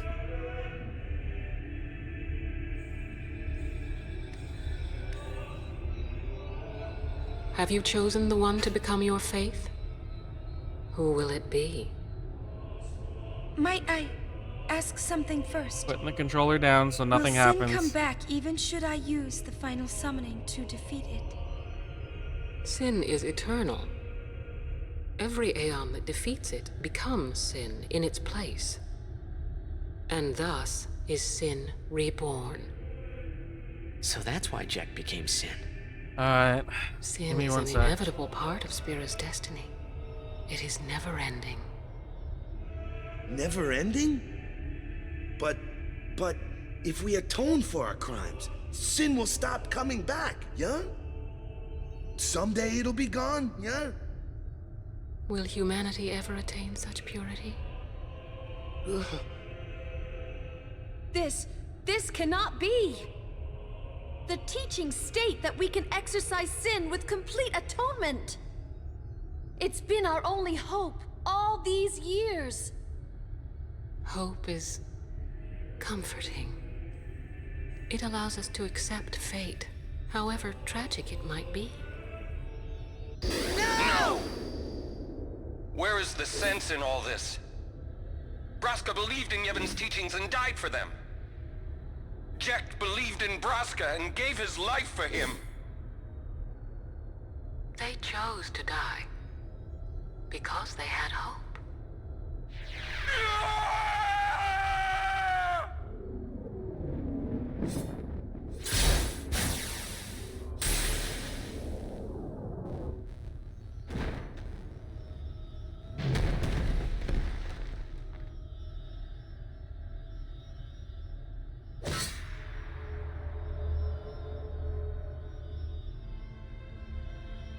Yevon's teachings and the final summoning give the people of Spira hope.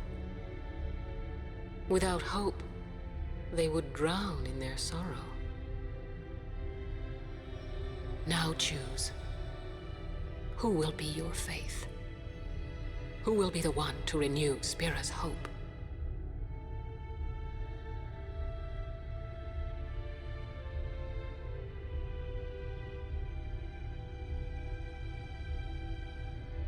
No one. I would have gladly died. I live for the people of Spira, and would have gladly died for them. But no more. The final summoning is a false tradition that should be thrown away. No. It is our only hope. Your father sacrificed himself to give that hope to the people, so they would forget sorrow. Wrong. My father... I had a couple spoonfuls of black cherry sorbet. Sorrow go away. I feel better now. Covered up with lies. And yes, I said black cherry sorbet. It's fucking amazing. It is meaningless to try. My father... I loved him. So I will live with my sorrow. I will live my own life. I will defeat sorrow in his place. I will stand my ground and be strong. I don't know when it will be, but someday... By the way, cherry, legitimately one of the best flavors of anything. I will do it without false hope. Poor creature. You would throw away hope. Well, I will free you before you can drown in your sorrow. What are you staring at me for, Kai? I said what I said. It is better for you to die in hope than to live in despair. Let me be. I said what I said. Cherry is the best flavor. Alright. Now, this is it. I swear to God, if it crashes again, I will be upset. Or live and fight your sorrow. Now is the time to shape your stories. Your fate is in your hands. Okay. Yuna needs Kimahri. Get hyped. Kimahri protect Yuna. Get hyped. We're into it. Fight time. I can't believe we're gonna fight Lady Yunalesca. Give me a break. You can always run. I'd never forgive myself. No way. Not if I ran away now. Even in death, yeah? Even in death, yeah. My thoughts exactly. Yuna! This is our story. Now let's see this thing through together.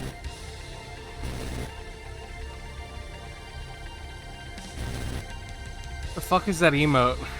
Lulu? What the fuck? Who added that? I don't remember adding that emote. What is that, Kia? No, I didn't. I did not add that emote. Did I really?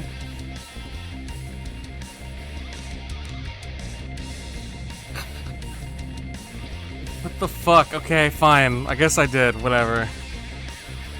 Jesus Christ. Just added whatever I put in.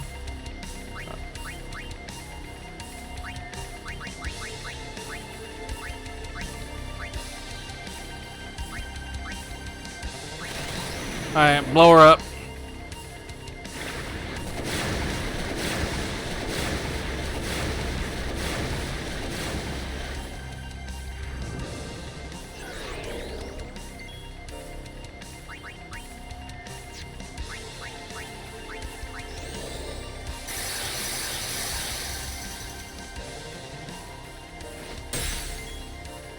Okay.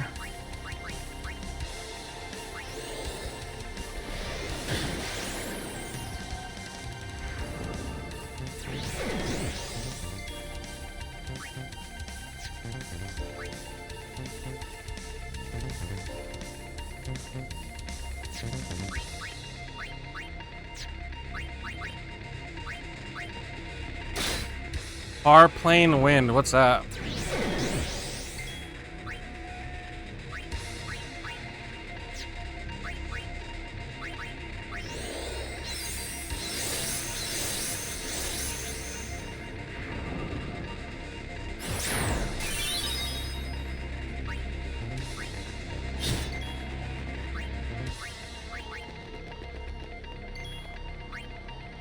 Okay.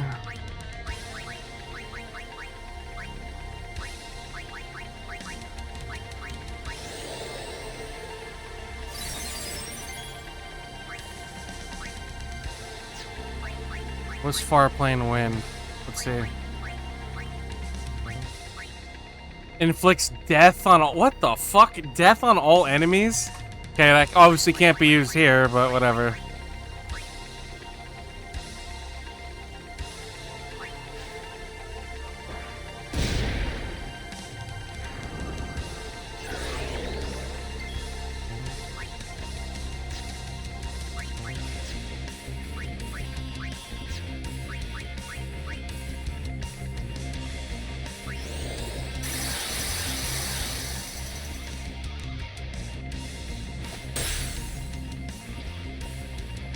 God damn it, I forgot about that.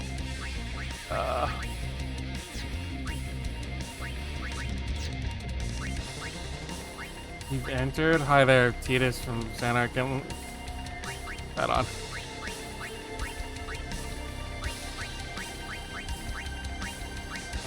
Let's see. Okay. I want your special attack.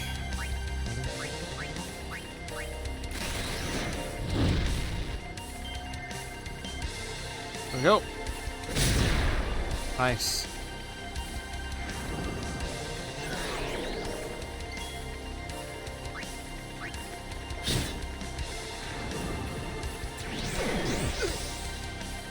Okay.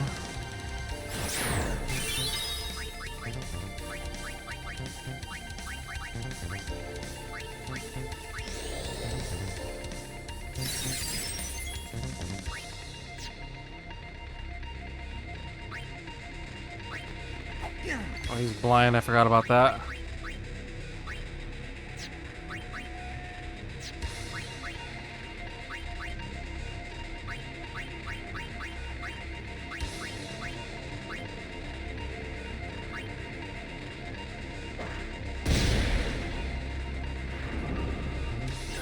That'll work.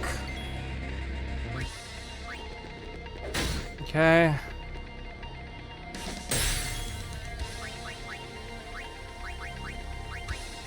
Heal him up.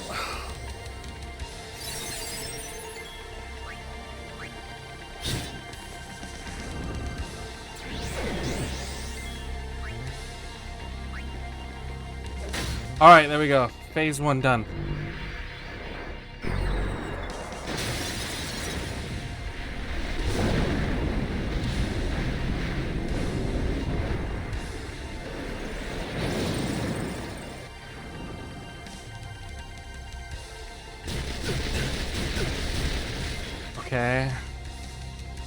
Wait, how does he have zombies?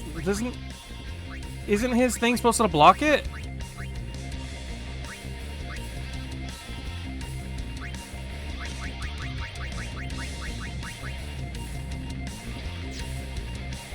Oh man, okay, fine, that's whatever.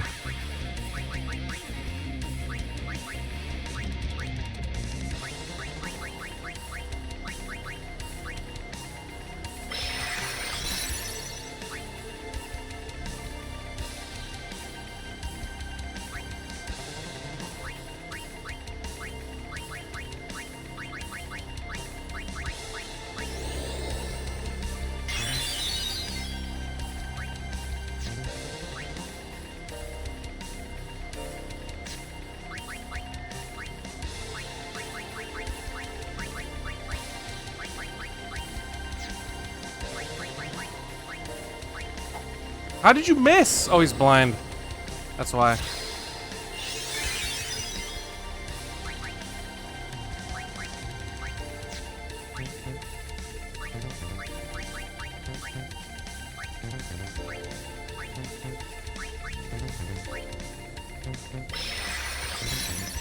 Okay. And then I need to dispel...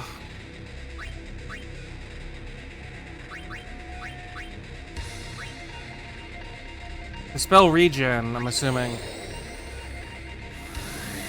There we go. Alright.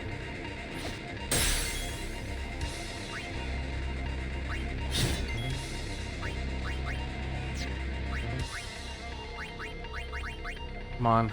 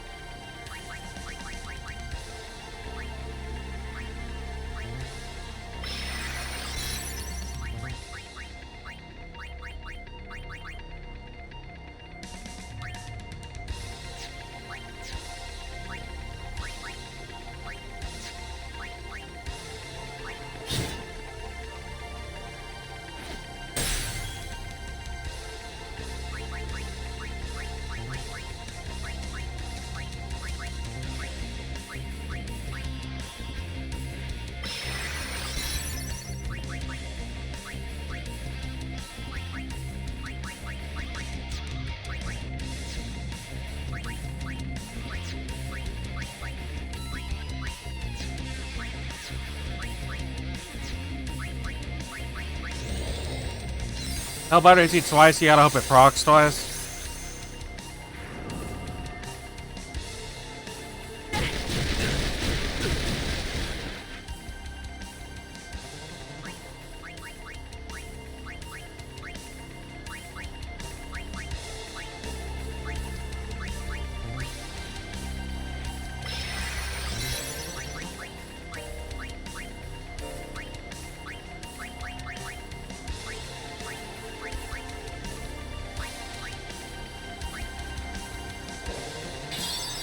There we go.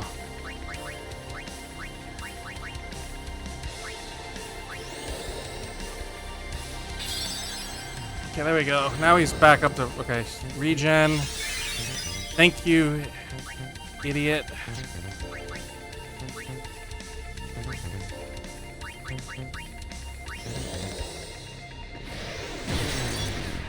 Okay.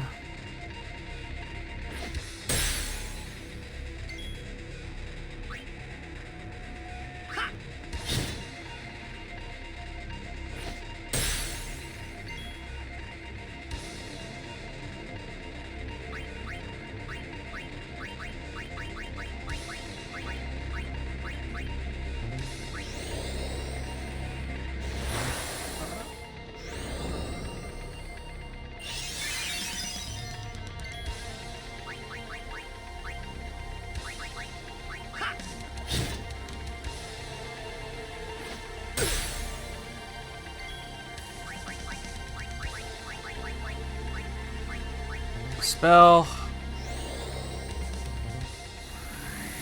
There we go.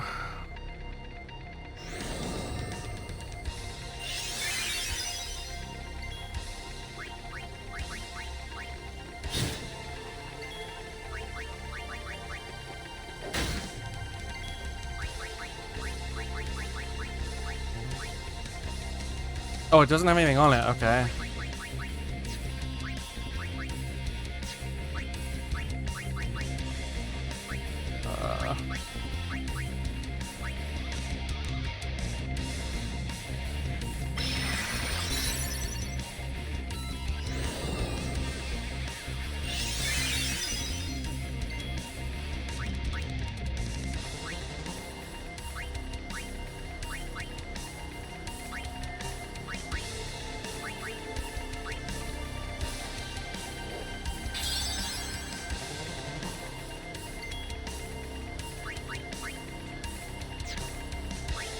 Light magic.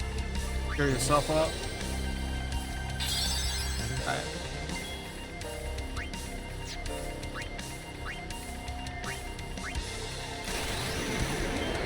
There we go. Let's do this. Nice.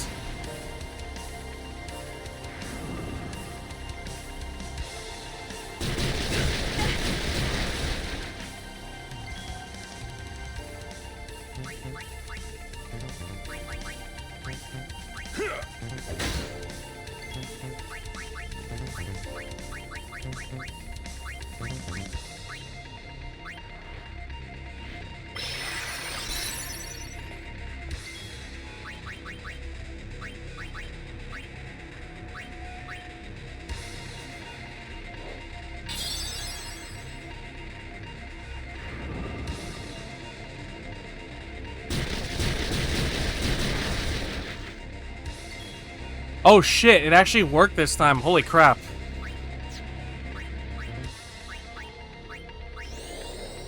It procced both, so he didn't get zombified.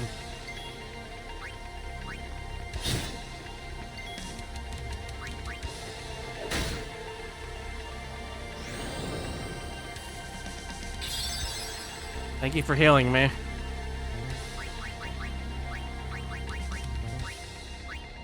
Okay.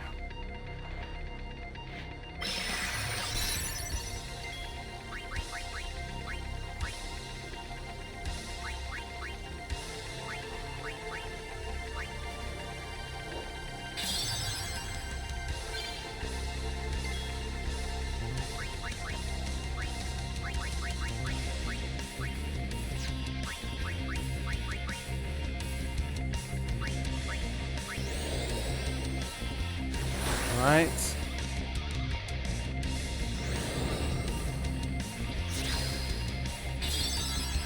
Shit.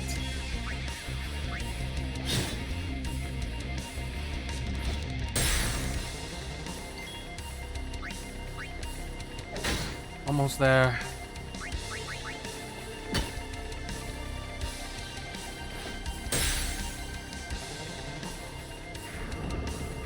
Hellbiter.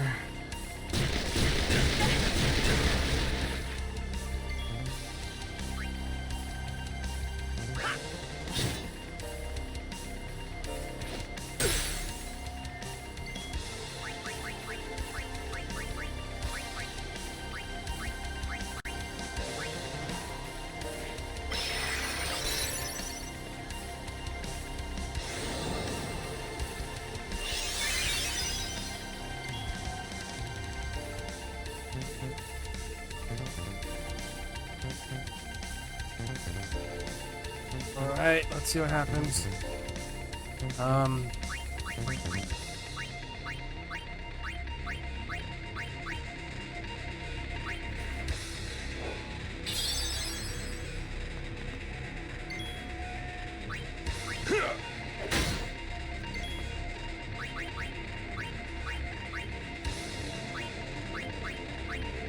Alright, I think we're about to kill it.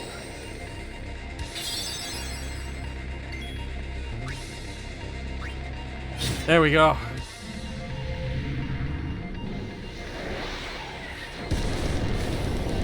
Okay. What the fuck is that?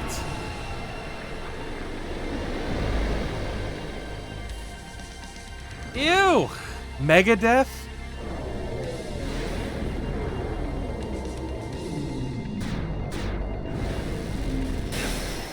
Oh my god, it killed them!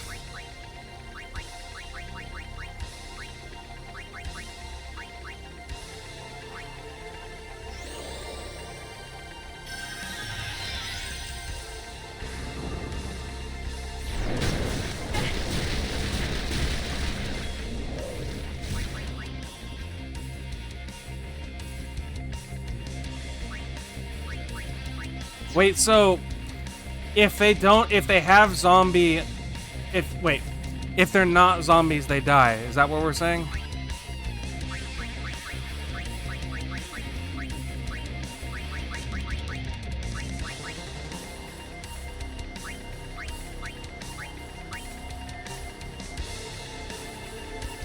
Okay.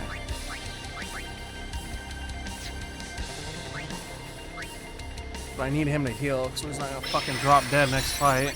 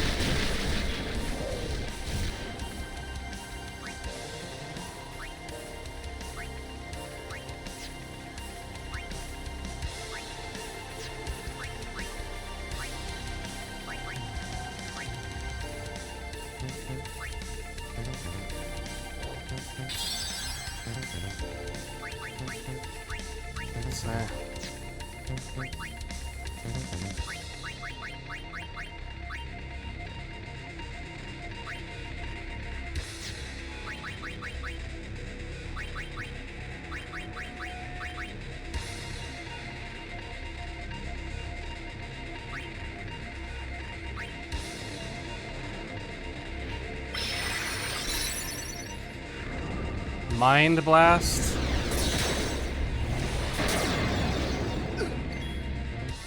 Oh my god, she's still alive. Holy shit.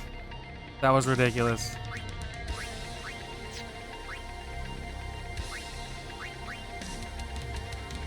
Alright, give yourself that. You need to Kiraga yourself like now. Alright, there you go. Oh, Orin is confused. God damn it. 60,000 HP?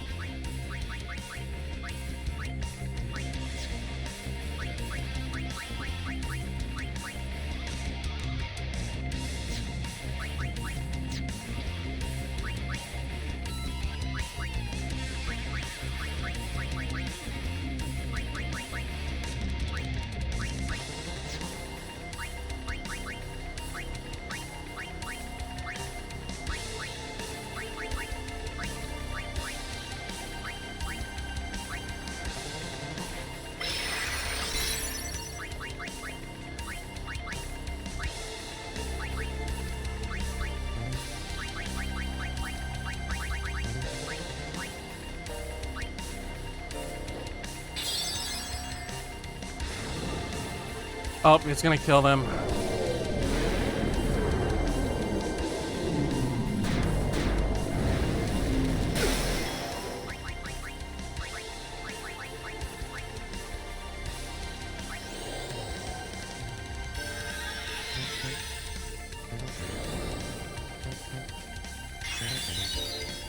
And it killed her.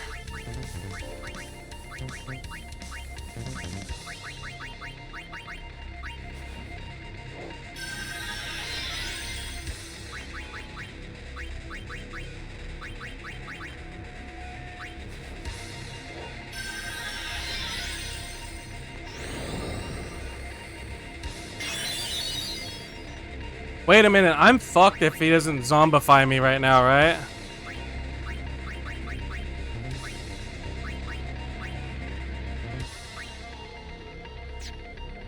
Are you kidding me right now?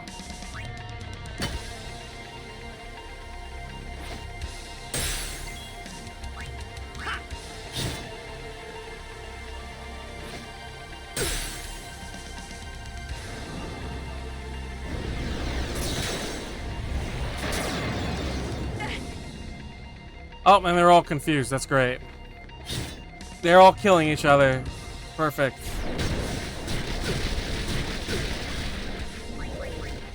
Jesus.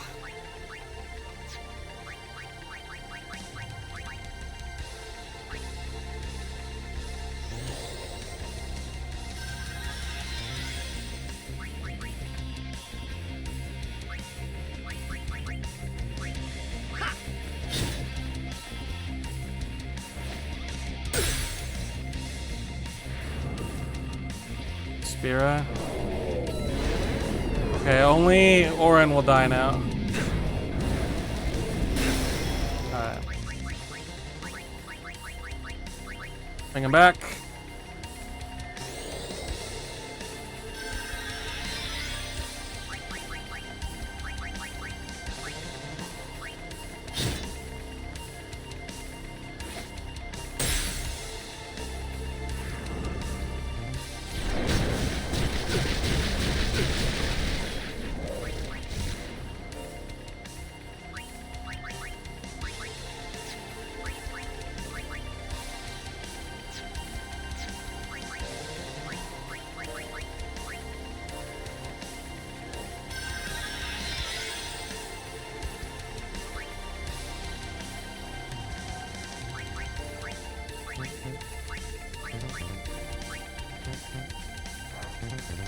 No.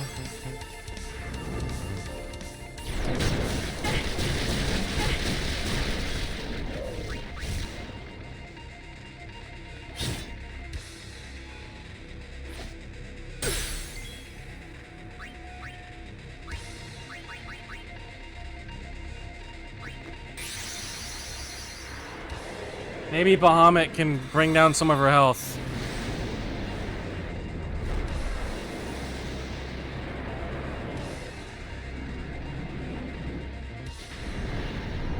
He did what? 15,000 damage last time we used him?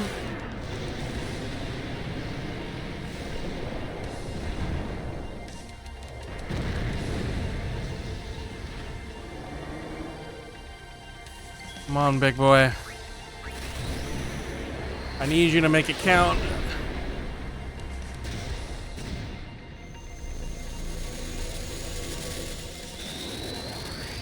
Come on.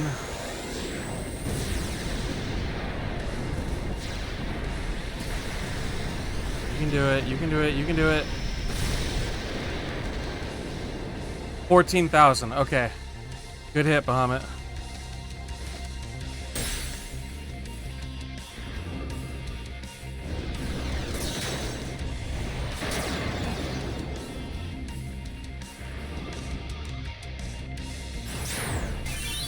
Shit.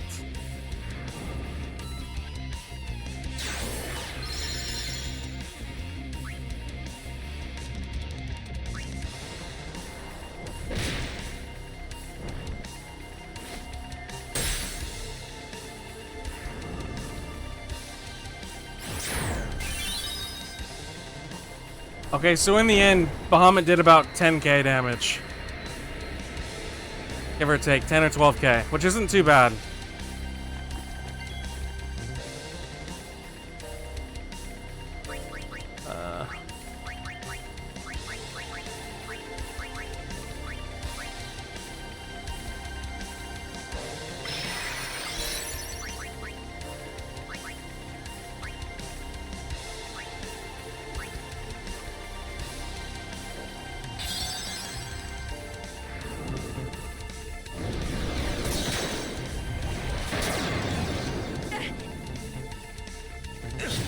Oh my god, why did you have to do that?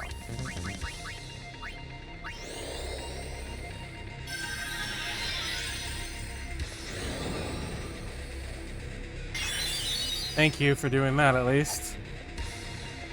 Why are you fighting him? Okay, we smacked him back into reality. Thank you for that. Jesus. That, oh shit, I'm running out of... Wait, what, how much MP does she have? Oh, she has 12 MP, oh fuck.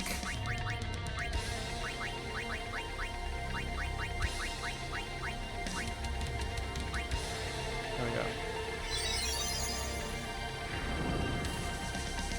Okay, it's gonna kill them.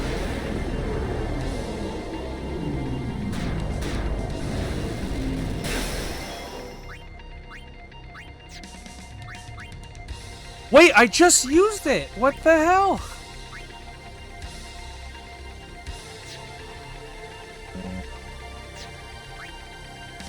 Oh my god. Fucking goddamn it. Alright, you.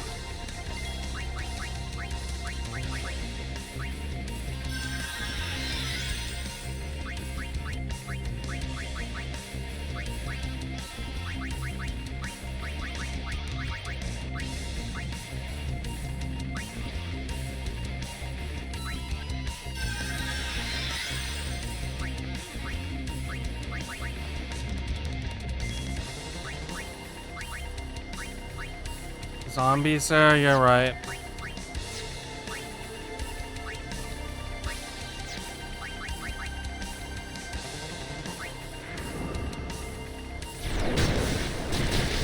God damn it, I thought I was being smart, whatever.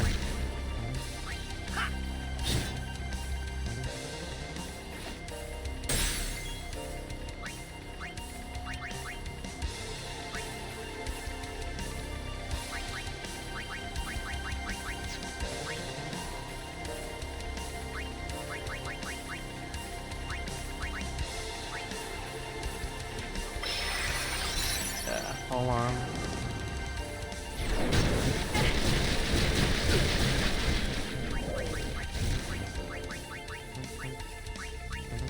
I need her to fucking be able to use shit. Let me get my MP back. Goddamn.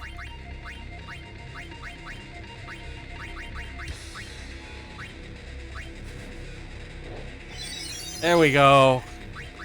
Goddamn.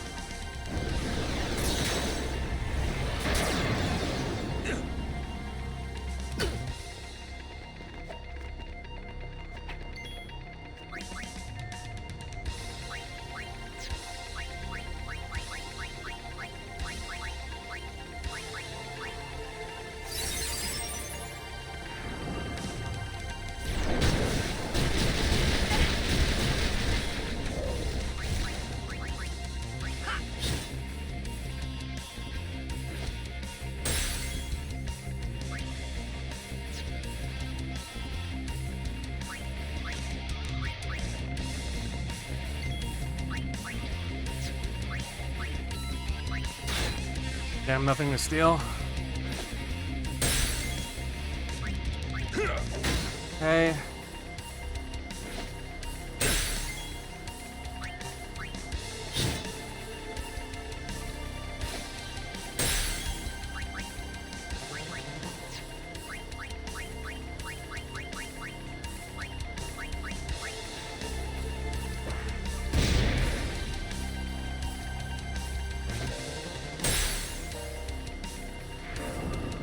Mega Death, Riku's gonna die.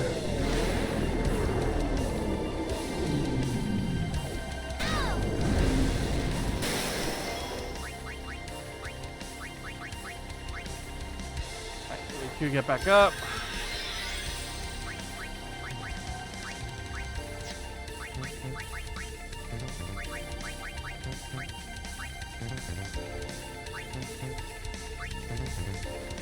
He's doing it.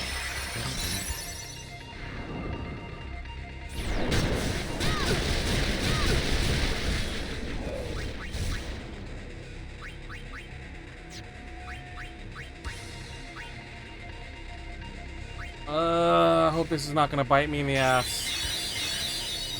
That totally bit me in the ass. Oh my god, what do I do? What do I do? What do I do? Orin has to leave the field. Unless it hell bites. Come on.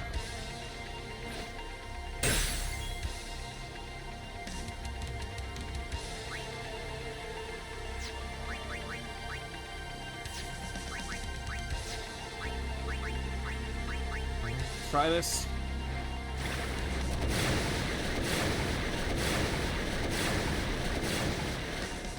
Nice. There we go, Hellbiter.